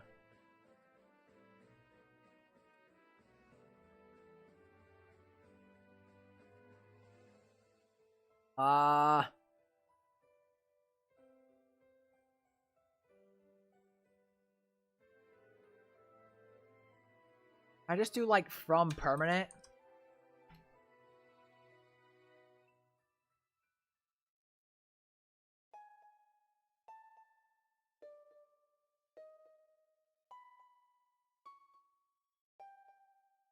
I'm not seeing anything, dude.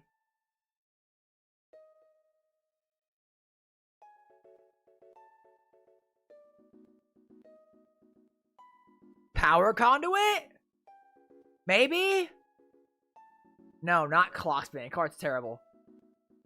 Sorry. I really don't like it. Remove a counter from a permanent control. Choose one. Put a +1/+1 counter on target creature. So you remove lore counters to get +1/+1 counters. We like that.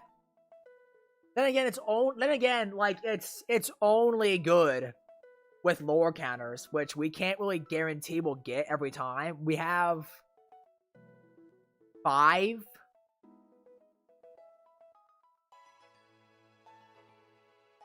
Rusco's not legal, bro. What you mean no clocks?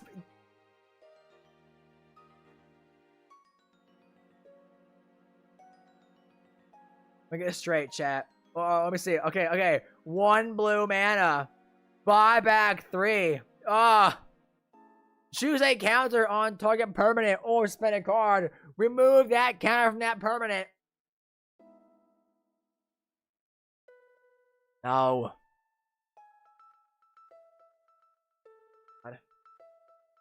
Like,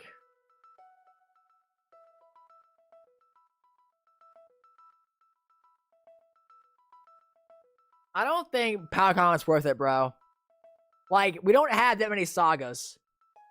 The Wedding of River Song. Absolute flavor fail. Maybe it's good. We'll see what happens. Oh, this thing. Draw 2 cards. Then may exile a non-land card from your hand with the number of time counters on it equals mana value. Then target opponent does the same. Cards exile this way that don't have suspend gain suspend. Time travel. I don't think so.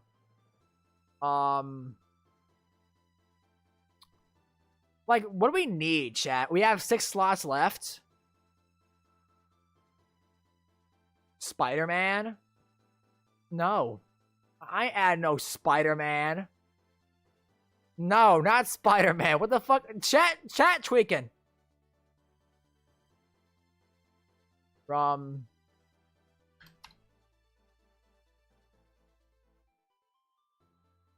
Goofy chat today.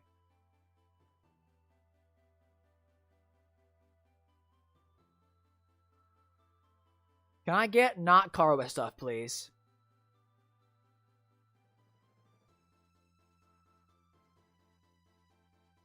From this creature, no. Druid Depository? No.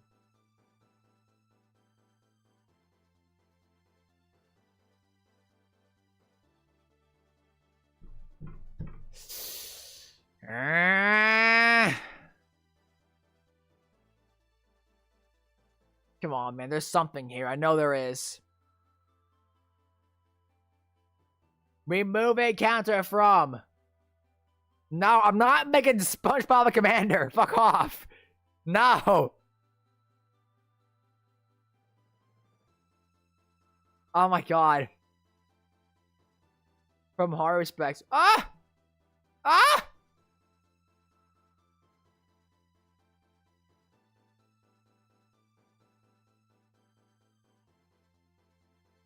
Fertilid. Fertilid's not terrible, actually. But the thing, we want to remove lower counters, right? Like any counter. Not just +1/+1 stuff. How's our ramp looking? I don't even know. Wait, what? 1, 2, 3, 4, 5.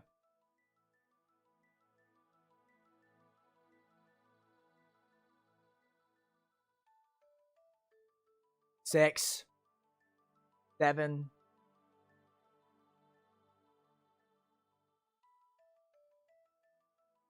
8, 9.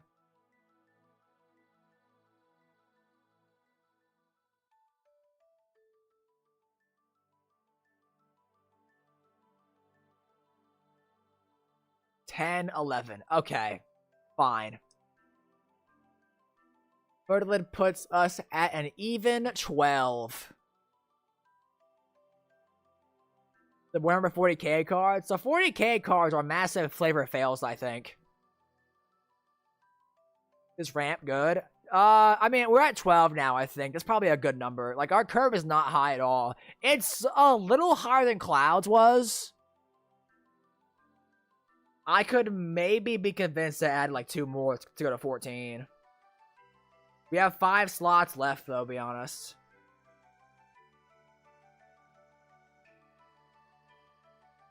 Oh, we need more card draw. We already said that. Probably just, like... Tyranid Prime, someone said.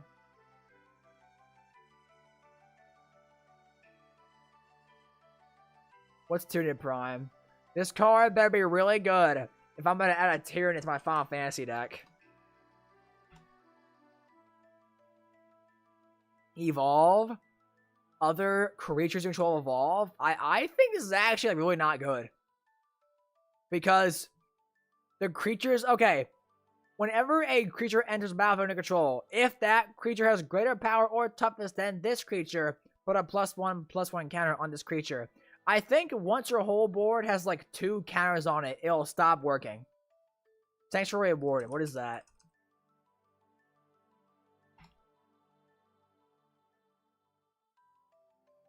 This creature enters with 2 shield counters on it. Whenever this creature enters or attacks, you may remove a counter from a creature or planeswalker control. If you do, draw a card and pick a 1/1 sister creature. Yo! Yo! Banger! A banger card. It's card draw, counter removing stuff for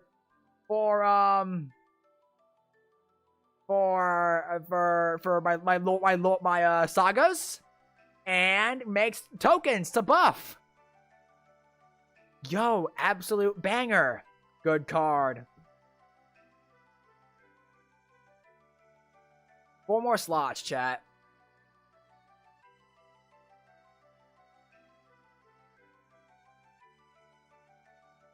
What else is there? I don't know. How's our targeted removal doing, I guess?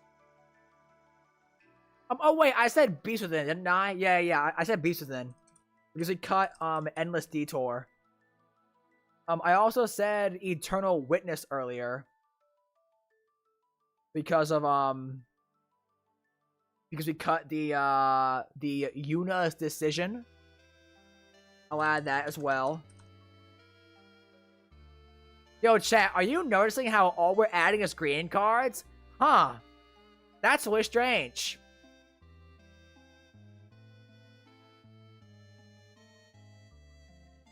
Fight spells?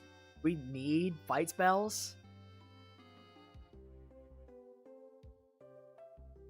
I have 2 slots left, chat. How even is our... Like, why do we need fight spells? Like for what purpose does it need to be a fight spell? Why can't it just be like a Swords to Plowshares? Can't it just be a Swords to Plowshares? We don't have it in this deck. I also don't know if target removal is even a problem here, honestly. Let me check. Like, Beast Within's one.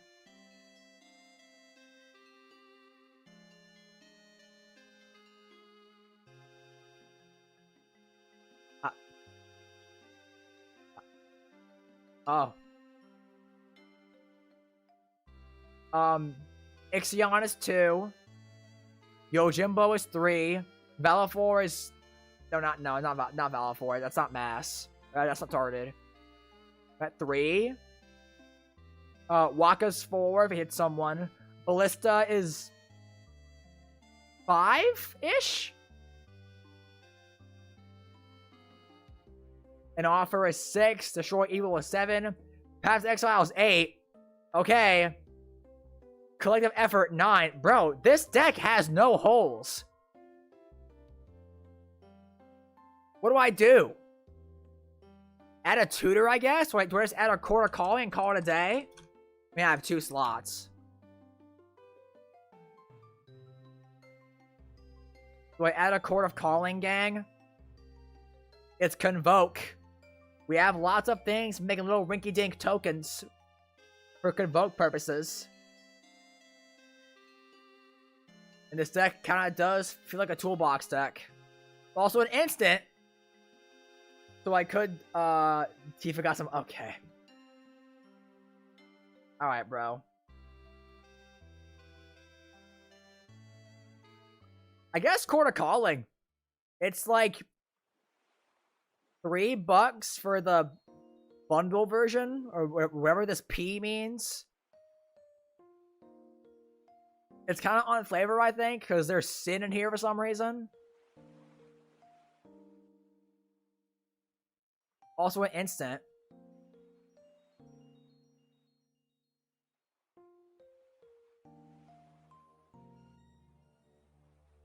I have 1 slot left, chat. I'm thinking either United Battlefront. What is that?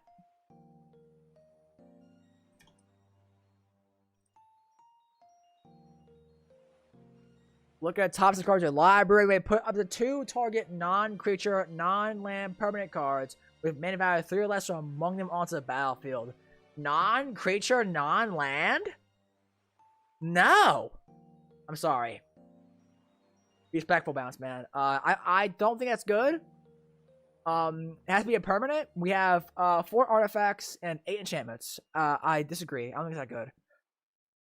Honestly, gang, I'm thinking maybe we add, like, a cheap okay, so Tidus, I think, might actually be a kill on sight commander. Or not, not kill on sight, but, like, I feel like it's gonna get a target on it really fast once people realize that just the simple act of proliferate every turn is way too strong to let survive. So I'm thinking maybe just add, like, Lightning Greaves. Maybe. Ishtola Ruth. A rule. Using your end step, exile target you control, then return to battlefield under control. Then, if it's the first end step of a turn, there is an additional end step after a step. Why? Also, it's a mythic and going for $30. Don't answer that question. The answer is no. Costs way too much. Maybe, like, Dispel? No, maybe no, not Dispel. Crystalline Giant. Okay. Crystalline Giant is really hard to track. Because you get a random counter from among, like, different keyword counters and whatnot. It becomes an absolute nightmare to track. Like, you legit need, like, a notepad to make sure a table understands what keywords the giant has. And I understand that, you know, you like can move the keyword counters from giant onto your other creatures. I get that. That's cool. And you say use the Ikoria cardboard punch outs. People need to have those. I don't want people to have to go and get Ikoria punch out cards to just take running one card. You know what we need, chat? A finisher. Because right now our best thing is Sin. Is there like counters, get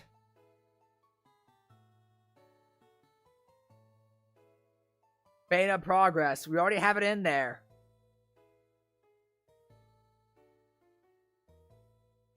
It came with your fucking Xbox.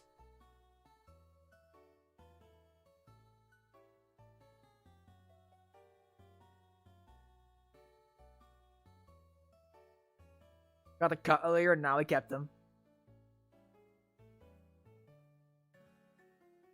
Stampede? Maybe.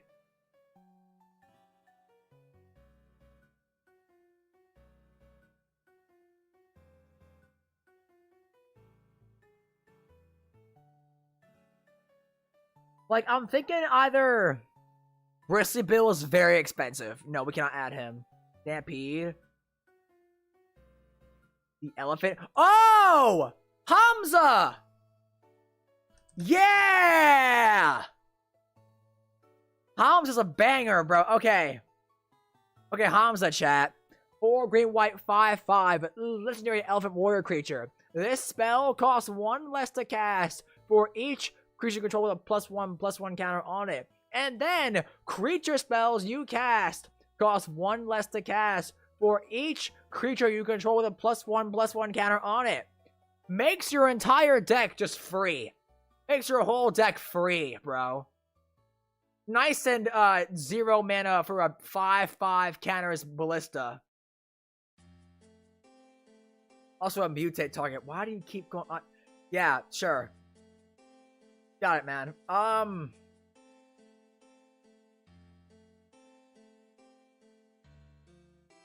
I keep debating whether or not we need protection for Tidus. I mean, we have an offer you can't refuse, and just like good ramp. The curve is looking pretty nice, gang.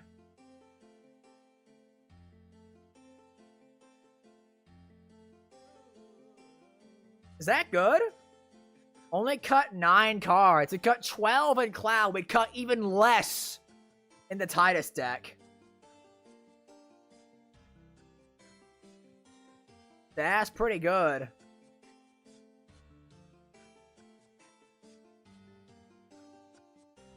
We have Quarter Calling too. It kind of depends. If you play this with the usual group, they're gonna start targeting you more. But if this is just a random one-off thing, it's pretty alright. That's fair. Like, I think if you play this deck a lot against the same people, eventually you're gonna wisen up and realize, okay, Tidus has gotta go. We can't let him live. Then again, Tidus is 3 mana. Very cheap for a commander. Like, second time costs 5 mana. It's fine. I also question how much you even really need Tidus. And Quarter Calling gives us a bit of, like, deck redundancy, efficiency, whatever term you want to use that. I'm a little afraid the card draw might not be enough. What did I say earlier? We were at, what, 1, 2... Tidus is 3, Blissful Stadium is 4. Fathom Mage is 5. Gorgeous Gall is 6. Owaka 7. Scholar is 8-ish.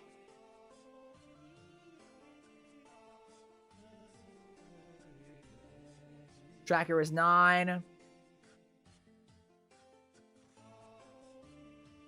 Red for the Hunt is 10.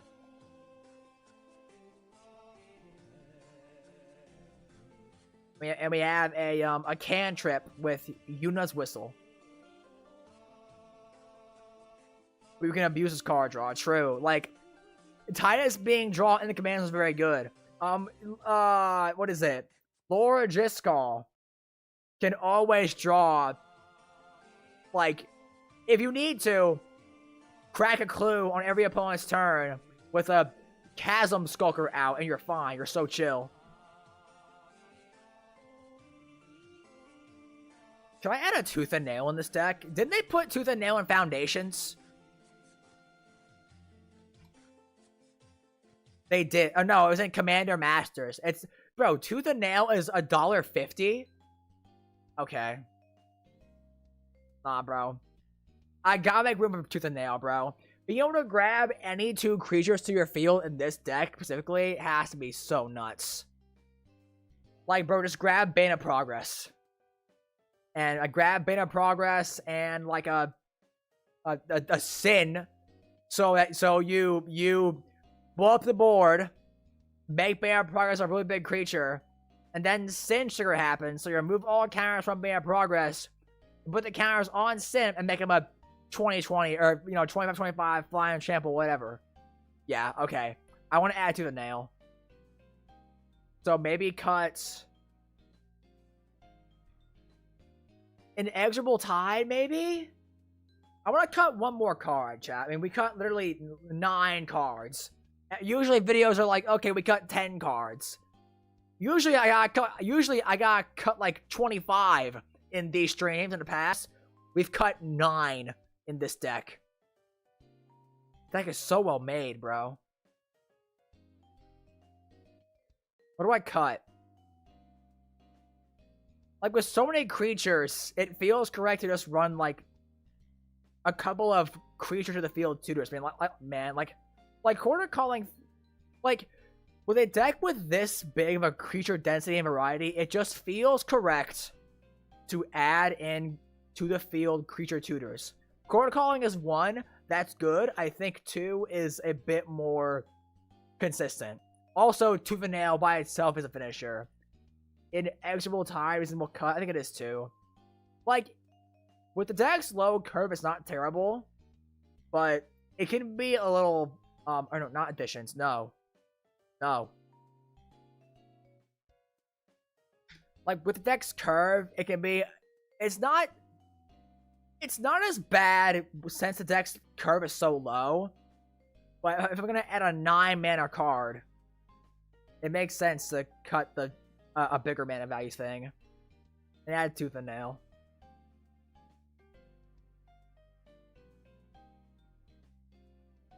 How in a world the dragon? Nah, the dragon is good for, like, it's a good, well, maybe you're right, actually. Like, we already have Forgotten Ancient for counter stuff, and the Ancient can put counters on anything. You know what? I think you're right, darling. I think I agree, actually. Okay, if we're cutting Tide for being too slow, surely Regent is as well, right? Yeah. I think I agree, actually. Yeah. I'd rather cut Regent. It is a +1/+1 counter maker, but we can't get it onto other creatures without Tidus. And then even then, Tidus only lets us put the counter on a different creature once a turn. Yeah. Yeah, cut Dragon. Tooth and Nail. 5 green sorcery. Choose 1. Search for 2 creature cards and reveal them, put them in your hand and shuffle. Or put up to 2 creature cards from your hand onto the battlefield. It's entwined for 2, meaning you can do both if you pay the entwine cost. Never cast this without paying the entwine cost. You always do the entwine cost. Always. Your best line here, honestly, bro, it's probably something like Bane of Progress and Sin. Because Bane of Progress rafts the field of all enchantments and artifacts, and then you can remove you can remove the counters you put on Bane of Progress to put double that number of counters on Sin. Like, it's that, or you're grabbing, like,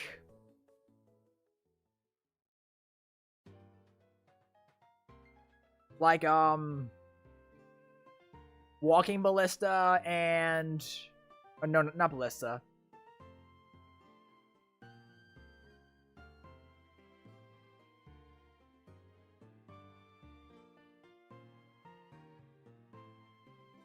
Like, just grab, like, or grabbing, like, Yojimbo and Forgotten Ancient as just, like, a nice value piece.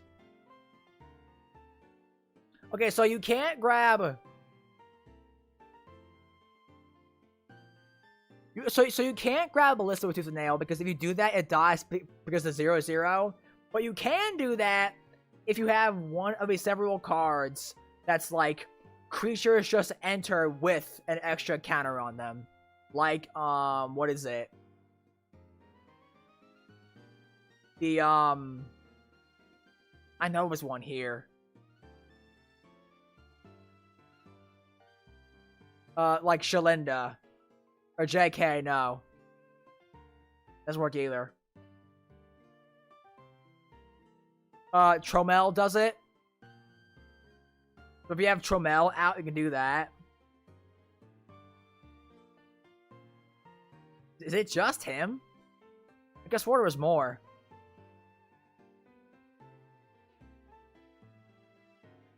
Okay, it's just him, I guess. I am actually... Just let... Oh! I know what you mean. I think it's collective something. No, it's not. Oh my god, what is it?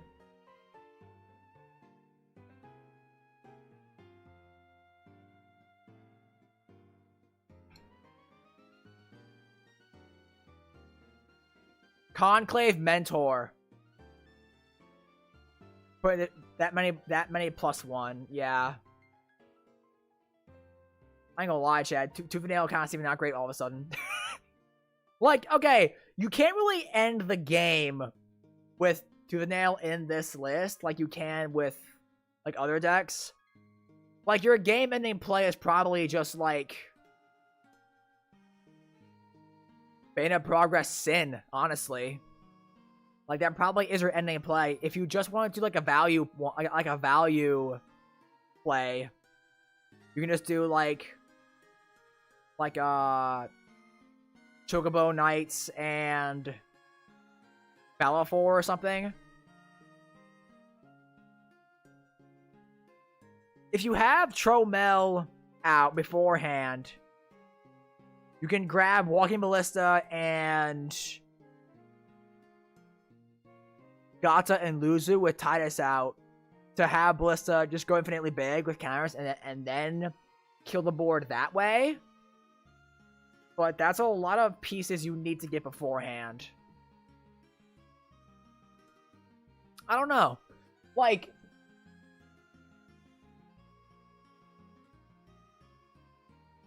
I'm starting to convince myself out of Tooth and Nail, to be honest.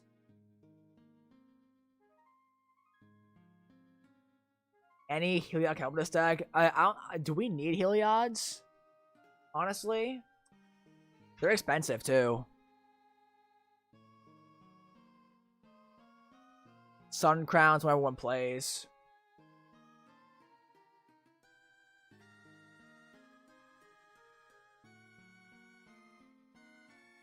Did you cut Lulu? Yes. Why? Because she's bad.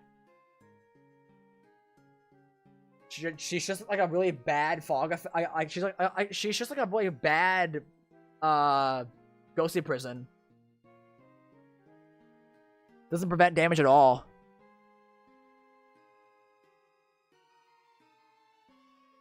As for Conclave Mentor from the Goon Gang, why? She's hot, though. I don't care, bro. We are not... Okay. Conclave Mentor. Do we need this? It's 2 mana for an extra copy of Hardened Scales. That's pretty good. Will we cut for that, though? I don't know, gang. Fenrir? I don't really like Fenrir. I ain't gonna lie. I don't think Fenrir is that good, actually. We don't need the ramp. We have Hamza for that, which is way better. Way better ramp.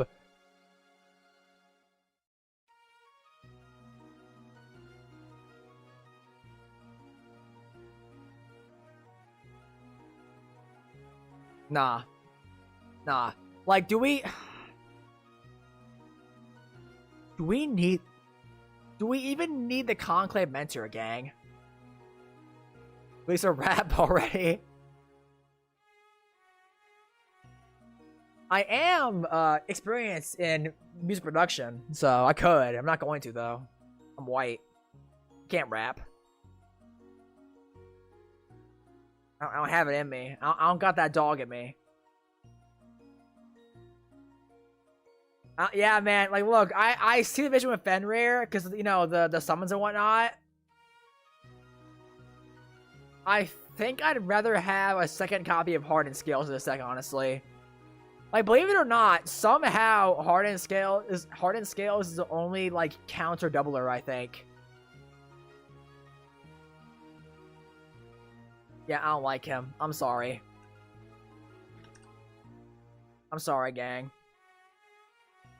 I'll cut Fenrir and add Conclave Mentor. And that'll be our 10.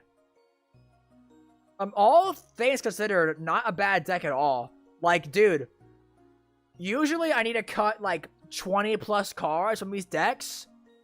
I only cut 12 from Cloud. And I cut... Honestly, you probably only needed to cut 6 in this deck. But we cut 10 because we just can. We can afford to. Also, right now, upgrades are like, what? Not even $10? It's $8 for these upgrades, bro? Which Roaring Collects can we add? None of them?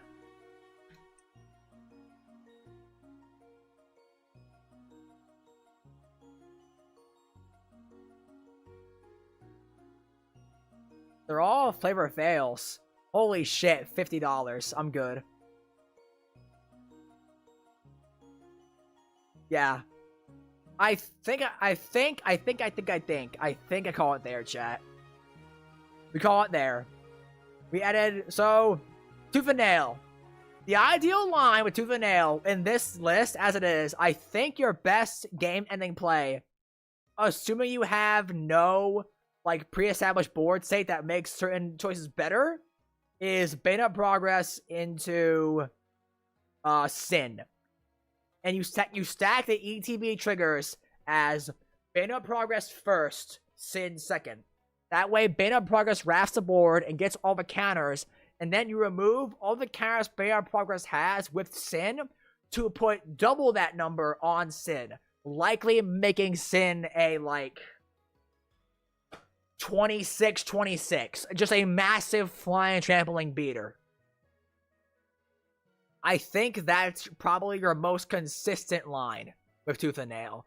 Quarter Calling is just a nice value toolbox tutor. Hamza's insane ramp. Sanctuary Warden is card draw. And makes tokens to keep pumping with all your +1 plus account shenanigans. Revelation can gain you a fuck ton of life and draw a lot of cards.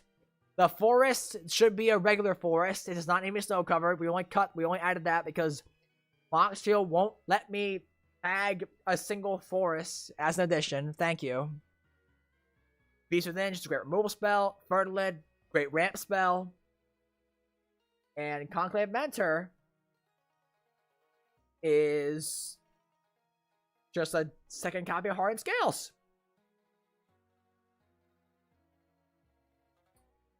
Yo. These decks are really, really well made. I ain't gonna lie. I am very surprised, actually, with how well these decks are made. That out of the way, thank you all for tuning in. Did you know For only $2 a month, you can consider becoming a member of a channel and get access to exclusive emotes, such as loot chains, and also get access to our member exclusive Discord server. An exclusive space for you and your fellow Bounce Manners. A nice place for y'all to hang and chill out. It's pretty cool. Same time tomorrow, gang. 10 a.m. EST. We'll be back live once again, upgrading the Final Fantasy VI Mardu Revival Trance Precon and the Final Fantasy XIV Scions and Spellcrafts Precon. So come back tomorrow at 10 a.m. EST to join me as we do those as well. I'm gonna go goon to some Tifa Rule 34. I'm gonna go goon for a while to Tifa. I love y'all. Thank you all so much for tuning in. I will see you all next time.